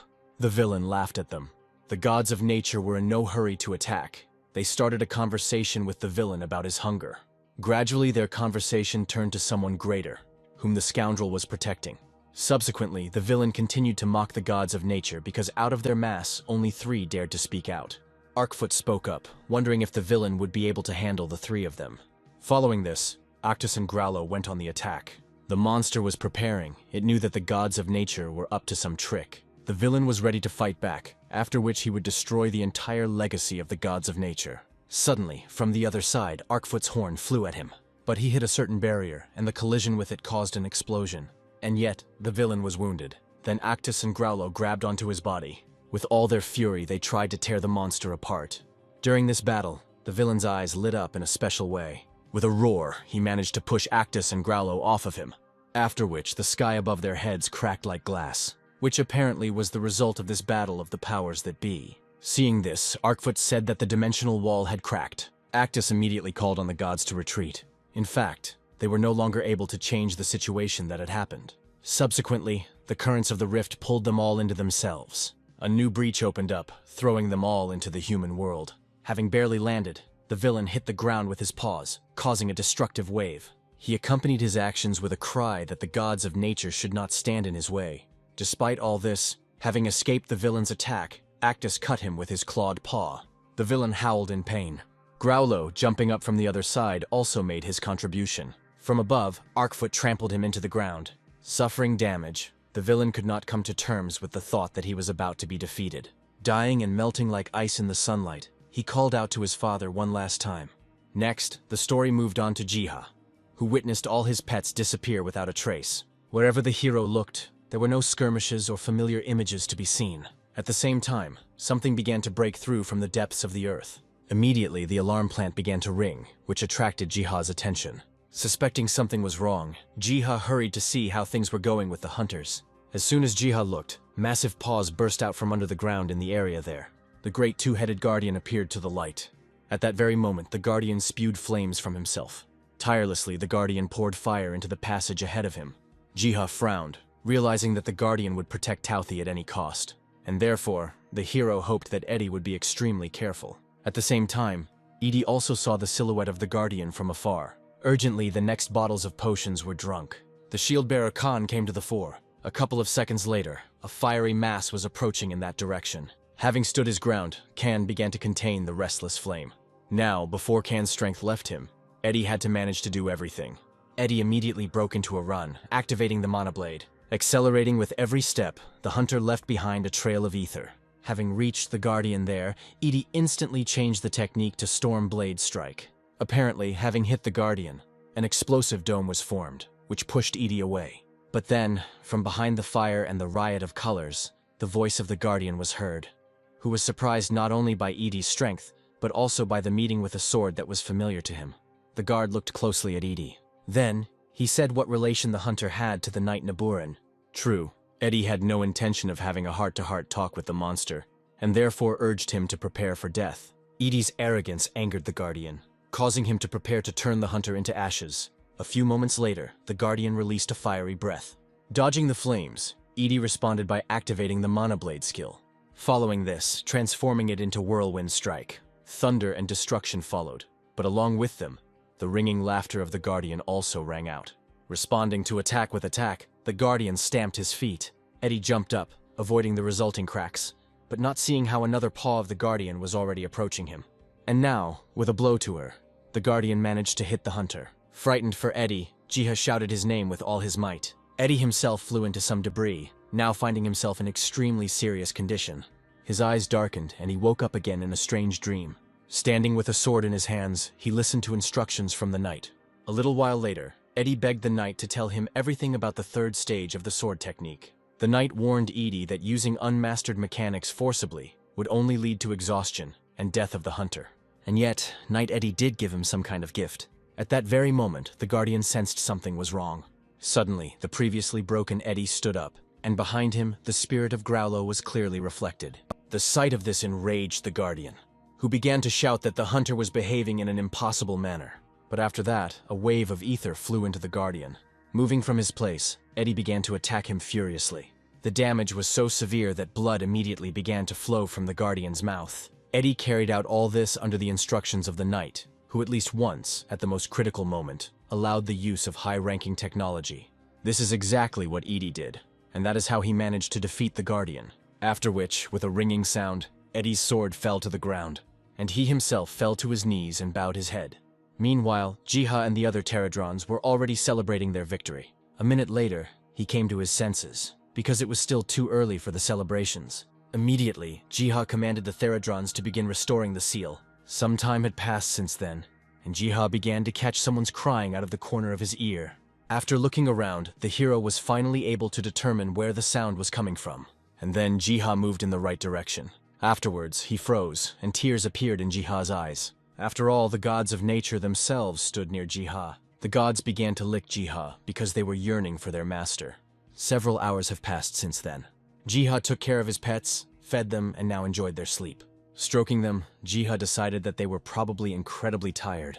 Now, Jiha himself was already stretching, dreamily saying that it would be so wonderful if peacetime never ended. However, Jiha was wary of Tauti's arrival, believing that in such a case, the hero would have to borrow the power of the gods of nature. Therefore, Jiha had to prepare well for this event. Subsequently, Jiha was actively involved in treating his pets. At first, Jiha had to persuade those gods of nature to take the potions. With all his might, Jiha tried not to express anger regarding the disobedience of his pets. Then, using a little blackmail, Jiha managed to persuade the pets to start taking the potions. Jiha understood perfectly well that he was operating in a dirty way, but the hero had no other choice. And yet, Jiha was overjoyed, because his pets were recovering before his eyes. Over time, people began to discuss the victory over Tauti more and more often, gradually realizing that this was not the work of hunters. Gradually, everyone learned about the gods of nature, as well as the exciting fact that one of the hunters had made a contract with them. It was because of all this that an urgent conference was held in the country of Jiha. At this conference, the topic of nature gods and why and how they defeated Tauti was actively discussed. Next, the conference discussed the ancient seal and why access to it was opened in the country of Jiha. Then the president came forward with questions about the dungeon and the traces of the battle there. The speaker confirmed the president's theory by showing slides of traces of a battle that had once taken place between Tauti and the gods of nature. The speaker was Malik, who specified that despite the traces of the battle that were found, it was unclear who exactly left them. From Malik's words, it followed that if at least someone had died, traces of the essence should have remained. After hearing everything, the president decided that the case was closed, and there was nothing more to investigate. Next, he turned to a certain Ashley, asking her about the U.S. reaction to what had happened. Ashley spoke up, informing the president that the United States did not have most of the information, and therefore there was nothing to fear. After hearing this, Malik wanted to say something. Finally making up his mind, he informed the president that the United States wanted to know absolutely everything about the 6th-tier dungeon. Then, picking up the projector remote, Malik switched the slide to an image of a wolf, describing it as a god of nature who had signed a contract with a hunter. The president viewed such information with suspicion. Ashley sighed, thinking it was unwise to withhold information from the U.S. about contact with the god of nature. The president waved it off, in fact. He wanted to hear about how exactly the hunters managed to deal with the great monster on their own. Malik sighed. Then, he began to attribute special merit for this accomplishment to a person like Jiha. Malik described Jiha as a talented alchemist whose potions brought victory. Scratching his chin, the president responded by saying that a person like Jiha was definitely worth protecting.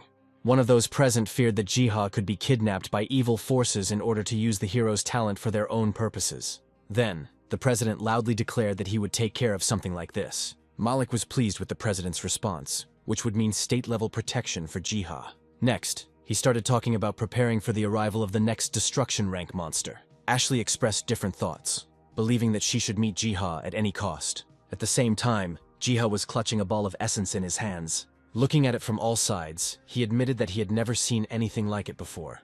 In response, Jiha only received Bem's meow when the hero asked if the orb was part of the Tawhidi ether. When Jiha tried to ask Bem about the meaning of the ball, the cat suddenly began to jump and stretch his paws upward. Jiha guessed that the ball must somehow be connected to the great tree. Without further ado, in a moment of thought, Jiha's hand, which held the ball of essence, dropped. As soon as the ball touched the branch of the great tree, it grabbed the object. In the next few seconds, the ball strangely flew upward. Suddenly a strong wind blew and leaves fell from the great tree. Jiha looked up at the treetops, seeing how they were being transformed. The hero was completely enchanted.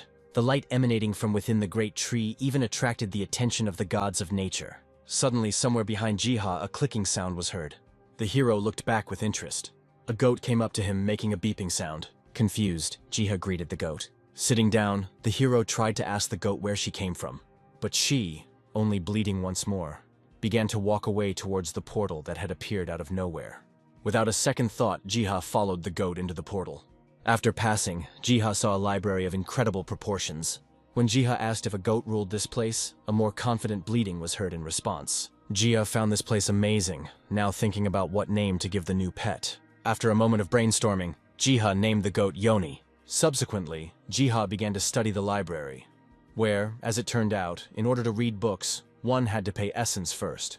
Jiha even thought that in a similar place, other books should be kept, which, under other circumstances, could be found in the dungeon. However, when Jiha's thoughts began to turn to other finds, he was distracted by a familiar buzzing sound. It's not clear where pterodrons appeared in the library. Jiha tried to touch them, but pulled his hand away in time. After all, in fact, the pterodrons in the library were different from those that lived under the great tree. Not only their color was different, but even their sizes. Almost immediately, Jiha guessed that the local pterodrons belonged to the world tree itself. Jiha noted that their behavior was characterized by constant rearrangement of books and constant recording. Suddenly, Yoni presented Jiha with a book, as if the hero was obliged to read it. Having opened it, Jiha plunged into the meticulous work of listing everything that was in the world of portals. Afterwards, Jiha asked Yoni if there were any books in the library about the mines in the portal world. Quite cleverly, the goat knocked several books off the shelves. Jiha picked up the books, letting Yoni know that he would borrow them for a while. After these events, the story moved back some time. Looking at the great tree, Jiha believed that it grew as people defeated various monsters. Suddenly, his thoughts were interrupted by the sounds of water. Then, starting to look around, Jiha soon noticed a wonderful waterfall. Because of the thick fog, Jiha had never noticed this waterfall before. Immediately after this, bees began to fly past Ji, and the hero witnessed the presence of hives nearby, some of which even had levers. Jiha began to look as one of the pterodrons grabbed the lever. The lever was lowered, causing drops of honey to filter out of the hive. As it turned out, these drops of honey were painstakingly collected by pterodrons. Jiha's shock turned to surprise, as the bees, for some unknown reason, did not attack the pterodrons. A system window immediately appeared, informing Jiha about the discovery of a new honey-based ingredient. Jiha read the description with bated breath, which promised a permanent increase in strength. Later, Pterodron obligingly allowed Jiha to try the collected honey. Over time, Jiha created potions from honey, but he did not intend to sell them, but to use them as one of the types of rewards in chests. So some time passed. It was time to get to work, and Jiha decided first of all to release more worms near the lake. Thus, with his care and attention, Jiha improved the ecosystem time after time. Such manipulations always required Jiha to spend a lot of essence. But the hero, content with the constant opening of the gates and the demand for potions from the hunters, did not need anything. Meanwhile, Jiha had one major problem, in the form of a lack of salt. Initially, Jiha believed that only wild elves could suffer from such a deficiency. As it turned out, the residents of the village of survivors also needed it. Prince Philip was angry that there was not a single salt mine in the entire kingdom. Philip's pleas were heard, and Jiha, in the guise of God's intermediary, promised to do something about it. Subsequently, the hero opened the book.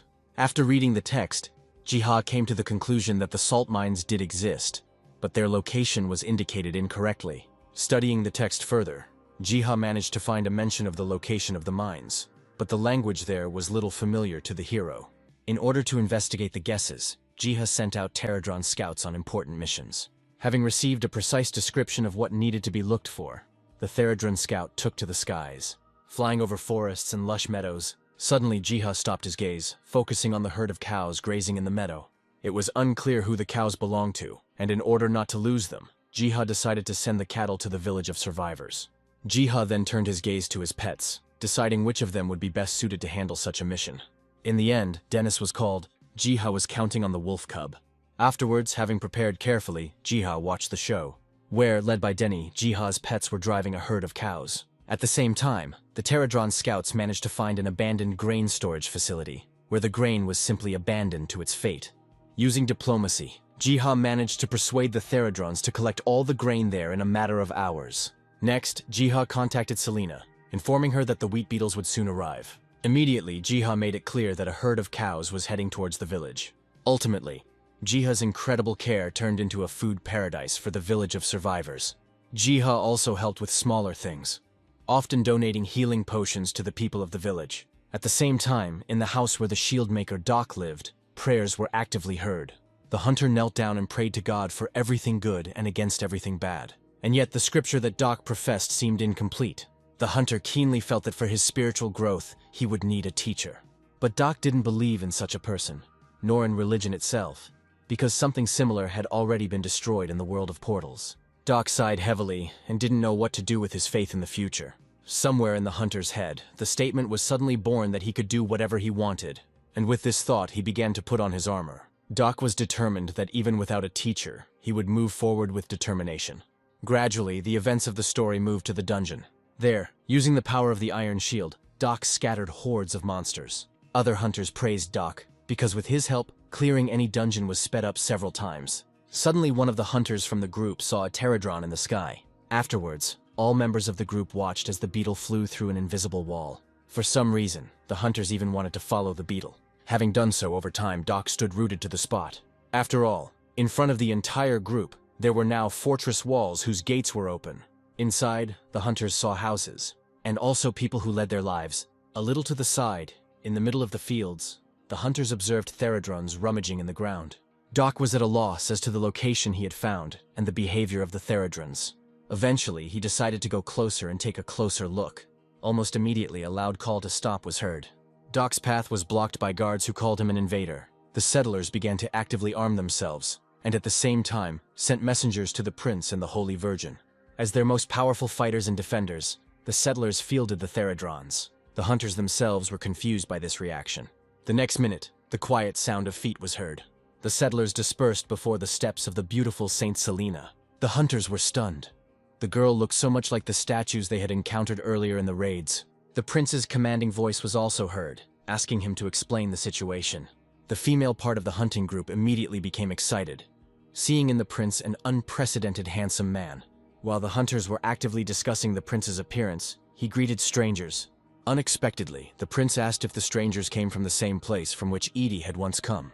The characters started talking, and it became a revelation to Doc that the famous hunter Eddie had lived among the local people for several years. Remembering Edie's report upon his return, Doc realized that he had just spoken to Prince Philip himself. Selena also approached the prince and began to ask whether the strangers were really hunters. In response, Doc nodded approvingly. Almost at the same moment, having spoken about the saint, Doc fell to his knees. To everyone's surprise, Doc asked Selena for enlightenment. Doc explained that he wanted to know everything about the Lord. Doc lamented that in the earthly world, the religion of the God Ark was practically not respected. For Selena, these words and Doc's zeal were like a gift from God, to which she reciprocated. After a brief ceremony, Selena offered Doc an amulet as a symbol of the God Ark's faith. Clutching the amulet in his fist, Doc thanked Selena. Subsequently, the hunters were accepted into the village as friends. Long conversations followed, containing the fate of Edie, and the future fate of the village itself. Time passed quickly, and hours later, the hunters were forced to return to the dungeon. This day was significant for Doc. A couple of days have passed since then, and the events of the story have moved on to Jiha's store. There, the hero was visited by Doc. Radiating happiness, Doc told Jiha that he had received a blessing from Saint Selena. After reflecting on Doc's story, Jiha described everything that happened as becoming an apostle. Doc looked at Ji with confusion and asked him again. Jiha explained that Doc could become something like a religious disseminator. Realizing everything and hitting himself on the armor, Doc thanked Jiha for the explanation. Hours passed since this meeting, and now the hero returned to the secret garden. In the middle of the earth, Jiha suddenly discovered the queen of the Pterodrons. Squatting down, Jiha began to question the queen about what had happened to her, but she suddenly puffed out her cheeks. As best she could, the queen of the Pterodrons spoke the word Terracid. As expected, a window from the system appeared, informing that Terracid was the seed that made the land fertile. True, Jiha himself found it strange how this seed sounded from the lips of the queen. Then, as soon as Jiha took a step, he was immediately whipped on the shoe. Looking down, Jiha saw a series of drawings on the ground that the Pterodron knight had referred to. Very soon, Jiha figured out the essence of the drawings, which meant that first, the seed had to be soaked in the elixir. The hero had no choice but to do just that. Exhaling and wiping sweat from his forehead, Jiha admired the resulting potion. Right there, especially for the common cause, the Pterodron knight brought a flower pot for Ji. Having thanked him, Jiha began to place the seed and essence stones into the ground. Next, Jiha uncorked the bottle with the potion. Then, pouring the mixture there onto the seed. Some time passed and the seed actually sprouted. Jiha was delighted with the results, and noted that in this way, the fertile seed could be spread everywhere. Following this, the events of the story moved to one dungeon. There, the hunters looked warily at the previously unseen chest. Of all those present, Nuna stood out for her particular courage in deciding to look into the chest. To the laughter of the hunters, she pulled a small seed out of the chest. The dream responded that while reading the notification from the system, he was pronouncing the beneficial properties of the seed. Betty spoke out with concerns, believing that a terrible monster could sprout from the seed. The dream calmed Betty down, and soon all government channels were broadcasting about the purchase of a new variety of seeds. While the host was telling stories about increasing soil fertility, Jiha treated Leah to his own cooking. A little apprehensive, Liu decided to find out if the dish would be too spicy. Having made a brave decision, Leah nevertheless put one piece of the dish into her mouth. To the redhead's delight, the dish was indescribably delicious.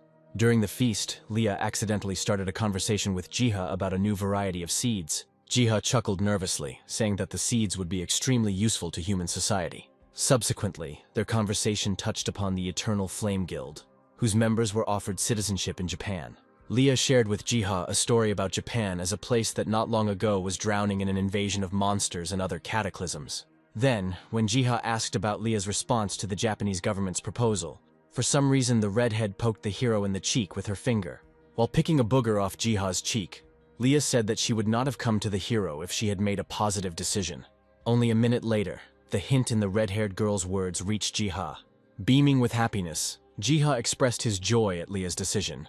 Hearing this, Leah felt embarrassed for the first time. Taking advantage of the moment while Jiha was distracted by the pets, Leah was hysterical in her thoughts regarding the hero's idiotic reaction.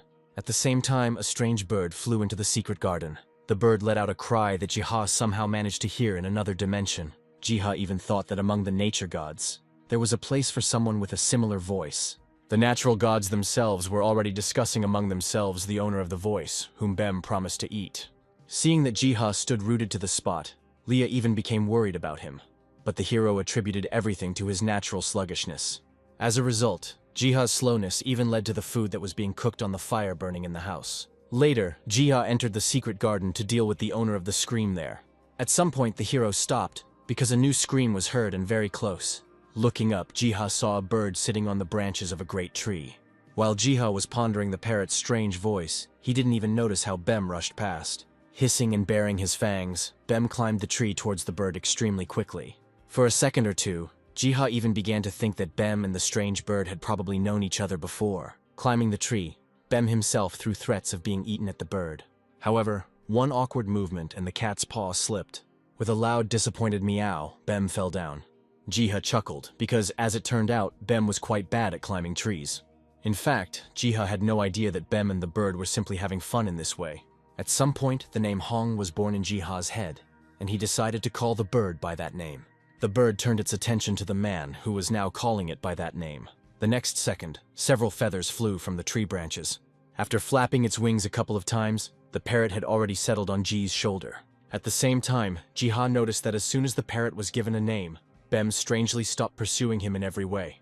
Later, Jiha found out that Hong was able to distinguish seeds, and also carefully stored them in a warehouse. Entering the portal, Jiha was taken aback, because the parrot's warehouse turned out to be far from small. In fact, it was a real grain storage facility. Later, after all these events, several days passed. Late in the evening, someone was actively typing. The phrase about the seed vault was entered into the search query. The answer was found very quickly, and it turned out that such a storage facility served as an opportunity to save cultures in the event of global cataclysms. And then, after, the survivors would be able to repopulate the surface with life. But as it turned out, this project was on the verge of death, because over the years, more and more investors refused to support it.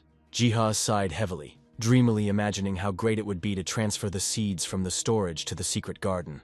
However, the hero knew that even getting to such a storage facility would be quite a problem. In the end, Jiha stretched tiredly, deciding to find another place later.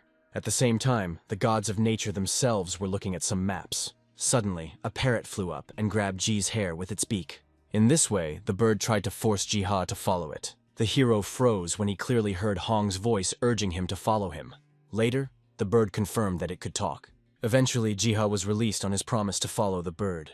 Then, stubbornly, Jiha followed the bird along to the exit to the street. Already there, something happened that managed to strike the hero. Hong transformed into a huge phoenix, asking Jiha to climb onto his back. Next, the bird raised its beak, thereby making it clear where both were heading. Jiha was horrified when he realized that they were going to take him to the North Pole itself. However, with his wings spread, Hong assured Jiha that everything was absolutely fine. Clumsily, Jiha climbed onto the bird, and the very next second, a sharp gust of air hit him in the face. Soaring high into the sky, Hong actively glided there. Over time, Jiha even managed to somehow get used to flying. Jiha didn't even have time to come to his senses. How quickly the icy spires of the North Pole appeared on the horizon. In preparation for the unbearable cold, Jiha took out a suitable resistance potion from his backpack.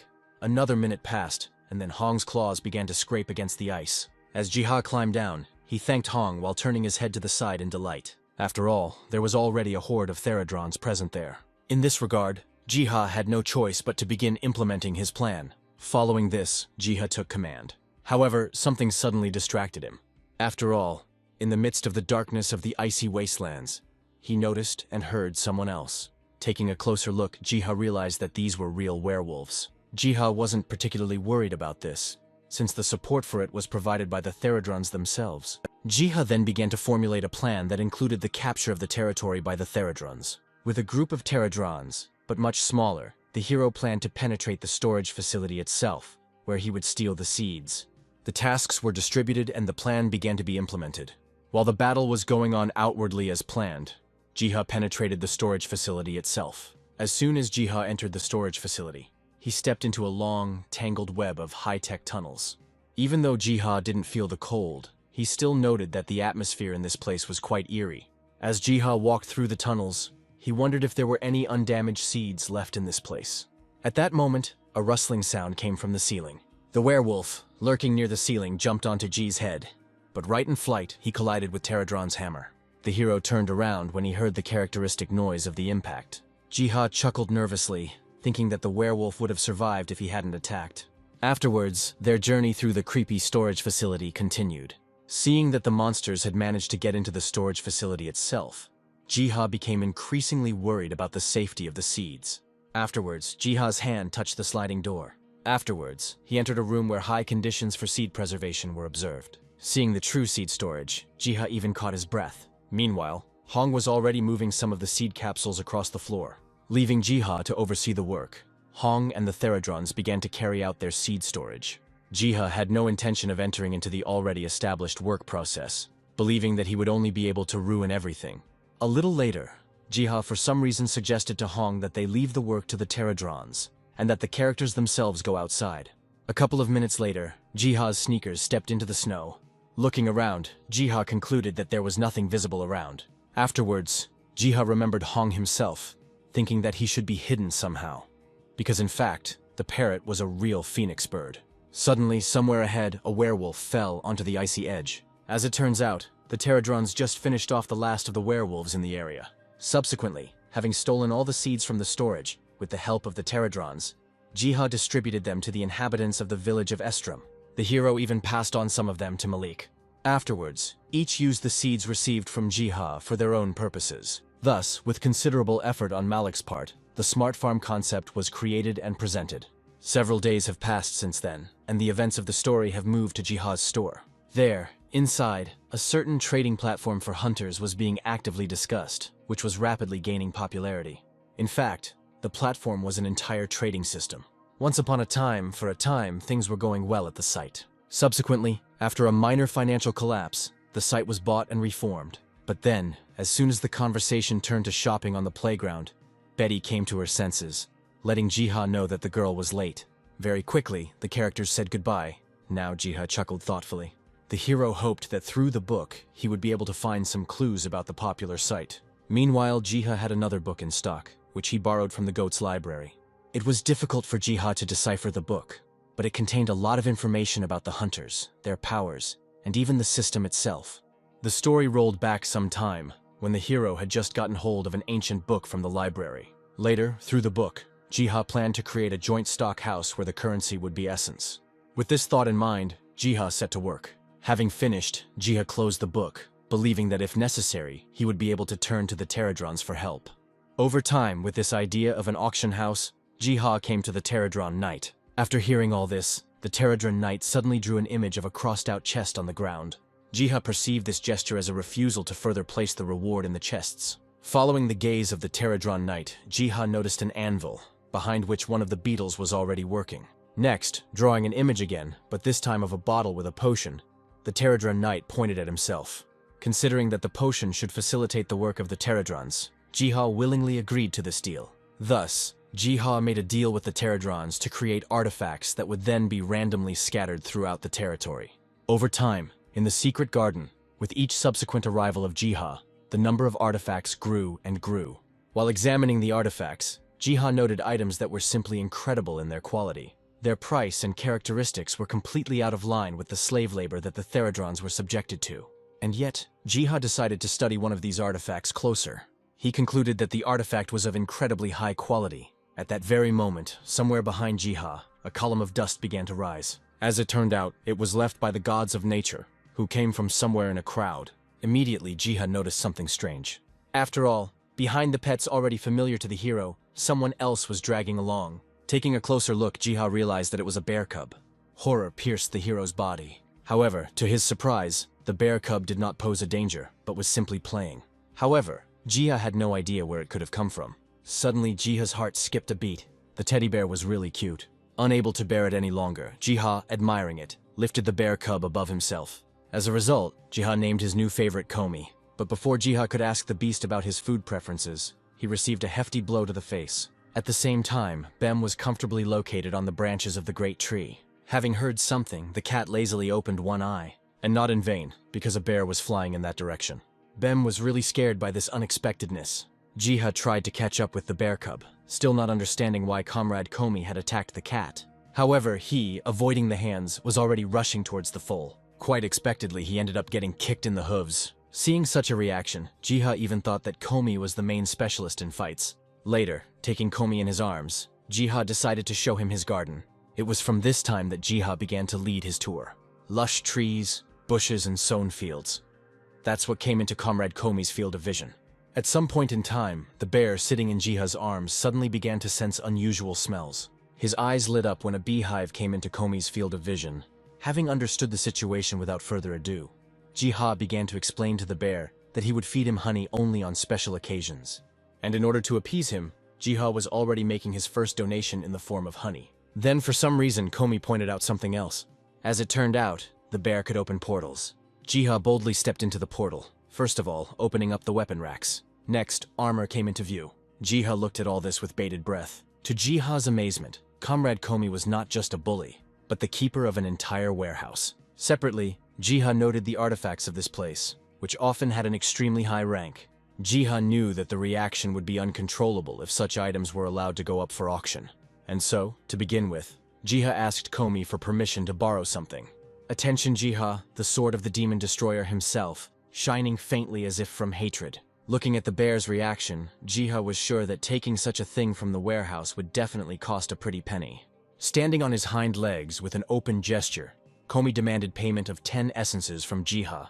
The hero had no choice but to make a deal. Having already gotten his hands on the sword, Jiha began to imagine how quickly he would be able to compensate for his expenses with it. A day has passed since then, and little by little, hysteria has begun to develop among the hunters. After all, no one had ever encountered such powerful artifacts before, much less at auctions. In a matter of minutes, hundreds of thousands of greedy eyes were directed at the sword. A frantic bidding began, and soon, the highest bidder bought the sword. Next, the scene moved to Edie's house. Looking at his phone screen, Eddie actively commented on how stormy the recent auction had been. Still, the hunter believed that the price spent on such an artifact was too high. Be that as it may, now Eddie had the ethereal blade itself in his possession. SEO, who was sitting next to him, did not take a particularly kind attitude towards such expenses of her beloved. When Eddie continued his topic of evaluating the new sword, CO confessed that the famous Catmaster was none other than Jiha. Following this, the action moved to a random dungeon. There, the stone monster rushed towards the hunters. Immediately after this, an electric ringing was heard, and an uneven line of ether divided the monster into two halves. As it turned out, such power came from a recently purchased sword. Malik, who was nearby at the time, noted that the power contained in the sword was no joke. Now it was true, he believed in the description of the demon destroyer. Eddie completely agreed with Malik's emotions, also noting that the sword additionally granted the skill of thievery. Eddie explained that the secret of this function was revealed by the Catmaster himself. Eddie did not share the exact method by which he achieved an audience with the master. In his thoughts, he gave his word that he would definitely repay Jiha for his help. Time passed again. Now the events moved to Jiha's store, near which he tried to plant the world tree. Having planted it, Jiha hoped that the seedling would take root in different soil, in another world. Afterwards, on other business, he went to the secret garden. Suddenly, one thing caught Jiha's attention. Jiha clearly felt a cold snap, and the number of pterodrons visually decreased. Jiha figured the beetles must have been quite busy processing orders at the auction house. Jiha was well aware that due to the varied work process, the pterodron's fatigue was almost at the limit. In connection with all this, Jiha even thought about increasing the reward of the pterodrons. At some point, a pterodron knight appeared next to the hero. Jiha began to inquire about the possibility of transferring some of the bees to Estrum and raising them there. What he heard definitely shocked Pterodron. Jiha began to calm the Pterodron knight, explaining that he was simply going to increase the number of bees. Jiha guaranteed that he would definitely return the bees. On this note, the hero tore down one of the hives. Afterwards, the events moved to the village of survivors. There, in a calm environment, Selena brewed herself a drink. As soon as the Holy Virgin began to raise the cup to her lips, a voice was heard in her head. Selena immediately recognized the owner of the voice. Jiha, performing his old role, greeted her. And besides that, also with Prince Philip. After finishing the greetings, Selena decided to find out if anything had happened. Luckily for her, the gardener wanted to give her some honeycomb. As usual, Jiha gave up one resource in order to receive another in return.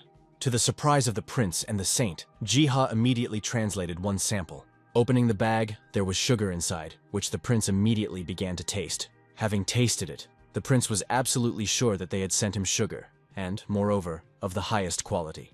While Selena was also sampling, the prince told Jiha that in the world of portals, sugar was valued much more than honey. Ultimately, both important members of the survivor village agreed to Jiha's deal to produce honey in exchange for sugar. Next, the story moved on to the headquarters of the American Hunters Association. At the moment, there was a lot of discussion about Korean hunters. The conversation participants discussed among themselves the various methods they used to try to lure Korean hunters over to the side of the American Association. For example, Eddie said that he was almost dragged by force to such a meeting. However, Eddie was not interested in intrigues and political games. He saw himself only as a very skilled hack. But Malik, who was walking next to him, believed that the topic of discussion could be Jiha, who should be saved at any cost. Eddie chuckled, not averse to watching how they tried to win people's hearts.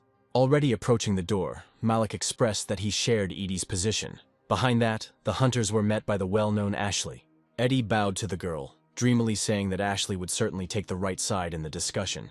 Ashley's previous smile disappeared and she stated that as a representative of the United States, she does not take sides. In response, Eddie hoped that at least this time, Korean hunters would not be discriminated against. Ashley then opened the meeting.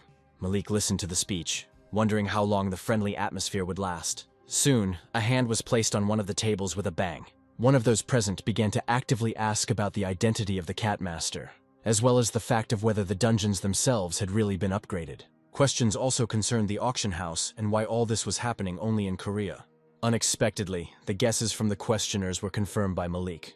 Tapping the table, Malik assured that he would not hide anything or lie. However, Malik noted that, like the United States, Korea also does not disclose certain types of information. As it turned out, Malik had learned about the secret ether reactor, which the US had been actively hiding until now.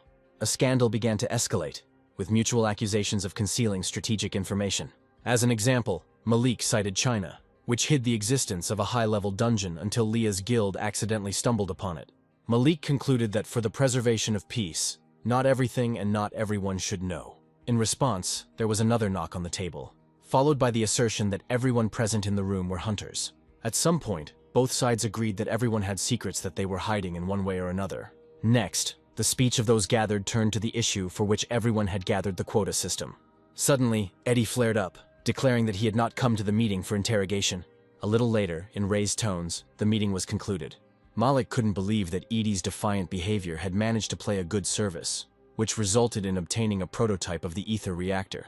In return, Edie and Malik agreed to send their hunters to other countries. Still, Malik was a little sorry that at the end of the meeting, not everyone had benefited. Wanting to somehow repay Jiha, Eddie decided to please him with some goodies for Bem. Suddenly, Malik had a brilliant idea that was connected with Jiha's store. Free reagents and passive income for that. Eddie considered the proposed plan ideal. Sometime later, the events moved to the entrance of the village of Estrom. After all, there, accompanied by mounted knights, appeared Margaret, who was the commander of the order from the Gaymark Empire. Finding herself in this place again after a long time, Margaret found the changes that had taken place unexpected.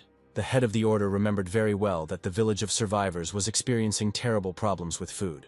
Margaret still couldn't figure out who had gotten involved in the usual course of things. The head of the order was distracted by the voices of Philip and Selena, who were approaching her. Margaret discovered that Baron Grom had apparently abandoned the village with his soldiers. Philip said that they were driven out because they were hostile to the villagers. In general terms, the prince described the conflict as a difference of opinion. Margaret sighed, incredulously saying that the gentlemen were not the kind of people who would leave of their own free will. Philip thought about his answer, because he wasn't going to reveal the whole story of what happened. Then the prince whistled loudly. A loud buzzing sound was immediately heard, causing Margaret to look up to the sky. Very quickly, Theradruns flocked to the scene of events. Philip described the beetles as soldiers that were sent by God himself. To Margaret's shock, the prince explained that there were also beetles that simply helped around the house. Margaret was unable to find words for her shock, and therefore, she recalled that once upon a time, the prince did not believe in the gods at all. Philip sighed heavily, saying that he had previously deceived Margaret. Afterwards, the prince made it clear to the head of the order that he had signed a contract with the god Ark himself to protect the village. Margaret's gaze sharpened, and she decided to find out whether these changes meant hostility with the Empire. Philip never confirmed this, only letting it be known that he wanted everyone to live their own lives. And he was absolutely not against it if the Empire could also find its own meaning in life and purpose. In general, Philip was drawing a situation in which he refused to be a protectorate of the Empire. Margaret's reaction to this statement was silent. Suddenly, looking at Selena, Margaret said that Selena had turned away from her own people, but the Holy Virgin herself thought otherwise. In response, Margaret chuckled, calling the maiden's beliefs ridiculous. However, the fact that the villagers were served by beetles did not even serve as an argument for the head of the order. Then, Selena declared that she would be able to prove the existence of the god Ark. Margaret laughed as she asked the god Selene to make it rain. And then, in accordance with Selena's request, it scattered throughout the surrounding forests. At that very moment, one of the Theradrons grabbed G's clothes with its claws. It seemed as if the beetle was trying to show something to the hero. Taking a closer look, Jiha finally saw that people previously unknown to the hero had arrived in the settlement of survivors. Even though Jiha was watching them, he didn't know what exactly they were talking about. Finally, through Selena, words began to reach Jiha demanding proof of the existence of God. Jiha began to look around, thinking about how exactly to fulfill such a request. In the end, he grabbed the first object he came across, which was a watering can. Just as Margaret was giving her ultimatum to Selena, water began to fall from the sky. Similarly, large drops fell on everything that was below. During the widespread panic, only Margaret kept her cool, now convinced that God really does exist. The prince and the Holy Virgin merely watched humbly as Margaret's nights were washed with copious amounts of water. Hours have passed since then and evening has come. Margaret, who had also been hit by large drops of water before, suddenly came to her senses. Rising from the pillow, she had no idea where she was. Selina explained to the head of the order that she lost consciousness when a drop of water fell on Margaret's head. After hearing this, slowly, memories began to return to Margaret. Selina made it clear that at Margaret's request, the god Ark had called down rain. Putting her hand to her face, Margaret could hardly believe what had happened. Selina continued, stating that from now on, Margaret was obliged to join the god Ark. Selina insisted that Margaret had no right to deny the truth that lay before her. Then, rising from her seat, Selina urged Margaret to follow her in order to obtain even more convincing evidence. After some time, Selina brought Margaret to the place where the Holy Virgin was praying. Then, falling to her knees, Selina began to call out to her god. Margaret humbly waited to see what would come out of this performance. At some point, ignoring the stone ceiling, a hand descended into the room. Margaret was stunned with horror. Selina herself was calm and offered the head of the order to sit on her palm, as if the god wanted to show her something. Long hours have passed since those events. A new day has arrived, and the events have moved to the Gaymark Empire. There, Margaret reported on the inspection carried out in the village, which in fact had become a very developed settlement. Knight Commander Brendo slammed his fist on the table, for he was forced to believe the nonsense that Margaret had conveyed. The Knight Commander insisted that Margaret had seen nothing, including the manifestation of God. Brando was afraid of the unrest that might arise from the dissemination of Margaret's information. Margaret agreed to this demand and later, disappointedly, hit the edge of the table. With her head in her hands, Margaret asked God for forgiveness for all the time she had not believed and rejected him. Afterwards, the events of the story moved to the headquarters of the American Hunters Association, where they were actively discussing a proposal from Korea. In the end, they moved to a single agreement, after which the matter itself was handed over to the Psychers. The president of the American Association hoped that they would learn as much as possible about Korean hunters. A little later, in the same place, the report on the case itself was discussed. The head of the association was informed that the Psychers confirmed the rumors that were circulating around the Korean hunters. The head of the association chuckled approvingly, beginning to link various interesting and unexpected events with Jiha's personality. The man who came with the report merely confirmed the connection voiced by his boss. Further, the head of the association said that from now on, his desire to get Jiha became even stronger. The person who brought the report was shocked because the wishes of the head of the association clearly diverged from the implementation plan. However, the head of the association, first of all, asked to think about the United States and the prospects that would be available to the country if Jiha appeared there. Tapping his finger on the table, the head of the association claimed that Jiha was an outstanding person to whom many Korean hunters were indebted. But in particular, the head of the association singled out potions and scrolls, which were the main value in Jiha's activities. Later, the head of the association even to some extent called Jiha a saint. After these and distant conversations, the events of the story moved to the surface of the water. Somewhere out there, in the midst of the deep waters, the World Eater was swimming towards a certain shore. He was devastated. It was teeming with various dangerous and disgusting creatures. Looking at all this, the whale admitted that he could not leave this place in such a state. Subsequently, accompanied by the thought that all living things must live, the whale opened its mouth. In an instant, the surrounding waters began to foam. As they hit the coastline, they washed away the evil spirits that lived there. Ultimately, under the action of the water pressure, it ends up in the whale's mouth itself. Having finished and having looked at the coastline one last time, the whale disappeared under the depths of the water. Afterwards, the action moved to Jiha, who was in the secret garden. Suddenly, the hero caught the sound of a bell. After closing the book, Jiha believed that this event was somehow connected with Bem. Meowing in response, Bem began to pull Jiha by the bottom of his clothes. As it turned out, Bem was leading the hero to the coastline. Once there, Jiha enjoyed the refreshing breeze. Suddenly, somewhere in the distance, the World Eater appeared. A system notification immediately popped up, informing Jiha that the whale was moving untainted islands. Then another system notification popped up, letting Jiha know that the whale cared about many lives, as his status suggested. Finally, Jiha realized that the World Eater did not destroy the worlds, but only mixed them up, thereby saving them. At this moment, Jiha hoped that his fishing would not anger the whale. After all that he had seen, it was now Jiha's additional responsibility to take charge of the new island. To his surprise, the whale was already leaving the shore. Masha followed that up with Jiha, promising to take care of the island in every possible way. This is how the day ended when Jiha got a new job. Afterwards, the events moved to some unknown place, filled with a lot of books. There, The owner of a small mustache condemned the excessive faith with which Margaret had recently become imbued. Now, the man waited for an explanation from the head of the order. Suddenly, the story rolled back a few hours, taking place in the Gamark Empire. There, on the training ground, someone was hitting targets incredibly quickly. As it turned out, it was Margaret, rushing like a hurricane wind. After a while, her training ended, and the knight was congratulated. The source of the congratulations was Bartok, the founder of the order. Afterwards, Bartok came up and put his hand on Margaret's shoulder, asking her to come into his office. To all questions from Margaret regarding this proposal, Bartok said that he would like to talk about the God Arc.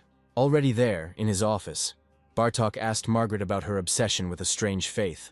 In response, the knight tried to present everything as if she really didn't know what Bartok was talking about. Then, Bartok said that he had found a round decoration in Margaret's closet, which clearly indicated her belief in the God Arc. Margaret was silent, but mentally she was worried, because somehow her secret was discovered. Suddenly, it dawned on the girl that the founder of the order had been watching her all this time. Following these thoughts, Margaret clenched her fist tightly. Bartok continued, saying that he had not yet informed the other knights about Margaret's preferences.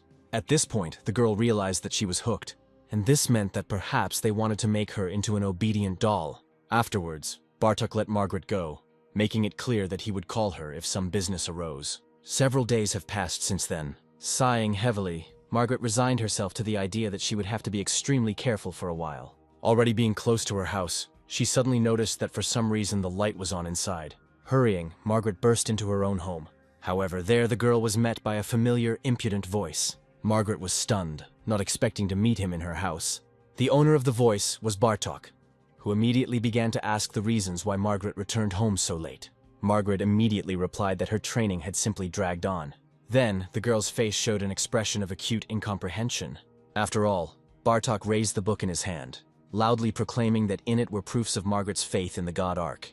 Bartok deliberately shook the book, as if teasing the knight. Bartok couldn't believe that Margaret liked a dissolute god who created tribes and actively mated with the women there. Excitedly, Margaret rejected these words, as Bartok noticed an obvious bookmark in the book. Opening the pages, Bartok began to read aloud, literally drowning in the piquant details between the God Arc and his beloved. After a couple of seconds, Margaret made a move, trying to snatch the book from Bartok's hands. However, any attempts by her were blocked by the guards. For now, it was peaceful. The guards asked Margaret to be restrained and sweet. The girl sighed, only now realizing that she'd committed a very reckless act. Then, Margaret agreed with Bartok's words that the Empire was born not by the will of God, but in order to rule the world. Bartok hoped that Margaret had not yet forgotten the oath she had once given to the Emperor himself. Then, the founder of the Order remembered Brando. And also that for him, Margaret was like a daughter. Eventually, the conversation devolved into a subtle insult to Margaret as someone who had not lived up to Brando's expectations. Having calmed her anger, Margaret decided to find out what Bartok wanted. To this question, Bartok gave an answer in the form of regular meetings at night, during which he would change Margaret's views. The very next day, Margaret reported the whole situation to Brando. Still, Brando wasn't going to give Margaret to some fat guy, so he urged her to pack her things. Stroking Margaret in a fatherly way, Brando regretted that his adopted daughter had found herself in such a situation. Brando called escape the best outcome for Margaret. Besides, Brando couldn't imagine his daughter as a concubine of the fat Bartok. Margaret didn't answer. She just frowned and pressed her lips together in resentment. Brando prepared Margaret for her escape, telling her how best to leave the city. Shedding tears mentally, Margaret promised that one day she would return, and also to personally deal with Bartok himself. That's exactly how the former knight's escape began. Sometime later, the guards noticed her, not hiding their delight. For some reason, the girl was dressed incredibly beautifully, to which the guards thought that the girl was going to meet Bartok. The action continued, and now evening was already coming to the city. At some point, Margaret asked to go to the restroom, to which she received permission. Watching Margaret hurry to the restroom, the guards laughed at what a fun night awaited Bartok. At least 20 minutes had passed since then, but Margaret still had not come out to the guards. Check that one out, one of them went.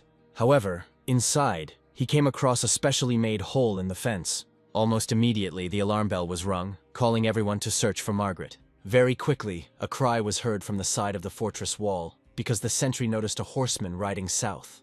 Bartok also ran out into the street, and as he mounted his horse, he promised to reward anyone who would bring Margaret to him.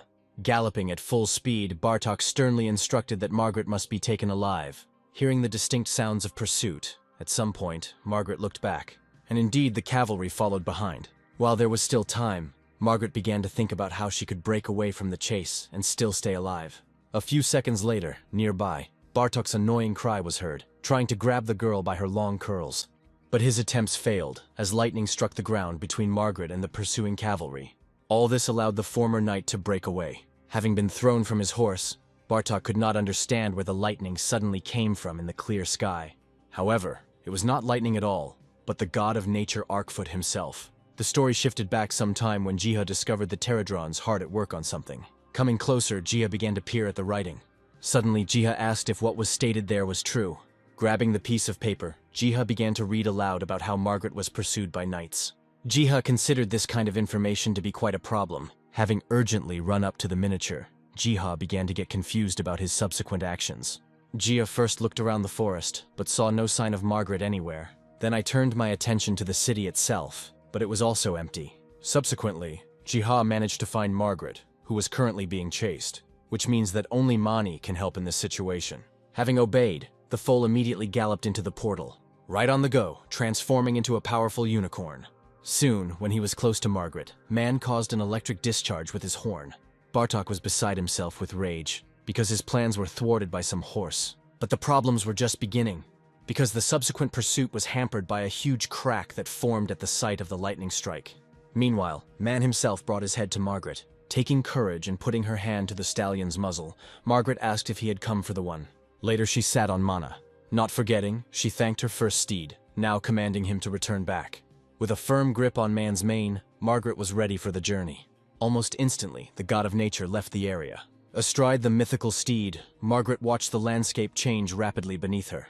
The girl was in great shock, not really knowing whether Margaret's world was so small, or whether the heavenly horse was racing at incredible speed. It was not a couple of minutes before Margaret saw the lights of the houses of the village of Estrom below her. Margaret caught herself thinking that she owed her successful escape to the god Ark. Pretty soon, there was a commotion in the village as Margaret was spotted. Following this, Prince Philip himself was already hurrying to Margaret. Later, Jiha smiled as the system notified him of the oath of allegiance that Margaret had taken. From now on, Jiha's worries increased, since now he also had to look after Margaret. Around the same time, Mani also returned to the garden. Praising him for his efforts, Jiha also promised to feed the foal to his heart's content. Since the current urgent matters were settled, Jiha could now take care of other things. Soon, he returned to his world, where he was actively looking at his watch. Believing that he would not be late, Jiha decided to go to the right place on foot. Looking up thoughtfully, Jiha could not even guess what kind of education system they had chosen. A little later, the action moved to the building of the Hunter's Academy. It was an interesting place that was created specifically to protect people. It was there that they raised a new generation of young hunters, whose awakening they tried to lead to the highest ranks. Subsequently, those being more advanced were to replace the old hunters. In this place, in addition to theoretical classes, combat practice was also actively conducted. Jiha watched all this. The sparring didn't seem serious to Ji, and because of that, he began to worry about the real skills of the young hunters in battle. At the same time, the hero noted good preparation in the theoretical part of the training. Returning to the battle, Jiha blamed his previous impression on the fact that, as students, the students were not yet able to participate in real battles. No matter how you look at it, all this did not give the hero any peace. Jiha was afraid that the young hunters might eventually run into an insurmountable wall. All this meant only that changes were needed in the establishment. Jiha set himself the task of finding a way to improve the system. Suddenly, Quan appeared behind Jiha and the characters greeted each other. As it turned out, it was Quan who invited Jiha to the academy, since he worked here. Meanwhile, some events were developing in the secret garden, which Jiha had temporarily left. The assembled gods of nature discussed among themselves the past day, which had been quite tense. Since the gods of nature were left without supervision, they now decided to go about their own business. Some of them were eating grass in the garden. Others were having fun with each other. Others were engaged in training wrestling. Eventually, they all took an afternoon nap. But while some slept, others stayed awake. The Pterodrons worked tirelessly and continuously. We managed to clean the lakes. They took active care of the trees in the garden. And also other but more hidden things. Somewhere there, in the depths of the Pterodron hive, where weapons were endlessly forged, the metal was melted to the desired shape, to create a truly magnificent weapon. The roots of the tree soon reached out to its brilliance and perfection, thus creating the first unique weapon for his kingdom. After such a success, the joy of the Pterodrons knew no bounds. Their attention ensured control and management of all dungeons. After such hard work, the Theradrons, as always, expected a reward in the form of honey, and Jiha always returned to those, each time keeping his word. Greedily, almost maniacally, the Theradrons pounced on the honey. Jiha himself, having sat down, began to look for ways to increase the effectiveness of student learning. At some point, among a ton of other information, Jiha suddenly came across something unique. After all, on one of the random pages of the book, there was information on how to create your own miniature world. Reading the text, Jiha became increasingly convinced that the information allowed him to create not a real world, but only a simulation. There, Jiha also read about the peculiarity of such a world, which involves interaction with an avatar. Thus, by putting his soul into the body of a miniature world, there, the hero could gain experience. For some reason, Jiha wasn't sure that such an experiment could work. So to begin with, Jiha started with the simplest thing, creating a body. After some manipulation, the hero really did see a little man made of mud in his hands. Jiha even decided to show his unique creation to his pets. After all, by that time, the hero had already prepared a whole series of characters for the miniature world. However, the pets did not share Jiha's enthusiasm with their entire appearance. In any case, returning to the book, Jiha began to read about how to set the miniature world in motion. The book was about the soul, and then Jiha remembered the Theradrons. Shaking a jar of honey, Jiha wanted to sign the beetles up for the experiment. Chuckling, Jiha explained what exactly he expected from Theradron. After some time, a portal opened, and Jiha reassured the Theradrons that they were not in any danger. Finally, timidly, one of them touched the portal with its claw. Under Jiha's cry, their souls moved into pre-prepared forms. Sometime later, outside, Jiha was reassuring the other bugs that their comrades were not dead. Soon, movement appeared in the miniature world. Watching, Jiha noted that the experiment was a success. Now, however, there was another question. Would the soul, while in an avatar, be able to gain experience? And then Jiha commanded the souls of the Theradrons to attack. Together the clay men went into battle. Afterwards, Jiha carefully studied the progress of the battle. Even though one couldn't use skills in such a miniature state, Jiha saw that this was a good way for general training. And yet, Jiha understood perfectly well that the costs of installing such a miniature would be simply horrific. Meanwhile, the winning team was soon determined. Later, having gathered everyone around him, Jiha praised them for a job well done. Jiha hoped that the Theradrons weren't in too much pain after the experiment. At the same time, the miniature world restored itself. Unexpectedly, the system even assigned a skill to one of the Theradrons. He in turn extended a modified claw, then demonstrating his new strike. However, Jiha himself had acquired some skill, but that was not particularly important at the moment. After all, the usefulness of a miniature world has been proven. In the future, by training with its help, young hunters were able to replace the first team over time. Following these thoughts, a notification window from the system appeared in front of Jiha. The world tree rewarded the hero with a whole bunch of new skills, and especially the understanding skill. So time passed, the next day came, during which Jiha studied his new skills. As it turned out, from now on, Jiha could move into any objects and even remain invulnerable while in such a state. And this meant that now Jiha could calmly travel around the miniature world. Jiha left all this for the next time because he had one more skill up his sleeve, the ability to create the world itself. With its help, Jiha could create absolutely everything, customizing it down to the smallest detail. However, such manipulations required a lot of essence, which Jiha had to get from somewhere. Jiha's eyes froze when he found one interesting line in the book. As it turns out, Jiha could offset his costs by putting a price tag on entry into such a world. Afterwards, having slammed the book shut, Jiha regretted making everything free. Subsequently, a familiar pen appeared in his hands. Making broad strokes of the text the hero began to create. The action then moved on to the Hunter's Academy. The teachers there were preparing to present a new type of teaching. Pointing to the side, the teacher introduced the Hunter Mage. She was preparing to share her combat experience and also answer important questions from her students. The Hunter Mage guaranteed that the proposed story would definitely interest the students. Suddenly, one of the academy staff burst into the classroom, asking the teacher to come with him immediately. As it turned out, all this rush was caused by the fact that the gates at the academy had opened. Panic quickly set in, as no one knew how to behave. Soon, Sun appeared nearby, whom the Hunter Mage was glad to see. Deciding to explore the gates himself, Sun carefully touched them. The next moment, he fell backwards. At first, Sun was enveloped in darkness, but then he urgently woke up in a new place and in a new body.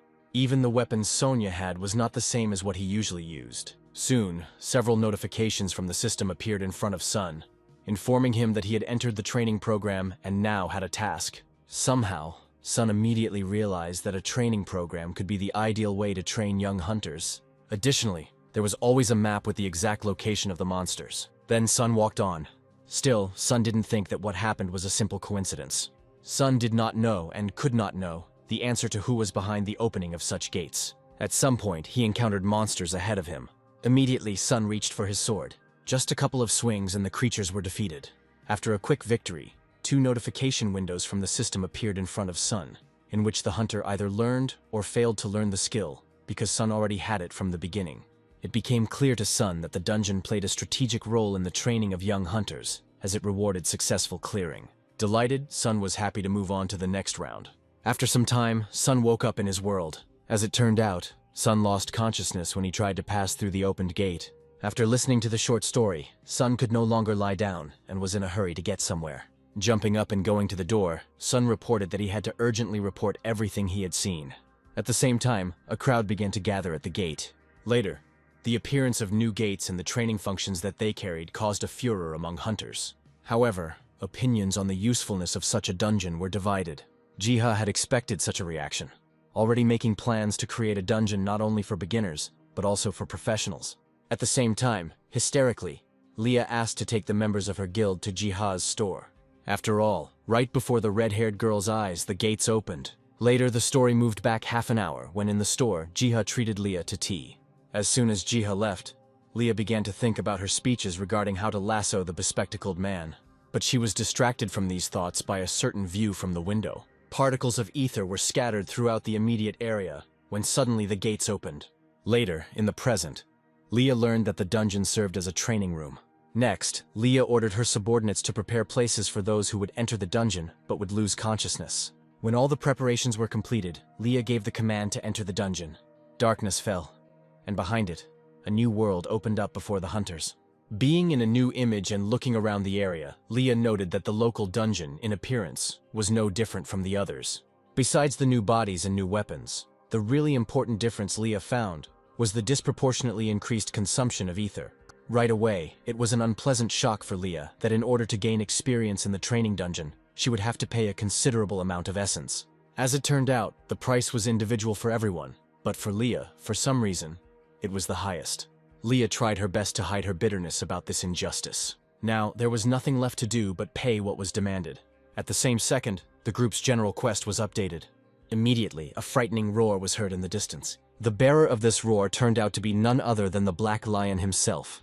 Under the mass questions of her subordinates, Leah froze, because their common enemy was incredibly strong. Somehow, Leah managed to stop her hands from shaking, because in a normal situation they would have run away. However, since there was no threat to Leah in the training dungeon, the girl gave the command and went on the attack herself. Fiery lines and swirls rushed in all directions and corners. Amidst all the chaos and heat, how the battle ultimately ended remains a mystery. Over time, Leah gave a press conference in which she described the benefits of participating in the training dungeons. Jiha followed this performance via TV. Finally, after just a little tweaking, Jiha's idea was to everyone's taste. In addition, for the battles themselves, Jiha used the monsters that settled around the village of Estrom, even though the testing phase that the Pterodrons had to go through was not easy. Meanwhile, occasionally glancing, Jiha noted that things were going well for the fugitive Margaret. Putting down his phone, Jiha wondered if he should have increased the permeability of the Academy's dungeon.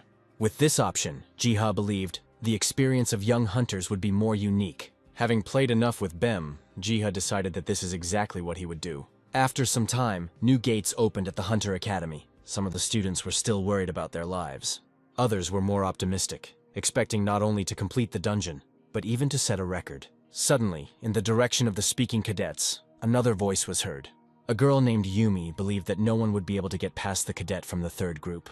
San countered this statement, believing that all he needed to do was get it done a little faster. Be that as it may, a group of young hunters entered the training dungeon. Their bodies were transformed, and new weapons appeared in their hands. All of them were ready to fight. Soon, they found a target, the role of which was played by Pterodron. At some point, the flesh-tearing monster fired its spikes. The shells flew in all directions, which the young hunters elegantly dodged. Suddenly, one of the hunters used three-way strike. The blow hit its target, causing the monster to panic. The moment had come when the archer could make his contribution. The taut bowstring whistled, and the monster received a noticeable wound. And yet, the monster snapped back. The attack cracked the armor of one of the hunters, but he claimed he felt no pain. The fight continued, amidst comments about the need to learn from one's mistakes. After a couple more minutes, the disgusting creature was finally defeated by the young hunters. After taking a short rest, they prepared for the next training stage. Immediately after this was said, the heavy steps of a huge troll were heard.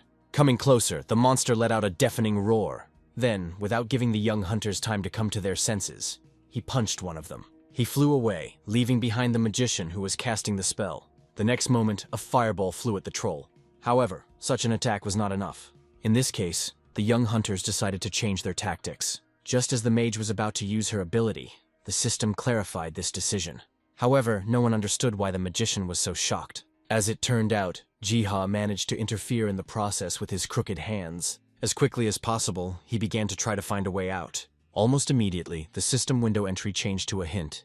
At the same time, the young hunter remembered that trolls were famous for their regeneration, which meant that it was necessary to reduce it. It was precisely about continuous magic for such situations that the hint was talking about. Then, the young hunters agreed among themselves to hamper the enemy's movements and prevent him from escaping. Then the air began to fill with spells that called upon fire. Having finished, the mage ordered the fire to consume the monster. Almost immediately, a wall of fire erupted from under the troll's feet like a tornado. Very quickly, the heat burned the troll. Right before the eyes of the young hunters, he gradually turned to dust. Immediately after this victory, a new system window appeared in front of the young hunters. Everyone was overjoyed because the third stage of the test had been successfully completed. The young hunters accurately recounted the consequences of this fight and how the system behaved to the teacher. However, this was the first time she had heard of anything like this. Still, the teacher was interested in what special tactics the group used to get through the third stage so quickly. The students honestly told about the system's advice, after which, as a reward for successfully completing the dungeon, they began to beg for the opportunity to leave the academy. The teacher was opposite, but immediately warned that she would go with the students themselves. Sometime later, the car was speeding along the highway. Their path lay to the store in the 7th district. Getting out of the car, the young hunters were amazed at how many people were crowded in this place. Among the many faces, especially for the children, Doc stood out, already better known as the Apostle of the God Ark. And if initially the hunters were skeptical about Doc's beliefs, then after a while they began to actively listen to him. Now even the students would like to at least take a quick look at the god that Doc believed in. At the same time, the teacher decided to leave in order to get permission to enter, which she informed the children about. While the teacher was away, the children's attention fell on a tall tree that grew next to the store. They even started pushing each other out of a desire to get a closer look at the tree. Suddenly, Leah called out to the children and introduced herself. Leah praised the students for completing the dungeon, believing that with time, they would surpass the redhead. Leah's words and appearance touched the young hunters to the very depths of their souls. Afterwards, Jiha himself introduced himself to the children. As it turned out, both Leah and Jiha had their fans among the younger generation. Subsequently, their entire group visited the hero's store. The children's eyes lit up as they admired the abundance of potions and scrolls. This same behavior was noted by Jiha. Their current surprise was comparable to how the once young students had achieved complete victory in the dungeon. And then Jiha called out to them tenderly. Having prepared a whole basket of gifts for them, Jiha hoped that one day, the students would become outstanding hunters. Jiha's kindness, as well as the miraculous potions he produced, were actively discussed by other characters. And yet, the greatest pleasure was to watch the students' reactions. The teacher smiled broadly, seeing how the children could rejoice over such little things. After these events, Jiha returned to the secret garden. While harvesting, Jiha kept thinking about how many pleasant emotions this meeting with the young hunters had brought him. While Jiha was thinking about all this, someone behind him was taking quiet little steps. Subsequently, the entire crowd of pets pounced on Ji. Among them, but for more peaceful purposes, even Mani was present. Jiha had no choice but to treat her pets with fruits picked from the trees. Unexpectedly, Theradrons appeared nearby. They left, grabbed the seeds of the fruits, and then quickly flew away. As it turned out, they contributed to the spread of the garden by planting seeds. It expanded, adding to the quality and diversity of its crops. One of these cultures, glowing strangely, attracted Jiha's attention. Not long after, Jiha discovered that the vegetables, strangely, did not spoil, even when they were long ripe. Having thought about it, Jiha came to the conclusion that the vegetables were saved from a similar fate by the world tree itself. Around this time, a voice came into Jiha's head, calling out to God and telling him that the honey had been collected. As Jiha had suspected, the source of the voice was Selena. Jiha answered naturally, but was surprised that Selena had brought such a vessel filled with honey with her. As agreed upon in the terms of the deal, Jiha sent sugar in return. Next came Selena's thanks, to which Jiha only smiled shyly. Immediately, Jiha was already being pulled by the Pterodron Knight's pants. The hero came to his senses, because the Pterodrons were now demanding payment in the form of honey. As quickly as possible, Jiha poured the viscous sweet substance into the container. Seeing the reaction of the Pterodrons, Jiha was once again convinced of how dependent they were on honey. Then something strange happened. The Pterodron Knight shared a drop of honey with Jiha himself. Of course, Jiha accepted such a gift. A little later, other Pterodrons wanted something from Jiha. The beetle actively tried to lead the hero. Jiha followed after, later seeing how Pterodron scratched the ground with his claw. Looking, Jiha did not at all understand what they were trying to show him. To Jiha's shock, a minute later, a very decent drawing was made on the ground. Studying the drawing and paying attention to the small details, Jiha guessed that it depicted seeds. Naturally, Jiha wanted to know where the Pterodrons planned to deliver the seeds. Then, Beetle drew a new picture, in which the hero recognized the Earth itself. At some point, it dawned on Jiha that the Pterodrons were planning to spread the seeds all over the world. Jiha even wondered why he really couldn't help the whole world. And besides, there was no reason to refuse. Jiha hoped that the Pterodrons themselves would be able to help him in this matter. Several days have passed since then. The hero was actively entering information about the Pterodrons into the Hunter's Encyclopedia. After which, the existence of the Pterodrons ceased to be a secret for the whole world. The hero considered such a discovery necessary for the world. Now, by chance, Jiha stumbled upon something remarkable. Before his eyes was a chat log with a ton of feedback and comments regarding system problems. Having decided to check everything himself, Jiha called up the character panel, not believing his eyes that he had leveled up considerably. Following this, already seeing the root of the problems, Jiha opened the spell book, where he intended to change some parameters and display values in the system. Jiha encouraged himself by the fact that he had no time to rest. At the moment of making edits, Jiha Bum, who had been sleeping on his lap, woke up. While stroking the cat, the hero came up with an idea to make changes regarding the level system. Through his actions and changes, Jiha attempted to encourage monster hunting. But even in such a case, Jiha saw a problem in the form of a lack of bonus characteristics for hunters, so that everyone's strength would be equal. Reading the lines of the book, Jiha came to an option regarding choice without choice. Suddenly slamming the book shut, Jiha decided that this decision was not just like that. It did not exist in the book's sentences. Having decided to take a sequential approach, Jiha initially wanted to focus on the level system. So Jiha dreamily assumed to remove restrictions on weapons for the hunter's level.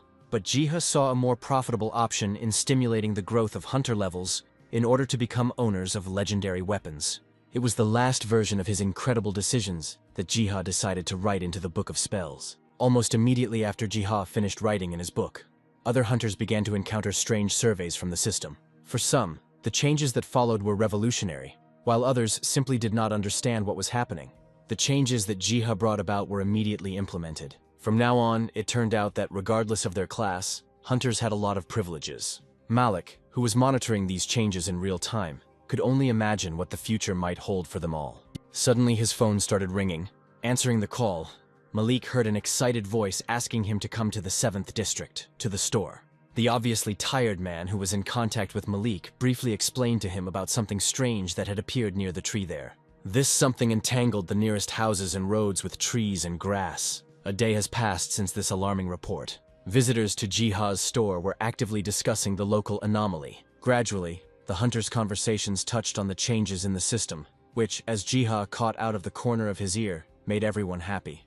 Now, with the current changes, almost anyone could go through the dungeons without much effort. The only ones who suffered, according to the hunters, were the archers, who lost a lot of money on potions and arrows. Jiha listened to all this while he was packing the order. The hunters stopped talking and thanked Jiha for his work. Jiha even shouted after his regulars to come again. Now, sighing heavily, Jiha could comprehend the fact that with his intervention, he not only fixed something, but even broke it. The new idea that was born in Jiha's head was to personally study the problem and find a solution. A few seconds later, a voice was heard desperately calling for Jiha. Going outside, the hero saw Betty there, who continued to call Jiha. Betty suddenly lifted herself off the ground and brought a sprout up to Jiha's face. Almost screaming, Betty conveyed to Jiha that the grass in this place was not from Earth. Jiha pretended as if he knew nothing about this. Then, Betty demonstrated to Jiha how plants behaved when they were applied to the soil in a special way. At the same time, Betty also reported strange seeds that were found here and there. Jiha must have remembered something and looked up from the ground. His gaze was directed at the giant tree that grew right behind the shop. Jiha understood perfectly well that such manifestations were only the beginning of something grandiose, but he was sure that this would also bring happiness. The hero's feelings were sincere. Supporting them, he sat down under the great tree. Having called up the system window, Jiha began to study the skills. One of them, whose peculiarity was movement, interested the hero, but it was not just a movement in space, but sending one's mind to any creature. For the first time, Jiha thought about how dangerous the miniature world he had created was. Jiha was afraid that one day, during the experiments, he would lose himself. During these reflections, someone called the hero. As it turned out, this was what Margaret was calling for. The young knight thanked Jiha for her miraculous rescue. The hero responded by talking about Margaret's father, to whom she owed her position in society. Embarrassed by this fact, Margaret confirmed Jiha's words. Meanwhile, Margaret also recalled Bartok, who witnessed divine power. Margaret feared that Bartok might turn his anger on the knight's adoptive father. Margaret described Bartok as extremely powerful and capable of many things. At some point, she fell silent and clenched her teeth tightly. Standing up, she declared that she wished to save the knight commander. Margaret's gaze was filled with sincerity as she stared at the ceiling. Suddenly, light poured from the ceiling, and a divine voice promised Margaret that he would find out everything. Margaret was happy to hear this, not daring to rush the god's helper. After ending the communication session, Jiha noted that Margaret was a very serious aunt. After which, he turned his gaze to the Gimark Empire. At some point, his gaze caught something. After all, there, right now, Bartok was scolding one of the workers. Jiha listened and watched Bartok's cruel speeches. With each passing second, the hero became more and more convinced that Bartok was a real bastard. More and more, hatred for Bartok grew in Jiha's soul. After some time, the hero no longer wanted to watch, now perfectly understanding who Bartok was. Unexpectedly, Bomb gently touched Jiha's leg. The hero was surprised by the cat's behavior. Thinking that Bomb was simply worried about his master, Jiha thanked him. Still, Jiha needed a plan to make contact, but then his eyes stopped on something. Something was passing by, barely moving its paws. It was a fat hamster, the movement of which the system allowed. Naturally, having confirmed the choice, Jiha began the transfer of consciousness. Gradually, the scene moved to Brendo's office. He sighed heavily as he signed the absurd order papers. By chance, she noticed a hamster climbing onto the desk.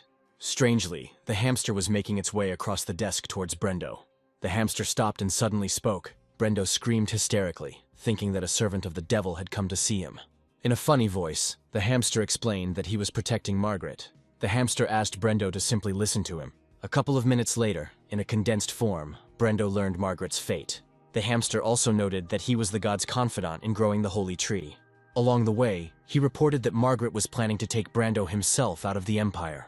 The hamster was ready to help in this matter, literally immediately. After listening, Brendo slammed his fist on the table, as he had a hard time believing the whole story. Moreover, knowing about Margaret's happy outcome, Brendo no longer regretted anything. Instead of explaining, the knight was ready to show the hamster what he meant. After which, the action moved to the city streets. Sitting on the knight commander's shoulder, Jiha glanced at the people. Now, the general situation was felt somewhat differently by the hero. A feeling of tenderness filled Jiha's heart. But there was also a sad side: the disenfranchised farm laborers who served the vile Baitrok. By chance, a sound came from the side, which attracted Jiha's attention. Brando pointed out to the hero a terrible scene where children were gnawing human bones in order to survive. Brendo made it clear that the food supply problems were catastrophic, while the elites were eating to their heart's content. Brando portrayed Bartok as almost the main culprit of such events, explaining that Bartok's greed knew no bounds. Next, take the hamster to the main demonstration site. Ahead, like mighty walls, stretched the stronghold of Bartok's greed. Guards scurried around, carefully protecting the valuables of the fat usurper. Brando showed that Bartok didn't give a damn about the needs of everyone else. Finally, Jiha managed to show the true state of affairs in the city. Jiha thought about it, because the situation was much worse than expected. The hero understood perfectly well that the critical stage of the disaster was just around the corner. Then, deciding to talk to Brando about how to separate Bartok and the residents. Brando had not yet seen it this way, since people were very dependent on Bartok. After hearing this, Jiha was ready to conclude something, ultimately offering to demonstrate God's power to the people. After all, one good idea has already come to Jiha's mind. While Man was calmly chewing grass, Jiha was ready to tell his plan along the way. For a while, Brendo was forced to leave Jiha alone. Left alone, Jiha began to think about how to demonstrate the stallion. But first, the hero wanted to find out what opinions were prevalent in the city. Having made some kind of plan, Jiha didn't even notice how hands were reaching out to it. In an instant, tenacious fingers squeezed the hamster.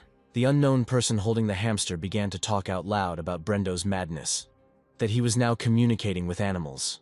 The servant laughed, for his master, Bartok, would have been pleased. But the servant was not sure whether the hamster had really not muttered anything before. At that very moment, to his horror, Jiha learned that for some reason the system could not remove him from the hamster's body. While discussing Bartok's future successes out loud, the servant threw the hamster into his bag. Whistling cheerfully to himself, he carried Jiha to meet his master. As soon as this event occurred, the alarm plant gave a signal. All the gods of nature were alarmed. Comrade Komi was the first to speak out, believing that Jijika should be rescued immediately. Bomb was in complete agreement, giving instructions to the other gods. At the same time, in the village of survivors, Margaret received a message. The girl turned around in fear, not expecting anything like this. Her gaze flickered as the messenger read Brendo's name on the paper. Having revealed that, Margaret began to read the message from her adoptive father about meeting a strange talking hamster. The letter made it clear that Brendo knew about Jiha's disappearance. Margaret clenched her fists at Bartok's meanness. Deciding that the scoundrel should be taught a lesson, the knight grabbed her sword. The only thing Margaret hoped for was that Jiha would be able to stand up for herself. While Bartok, the girl, took over. Coming out of her house, the knight saw a familiar golden mane. Without further ado, she mounted Mana. The knightess was amazed that every time the heavenly horse appeared just in time. Frowning, she asked that man help this time too. Meanwhile, some action was also taking place in Bartok's office. The fat man looked at the mouse, which the servant described as a manifestation of the devil. Such information, even though it might be false, was to Bartok's liking. Ultimately, he thanked the servant, promising to reward him later. Jiha himself, sitting in the cage, was thinking about how absurdly he had fallen into a trap.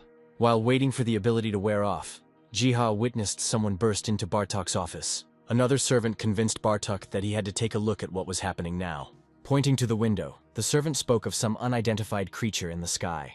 Bartok didn't really believe the tales until he himself was stunned. And indeed, a golden horse hung in the sky above the city itself. Fear, uncertainty, and a host of other feelings overwhelmed Bartok. Immediately, the previous encounter with this horse surfaced in Bartok's mind, which is why he now wanted to run without looking back. And so, at incredible speeds, saving himself, Bartok rushed out of his office. There was a commotion, and everyone suddenly forgot about the hamster. Trying to somehow attract attention to himself, raising his voice, Jiha began to call Mani. At the same time, the stallion was jumping on the roofs of houses. A few moments later, having delivered Margaret where she needed to go. Having thanked the stallion, Margaret let him go about his business. Finally, the time came for the knight to demonstrate her prowess. To the sound of Margaret's sword being drawn from its sheath, Mani shook the heavens with thunder. An electric discharge erupted, destroying the room where Jiha was imprisoned. But the blow was so strong that the little hamster went into an uncontrolled flight, until in the end, he landed successfully on Mani's nose. Immediately starting to feel him up, Jiha thanked the horse for saving him. But before he set off in pursuit of Bartok, Jiha saw something else. Furiously, the sword drew blood from the knights. Their armor was shattered, and death groans were heard from within. It turned out that Margaret was behind all this bloody madness. Very quickly, Jiha realized that, in rushing to help, Mani had brought Margaret with him. Now Jiha saw Margaret as the antibody that had rid the Empire of cancer cells. There was a fierce battle going on down there in the streets. One of the knights had managed to catch Margaret in a mistake when he was met with a blow from a shield. Breathing heavily, Brendo managed to come to the aid of his adopted daughter. He was glad not only to see Margaret, but also to know that she was safe. In the middle of a street littered with corpses, the characters suddenly began to have a pleasant conversation, praising her for her endurance and determination. At one point, Brendo even put his hand to Margaret's head. Finally, he recognized her as a true knight. Brendo urged the girl to spread her wings and fully demonstrate herself, because the right hour had struck. At the same time, Bartok was rushing along the streets, desperately shuffling his legs. While fleeing, he even managed to threaten those around him. At some point, a painfully familiar voice called out to Bartok. Bartok guessed who the voice might belong to, but he was not going to stop, hoping to escape into the forest. The scoundrel had only a little time left when his foot tripped over something. Having lost his balance, the oaf was already falling uncontrollably. At the same time, under the influence of the Black Lion's technique, Margaret flew up to him. In the air, she swung her sword, causing the fat man to immediately spit out blood. The wound was severe and Bartok fell to his knees. Smoothly, next to his neck, a blade flashed. Holding her sword at the ready, Margaret herself condemned Bartok. There followed a moment of lingering anticipation. during which Bartok reflected on his unenviable situation. But he couldn't allow himself to be outplayed by anyone, much less die so shamefully. Not wanting to give up so easily, Bartok reached for his hidden blade. With a furious cry of hatred, he was ready to give his last fight. But using the Black Lion Claw skill, Margaret got ahead of him, dealing him 10 quick blows. A dying breath escaped Bartok's throat. The dagger fell from his hands, and his thoughts were devoted to the lost opportunities to capture the kingdom. Finally, he fell down dead. Jiha, in the form of a hamster, was watching all this, and he did not wish such a fate on Bartok. Suddenly, Jiha remembered Eddie's words that enemies had to be exterminated, giving the future the opportunity to develop. But the hero was not sure of this, since he did not consider himself part of the world of warriors. However, he respected other people's paths, ultimately making the decision to pay more attention to and understand the world around us. The skill's cooldown wore off, and Jiha was finally able to leave the hamster's body, leaving the unfortunate animal alone with Margaret, who looked at him strangely. Now, with a lot of other work to do, Jiha looked at the world map. By pointing, Jiha gave orders to the Theradrons to help the people from the Empire get to the village of survivors. As a motivation for the beetles, Jiha noted that honey production would also increase. But Jiha's previous persuasions were no longer working well. The Pterodrons were constantly whispering among themselves. The Pterodrons' intransigence was only a minor problem, while the main obstacle Jiha saw was the cultural differences between the two countries' inhabitants. The hero had to urgently come up with a plan on how best to reconcile people who had been fighting for centuries. On this issue, Jiha decided to turn to the only possible specialist, the maiden Selena. Communicating with her, Jiha obtained a promise of good neighborliness with the people of the Empire. Somewhat embarrassing to Jiha, Selena stated that most considered the gardener to be the god to be worshipped. The only condition and hope, Selena said, was the people's acceptance of the Empire and faith in the god Ark. Having understood and clarified everything, Jiha thanked Selena for the consultation. Then a new day dawned, passing to the area where, at the behest of Prince Philip, the common people were busy with construction. The work itself was carried out jointly, with Theradrons flying over people's heads every now and then. As they finished their work with the report, workers approached the prince every now and then. Philip himself was about to finish his business any minute now. After some time, people walked along the paved roads. Philip assessed the extent of the work carried out, hoping that everything done would help the settlers. The prince did not forget to thank the people who participated in this common cause. However, they all, in unison, declared that the main worker was only Philip. The buzzing above the prince's head also died down, as tired Theradrons moved there, barely flapping their wings. Along the way, Philip recalled the moment when he learned about the upcoming resettlers and their numbers. At that time, the task seemed almost impossible to the prince. But Jiha, being in the form of a divine sign, promised to help with everything. Even now in the present, Philip kept looking at how the representatives of God were actively helping people. And therefore, the prince's confidence in greater and better changes was present. In connection with this, after resting for some time, the prince called on his people to take up their tools again and continue the common cause. The instruments began to ring en masse and the hard work began. At the same time, unnoticed, a telescope emerged from the dense thicket of trees. The elves observed this noise from a safe distance. Croydel did not understand, because the people of the village had no reason to start any construction. The elf scout Kreutz also didn't know the answer, but noted that the roads were being repaired everywhere, and even a new village was being built. Sitting in the tree, the elves discussed among themselves the situation with the split in the Gimark Empire, which is probably why Philip expected an influx of refugees. Croydel himself, in general, did not care about the affairs of people. He was only worried that the salt trade routes would be blocked. The scout was indignant, accusing Croydel of being particularly to blame for the depletion of the salt reserves. Croydel waved it off, but nevertheless acknowledged that friendly relationships with people are important. The elf didn't even notice how the hamster stealthily approached him. Suddenly the hamster spoke, admitting that he was glad to meet Croydel. The elf was amazed because for the first time in his long life he met a talking hamster. Events jumped forward, moving into the evening and taking place in the village of survivors. There, Philip and Selena asked the new guests to wait for someone. The elves were also present, among whom was Croydel, who was still amazed by the hamster. At some point, the door to the room where everyone was swung open. The prince was encouraged when he realized that a representative had arrived. But for some reason, Bomb went inside. Everyone was amazed at the arrival of the most ordinary beast. The little leopard stubbornly moved forward until a talking hamster appeared from behind his neck. The elves immediately expressed their skepticism, considering such a creature unworthy of the title of representative. But Jiha tried to justify himself by saying that the form of it was completely different. All this was a prelude. because the hero wanted to talk about something. And so, idly, he opened the meeting of representatives of the surviving countries. Subsequently, the discussion went well, and many issues were quickly resolved.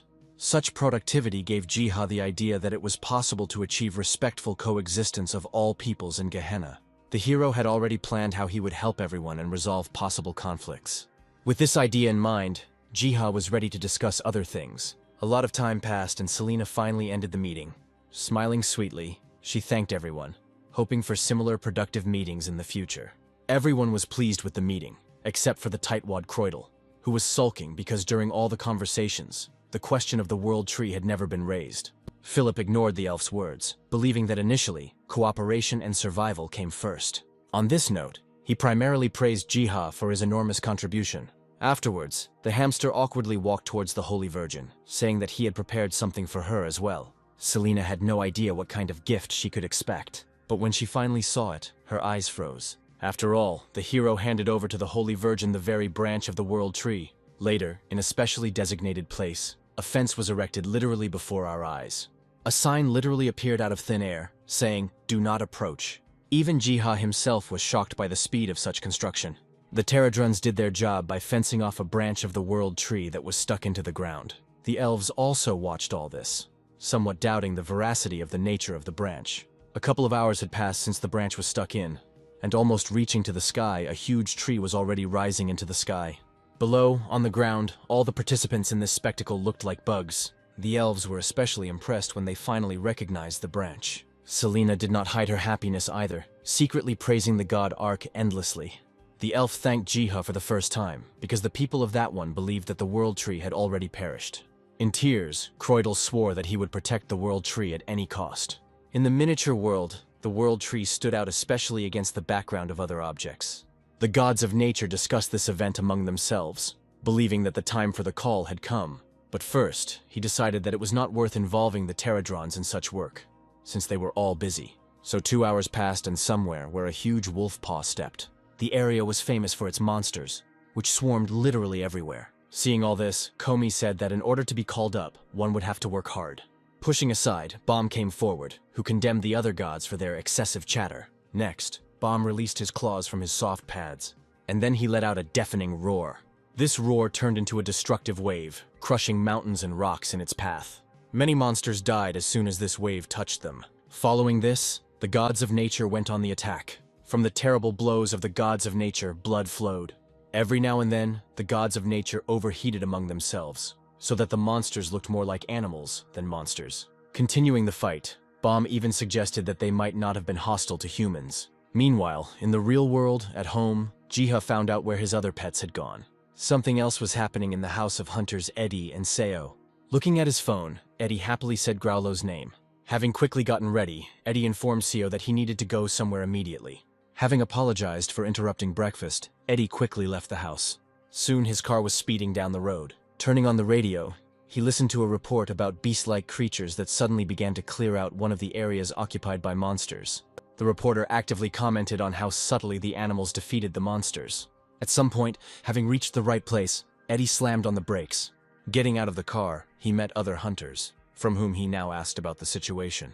Malik was nearby, and Edie explained to him that he had a connection with the wolf. Having weighed the pros and cons, Malik gave the go-ahead. At that moment, the ground beneath their feet began to shake. Nobody could really understand what was going on. By chance, their gaze rose to the sky, seeing as if the universe itself had cracked. A little more and a hole formed in place of the crack. Magical fragments rained down on everyone who was below. Food. Eddie opened his eyes and saw an unimaginable picture. For some reason, he clearly looked at the world of Estrom. Finding themselves there against their will, the hunters walked forward. While Edie couldn't believe his eyes, Malik ordered the area to be blocked. Unlike many, Eddie was not afraid, but hoped for a meeting. Images of Prince Philip and Saint Selena flashed through his mind. Malik heard this, but did not understand what Edie was muttering about. At the same time, the prince carried out his daily training, when a painfully familiar voice called out to him. The prince clearly saw Eddie running towards him, believing that he was imagining things. And yet, they met and exchanged greetings. Then, as quickly as possible, Edie tried to explain to the prince that he had been transported to the world of Earth. The prince shuddered as he saw that the familiar landscape had disappeared.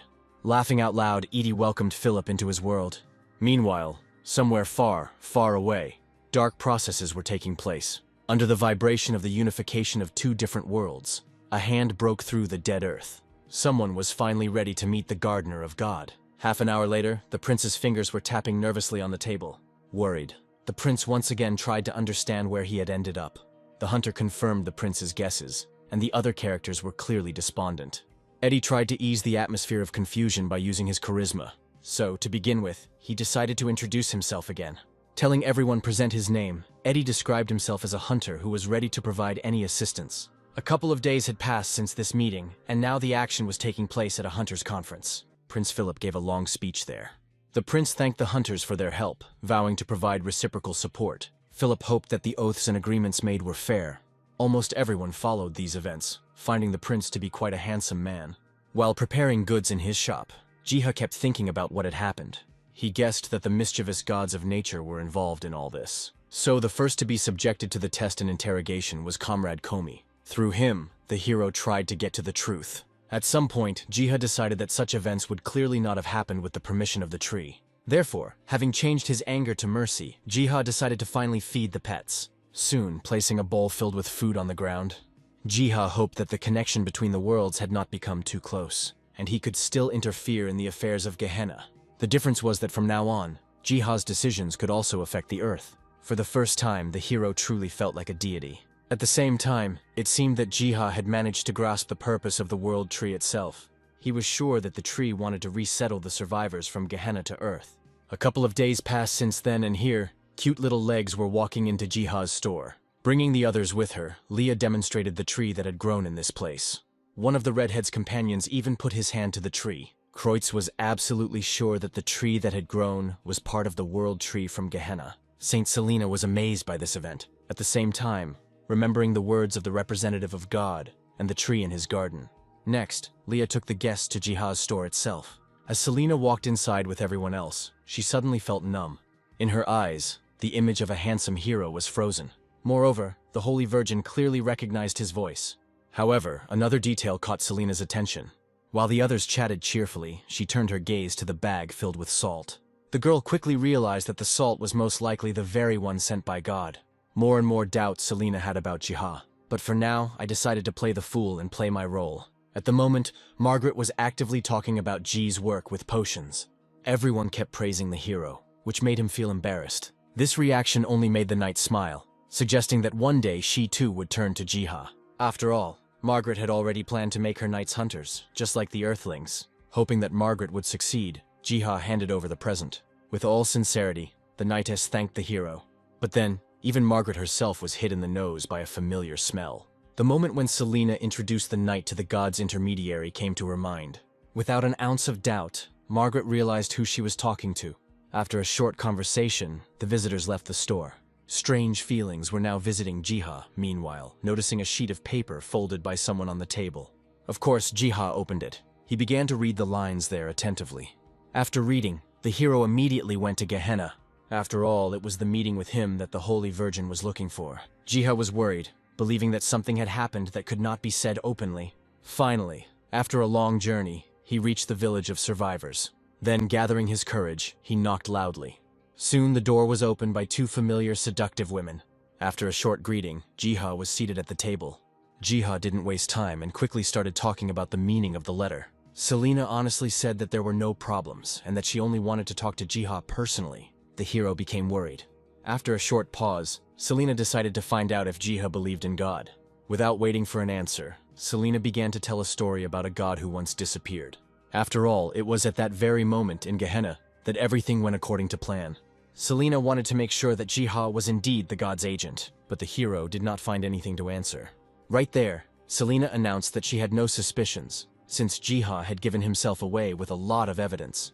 The hero remained silent, although he understood that there was no point in denying it. Seeing the favorable glances of the two girls, Jiha was ready to reveal the truth. Finally, taking a breath, he confessed, proudly proclaiming that he is indeed a representative. Later, Jiha told about many things. His story was detailed, practically not missing a single detail. Such frankness even turned out to be pleasant for Jiha. It would surely have lifted a heavy burden from her heart. At some point, the Holy Virgin sighed languidly and fell to her knees. Suddenly, Selena began to beg for forgiveness. Only now did the hero realize that his words had been taken completely wrong. Jiha tried to explain everything, referring to the will of the world tree. Margaret was shocked by Jiha's honesty, although she feared for his life from now on. Meanwhile, having taken a sip of the drink, Ji now had some requests for the ladies. Both expressed their willingness to act with great zeal. Jiha asked him to simply keep his secret and to address him in an ordinary manner. Besides, Jiha hoped to help the girl in the future. Margaret was the first to speak out, pledging her allegiance to Jiha. In an instant, a system panel appeared, notifying the hero that he had acquired an ally. Additionally, the system offered to register Margaret as a personal warrior, thereby leveling her up. Upon learning of this, tears began to flow from Selena's eyes, because the knight had the honor of becoming the protector of the deity, to gain the most honorable title in all of Gehenna. Such defenders, in ancient times, protected the inhabitants of Gehenna from evil. According to Selena's story, such warriors served exclusively to God. Jia decided to have a discussion, because everyone had their own lives and goals. Then Margaret jumped up, loudly announcing that the purpose of her life had already been predetermined. The hero thought about it, because the knight had a unique ability to persuade. Ultimately, Jiha refused such an opportunity. His decision cut Margaret's heart sorely that she did not understand the refusal. Then, the hero explained that people should be connected by trusting feelings, not obligations. In part, the knightess agreed with this conclusion, but since the decision had already been made, Margaret could do nothing about it. At the same time, the Holy Virgin gave the hero an ancient book. Selena hoped that after reading it, Jiha would learn a lot about the ancient history of Gehenna. At the same time, Margaret remembered one event with a drop. The hero confirmed that it was he who brought down the flood on the unbelieving knights. Several days had passed since that conversation, and the action again began to unfold in Jiha's store.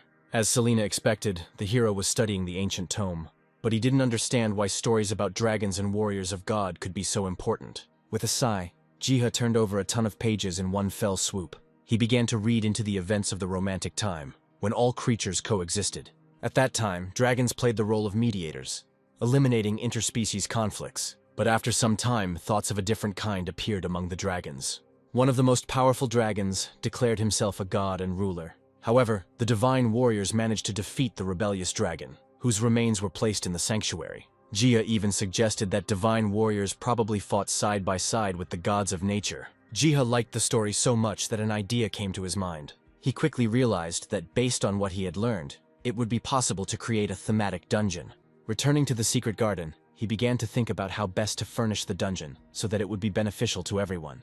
In addition to leveling up, Jiha hoped to surprise the participants of the dungeon with the plot. A wonderful story about a terrible dragon was already maturing in his head. In connection with this, the hero immediately began to create. Many settings were made, and now all that was left for Jiha to do was create a layout. For this, the hero called together all his faithful assistants. Comrade Komi also wanted to participate and encouraged other gods to do this. In the end, the parrot agreed to help him. Hong was only worried that only 2 nature gods were being sent for this matter, but Komi saw no problems with this option. After all, the portal he opened led to the goat's library, opening just as another book perished in his teeth. A huge bear paw emerged from the portal, intending to take Yang with it, at one point grabbing him along with him. The portal closed as quickly as it had opened, leaving behind scattered books. The action moved to the area of the scorching sun. The portal brought the gods of nature straight into the desert. Following the goat, many began to doubt that they were going in the right direction. But to all questions or reproaches directed at him, Yang responded only by bleating. Understanding many languages, the parrot translated for Yang, who asked him not to blame himself. At some point, Comrade Komi lost his patience and was ready to hit the goat, but the fight did not take place, because a hare fell right next to them on the sand. The gods of nature suddenly turned their attention to him. Suddenly the hare began to gesticulate actively. Through Yang and Hong, it became clear that he was asking for help. Then the rabbit grabbed Komi by the paw. Then he desperately pulled after him. Subsequently, the rabbit led the gods of nature to a special place in the desert. There, from where a quiet rumble could be heard throughout the entire area, to where the terrifying lizard drake lived. Immediately, Komi transformed into a mighty bear, striking the lizard. With just one blow, the bear defeated him, now leaving the rabbit nation in confusion. The menacing appearance and hungry look made the rabbits think that now the bear would become their new problem. But then, from behind their fur, a rabbit guide appeared. The leader of the rabbits guessed that the bear could hardly be a new danger. At the same time, in the secret garden, Jiha was idle. Looking around sleepily, he suddenly caught something with his gaze. After all, the fog that hid the area to the east had cleared. Almost immediately, Bom and Denny arrived at Jiha's place.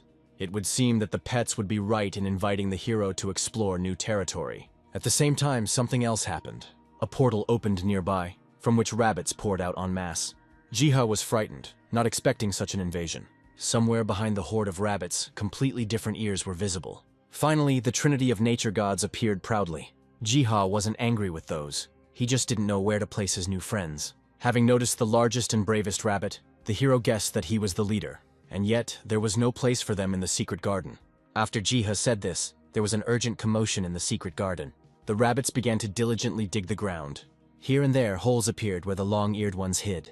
Just a couple of minutes, and the rabbits had already found shelter themselves. The hero had no choice but to greet the new inhabitants of the secret garden.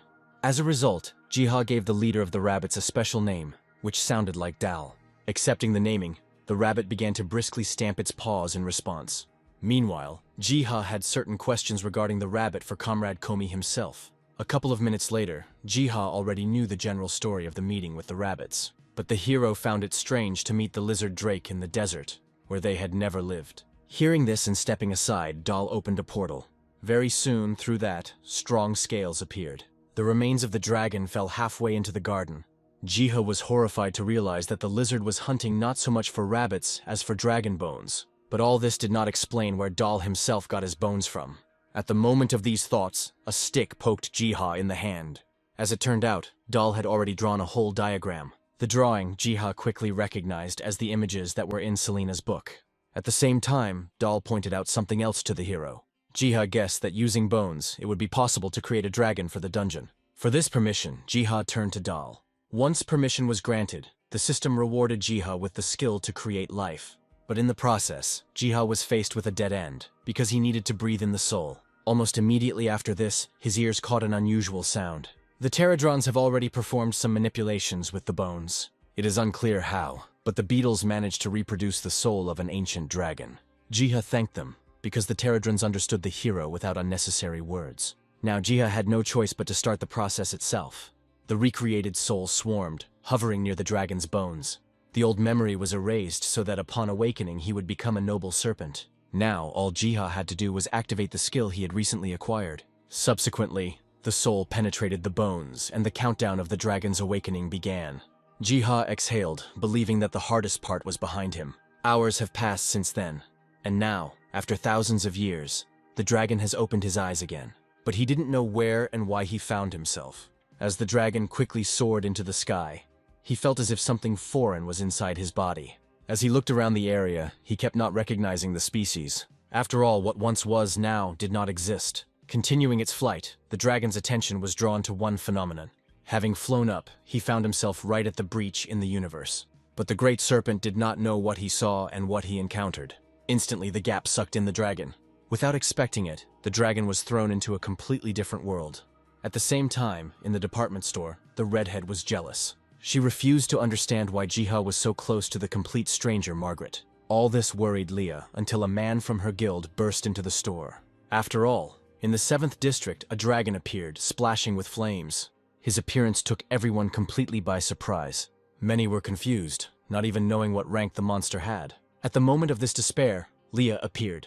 Introducing herself and her guild, the redhead was going to take control of the situation. Unexpectedly, Margaret also volunteered to help. Drawing her sword, she was ready to defend Jiha. The rival's confidence really irritated Leah. The dragon was approaching, and Leah commanded her warriors to get ready. Seeing that they were going to fight back, the dragon was filled with hatred for the worthless. As he landed, he belched flames. The swirling fire began to burn any obstacles in its path. Leah was not afraid of the display of power, preparing her staff. Margaret was also not afraid, already rushing straight towards the dragon. Subsequently, having carried out a comprehensive media attack. Just one attack, and the dragon's breathing became confused. The great serpent did not understand why his strength had diminished so much. But as soon as the dragon tried to escape, a giant hand appeared from the sky. All the witnesses froze when they saw this. Only Margaret did not show fear, because she knew. To the dragon's shock, the giant golem grabbed him. Leah was trembling, barely holding back, not even knowing how to react to such a force. Luckily for everyone, Jiha managed to remove the dragon from the earthly world in time. He closed his eyes and scolded himself that something like this had happened. And yet the hero was extremely lucky that at the right time, everyone left his store. Therefore, barely in time, Jik managed to catch the dragon. Now, he breathed a sigh of relief, because the crisis was resolved. However, wanting to know who was behind the dragon's escape, the hero understood perfectly well that without someone else's help, nothing like this would have happened. Later, Jiha learned that a terrible mistake had simply occurred. Comrade Komi was responsible for the mistake and confessed to everything. Taking him in his arms, Jiha stroked the bear cub, asking him not to be upset. Somewhere around this time, the dragon himself awakened. The first breath and familiar smell hit his nostrils. Raising his head, the dragon saw leaves falling in abundance. They flew from the tops of the tallest tree. A little later, Jiha also met the cute little dragon. The dragon spread his wings, wanting to know who he had met. Jiha introduced himself, knowing that the dragon's name was Astragon. The dragon demanded respect, to which Jiha only laughed. Not having received what was due, the dragon cackled, guessing that it was Jiha who had grabbed him. Meanwhile, Astragon did not understand where he found himself, and what kind of beads were dangling from him. Jiha paused, not intending to reveal the whole truth to Astragon. A couple of minutes later, the dragon was seething with rage, because Astragon considered the hero's words about death to be nonsense. While preparing his fire breath, he warned Jiha to tell the truth. But the next moment, he hit me on the forehead with his paw. Bomb hit Astragon, which shocked the dragon. A fight immediately broke out, because the dragon was not going to put up with his humiliating position. After some time and a couple hundred slaps, Astragon no longer looked so hot-tempered. Bomb then explained to the dragon that Jiha was carrying out the will of God. Quite briefly, Bomb explained that long ago, Astragon was overthrown and from now on, Jiha replaces the departed god. Astragon did not understand anything, much less the news that the noble dragon had become a tyrant. The gods of nature explained that it was only thanks to Jiha that the dragon deserved a second chance at life. After which, with open books, the Theradrons flew up to him. As his eyes wandered over the lines, the dragon became convinced that they were talking about him. Astragon was overcome with grief because he realized his betrayal. Yang bleated, asking the dragon not to be upset and to accept his new destiny. Astragon let out a sigh and roared, and had no choice but to do so. However, the dragon already had some request for his new master. The great serpent needed a new mission. Astragon explained to Jiha that the mission was the meaning of the beings' lives, but the hero did not understand why he was complicating his existence so much. And so, Jiha allowed the dragon to become part of the garden. One question was settled, and now Jiha was thinking about a name for the dragon. After some thought, he named him Yeni. With that said, a breeze blew towards the dragon. The dragon was not impressed because everything sounded simple. Still, Yeni needed a specific task. After racking his brains, Jiha offered him the role of dungeon boss. In order for Yeni to understand everything, the hero was ready to tell everything in order. A couple of days passed since that conversation and Yeni was already in a different place. Watching the miniature, Jiha asked Yeni not to hold back. The dragon clicked his teeth, preparing to fight at full speed. And yet, Jiha was afraid that the dragon was still weak. In response, a scorching flame burst out from the miniature. Yeni resigned himself to his role, at least for the time being. As he was in the midst of his self-digging, the gates of the dungeon opened. Multiple steps and the ringing of armor were heard. Walking briskly, the hunters discussed the new dungeon among themselves. Of all of them, only Doc expressed any concern. Despite the encouragement, his feelings only grew worse. Only Leah expressed boredom, expecting something more. At some point, the hunters noticed very tall wings. Yeni stood up, bared his teeth, preparing to greet the guests. The hunter's words that the dragon had once escaped enraged him. With all his hatred, the dragon was ready to take revenge for such an insult. Immediately, he released his fiery breath towards the hunters. Soon, news of the new dungeon and the dragon within it spread throughout the world. Having lost the first time, Leah was planning to visit the dungeon again for revenge. Meanwhile, Malik himself was invited to appear on television as an expert. The host actively asked him about the new dungeon and its features. Malik just shrugged, urging everyone not to view the dragon as an ordinary monster. And yet, assuming that the dungeon was of a training nature, since it imposed special buffs on the participants, Malik was sure of one thing when passing through the dungeon. A high reward would definitely await the lucky ones. Meanwhile, not all of the hunters were interested in the dungeon. Some of them preferred everyday life. Where there was work, it always ended with friendly gatherings. Like now, when old friends managed to get together, Quan and Betty were shocked by the delicious food they were brought. The food was laid out, and now everyone was just waiting for G to arrive. Having collected his menagerie, the hero hurried as much as he could. Later, the characters exchanged pleasant phrases. Everyone was ready to have a pleasant leisure time. Silence reigned, broken only by the sound of smacking. At some point, Quan noticed a change in Jiha. He was embarrassed by the hero's sharply increased musculature. Quan couldn't stop as he was amazed by Jiha's form. At the moment of these advances, a clicking sound was heard from the side. In the end, the hero was saved from a terrible attempt at harassment. Jiha thanked Mani and at the same time condemned him for his aggression. But now, even another hunter noted obvious changes in the hero's body. Jiha brushed off such questions directed at him. Meanwhile, television was broadcasting alarming news about the natural disaster. Hearing this half asleep, Dennis became interested. Later, such news stunned the wolf. Immediately, a barking sound was heard, attracting Jiha's attention. Of course, the hero hurried to visit him. But now I see a terrible picture on TV myself. First of all, I assumed that they were showing the world tree, but he quickly calculated in his head that the tree was clearly something alien. That same evening, in the garden, the goat wanted something from Ji. Stubbornly, he dragged the hero into the portal, having passed through which, Jiha did not recognize the views. Next, a long descent down a spiral staircase began, until finally Jiha hit rock bottom. There, he was amazed by what he saw. In the middle of the huge hall, something was hovering. Jiha looked closer, seeing the book. Naturally, he took it in his hands. The terrible pages of scripture were revealed. Prophecies of the tree of the apocalypse and the ruler of hell. Having studied the scripture, Jiha guessed what kind of tree was shown on the news. This meant that the hero had to somehow stop this. Jiha made a call, wanting to go to the epicenter of the disaster, to the United States itself. The hero turned to Malik for permission to travel and support, but Jiha did not reveal the true motives for the trip. However, Malik was not a fool, he guessed something. And so, without pressing questions, Malik decided to follow the hero. Finally, exhaling loudly into the phone, Malik gave Jiha the go-ahead and promised to help with something. Secretly, the gods of nature were watching these conversations. They were actually happy that Jiha was heading to the disaster site. Comrade Komi joined the conversation, believing that even the gods of nature should prepare themselves. But Bomb had already foreseen everything, even the influence of the Pterodrons. In that case, Komi did not understand who would be looking after Jiha himself. After repeating the question, Bomb looked away. He just fell on the dragon Yenny. A little later, Jiha finished packing his things. Eventually, the hero was going to leave the house. A couple of hours later, getting to the airport. There, with all due politeness, Jiha met Ashley from the US Embassy. Jiha was pleased with this meeting and the girl's manners. Very briefly to herself, Ashley assessed Jiha. At some point, Ashley decided to introduce himself to Doc. Because of Doc's manner, the situation became awkward and Jiha laughed. Ashley smiled back, asking the hero not to worry about anything.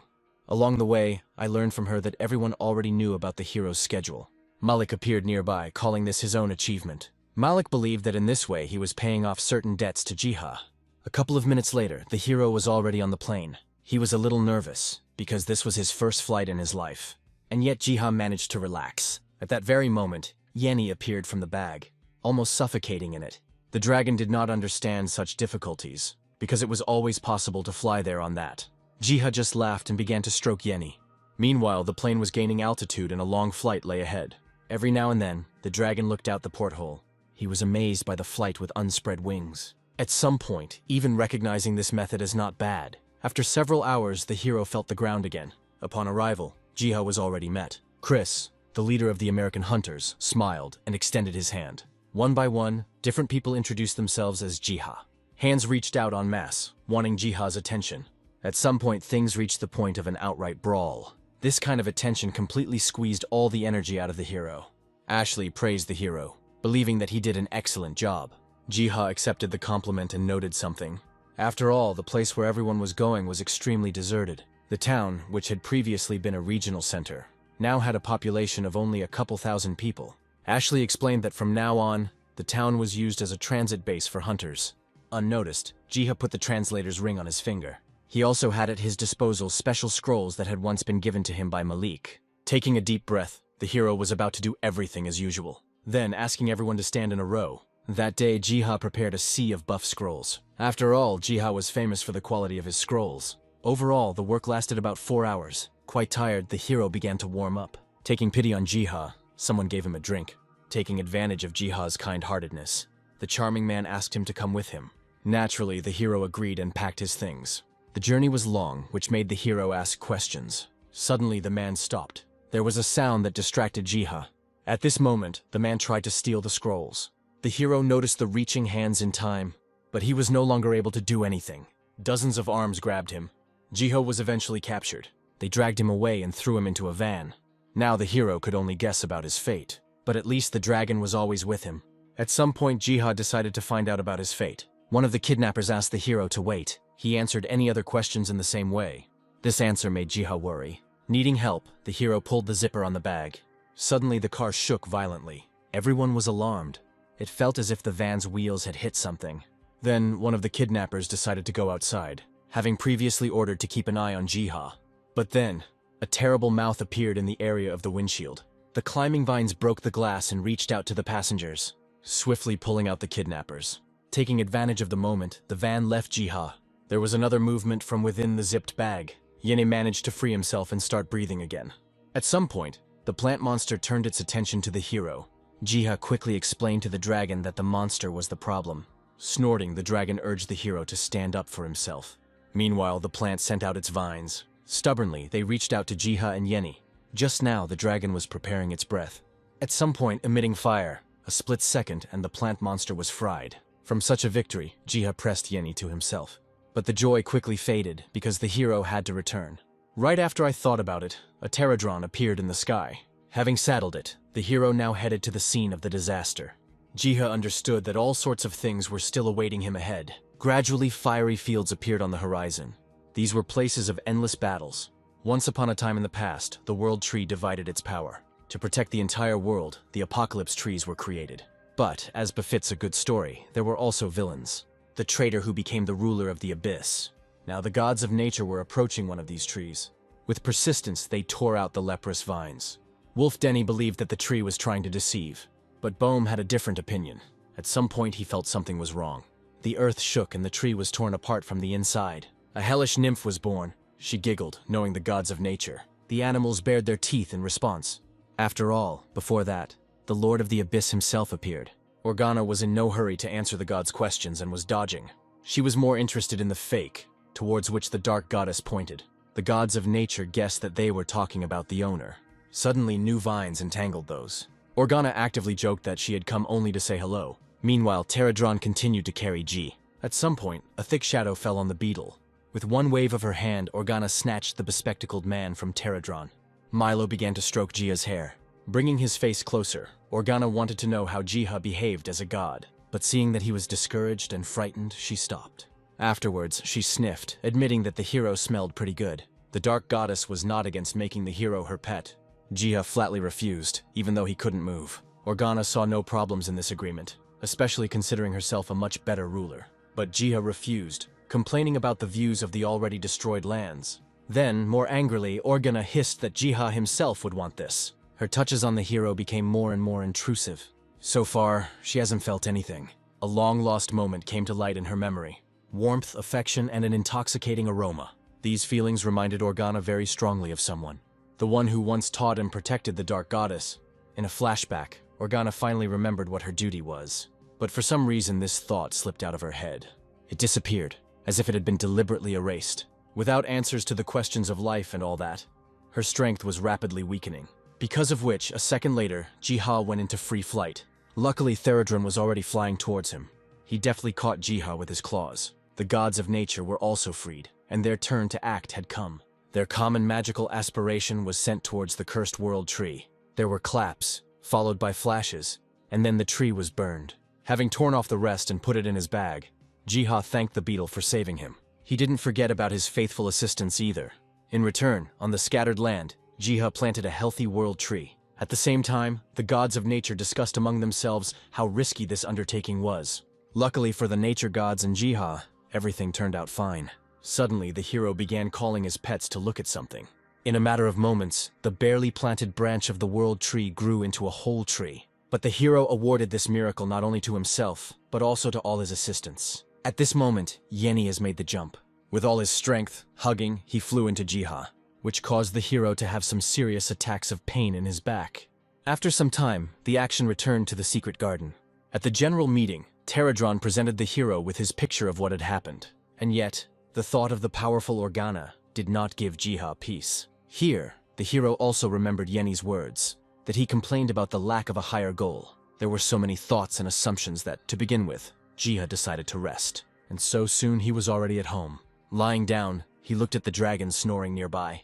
Jiha's look was strange. Surely he wouldn't recognize Yene. After which, the hero's piercing cry was heard throughout the entire house. Jumping out of bed, Jiha looked around. The other hunters who ran into Jiha's room saw the dragon for the first time. Having made a mistake, Jiha did not give himself away, saying that the dragon himself burst in. Abruptly, Doc pushed Jiha aside, thinking that Yenny could be dangerous. Ashley immediately projected a lightning strike onto him. The dragon was driven away, and Jiha could only secretly ask for forgiveness. Even though the incident was over, Ashley was quick to send a report. Along the way, the blonde learned that traces of the Organa's activities had mysteriously disappeared. Due to a lot of strange events, as well as the dragon attack, Ashley advised Jiha to return to his country. And yet, seeing the hero at work, Ashley considered Jiha to be a pure and selfless person example. She could only hope that in the future, there would be more like Jiha. Also, expecting the hero to one day return to the States. Having promised this, Jiha shook his hand. Somewhere after, in the secret garden, Yenny was in a state of upset. Jiha asked him not to sulk. Even without looking at the obvious unfriendly growl, the hero stubbornly stroked the dragon. But apparently the dragon's offense was great. Jiha tried to explain himself, to convey an important idea and his own mistake. As an apology, the hero took out a huge piece of meat from his backpack. A little later, apparently having accepted the apology, Yenny lay with a full belly. At the same time, the once rescued rabbits prepared a pile of dug-up bones for the hero. All that was left for Jiha to do was to create new dragons from those. Already having experience, the hero breathed life into the collected skeletons. The clay shells burst and new dragons took their first steps. Their innocent glances captured Jiha,